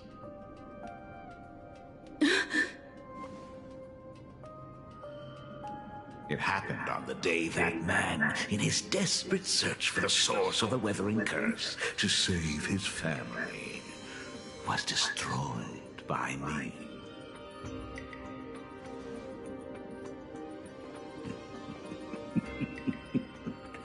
That year, Himeko was 6. At her mother's funeral, she met her father for the first time. You are lying. I have told you only one lie in all these years, my dear daughter. Nice to meet you. I'm your father, Ryusuke. All that effort, all those years spent by my side. What are you really planning? Even I find it hard to tell what goes on in this head of mine sometimes. But now, as I look at your face, at that exquisite expression, it all makes sense. I had so much fun playing a father. And the best part, that was not even the most fun I have had today. Hey, can you hear me? Someone who looks like a Sapramod just showed up at the tavern.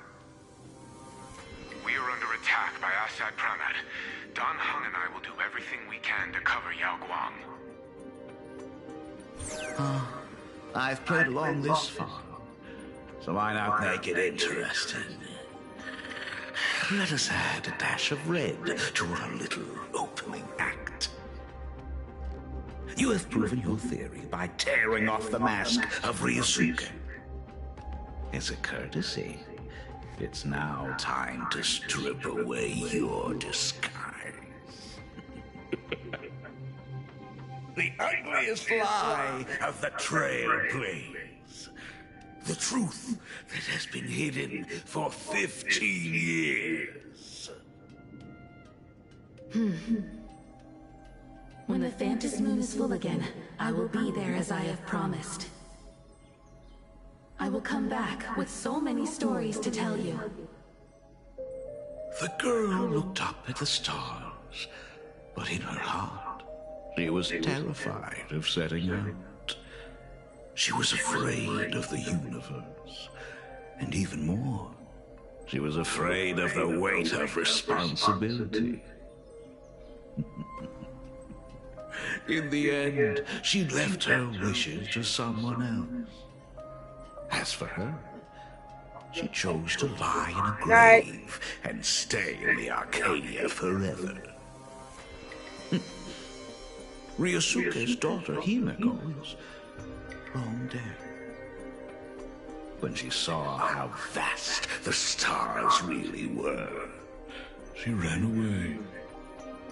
Just as the Trailblaze will always converge with the destruction, culminating in awe-inspiring obliteration.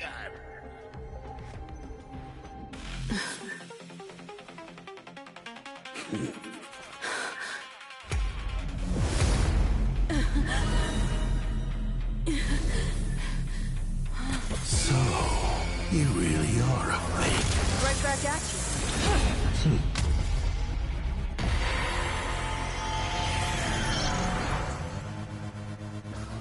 O denizens of this Arcadia, lost in its splendor.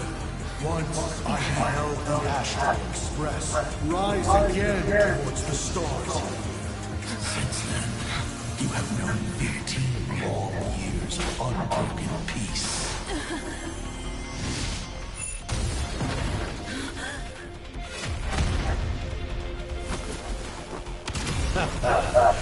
It's been a while, old friend.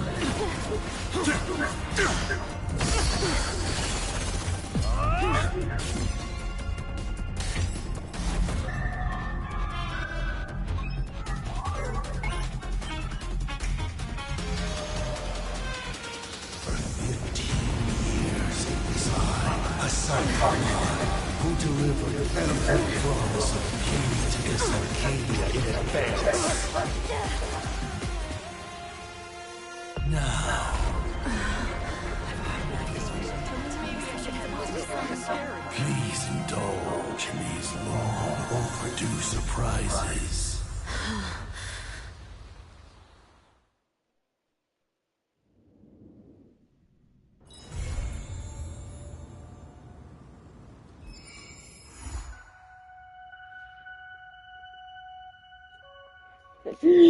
Stay tuned to find out what happened in that upcoming Tracy. Oh yeah.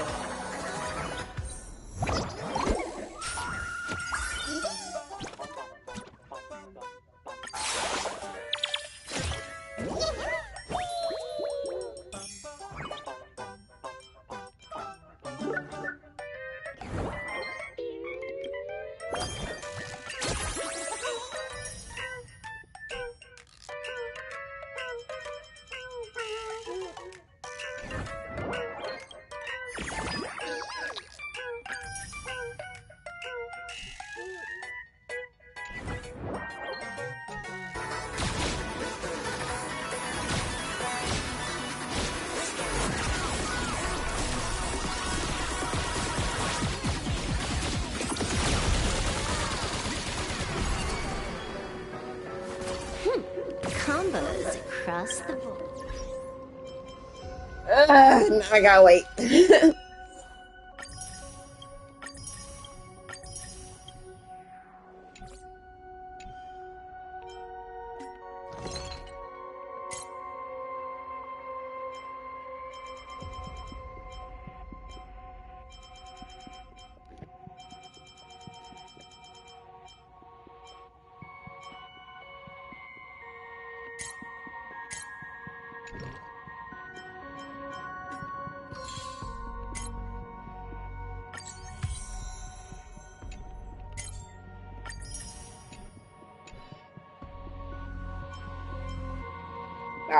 I gotta wait. Oh, suck. Apple, I gotta wait now.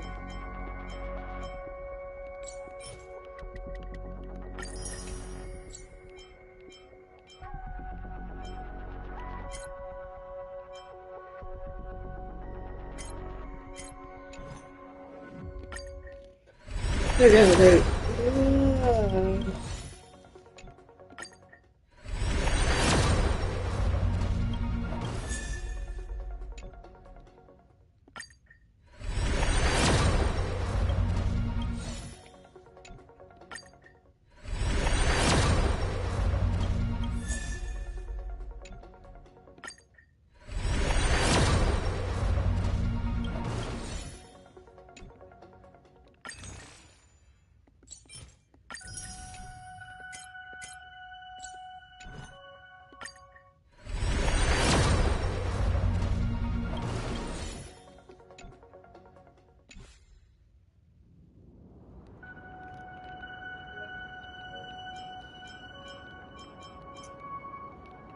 Suck apples.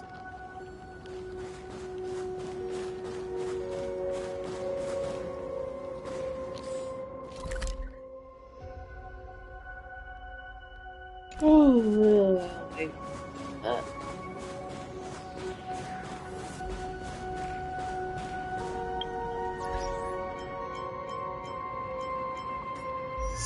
got to wait. I got to wait.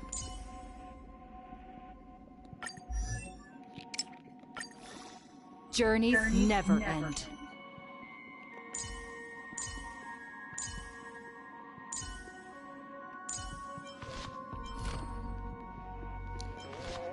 run away.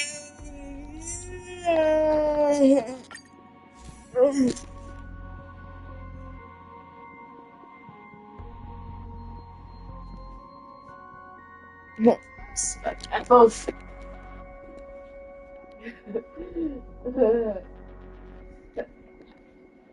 I need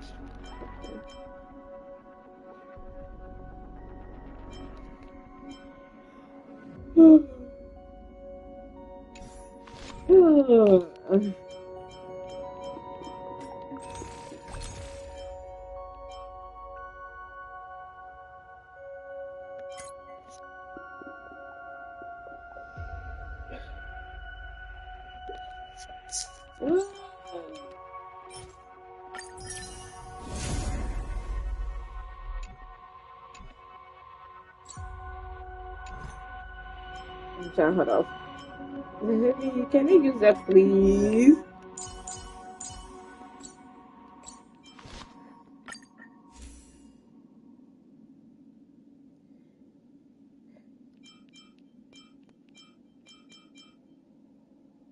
Okay. Fuck. Why me? Why?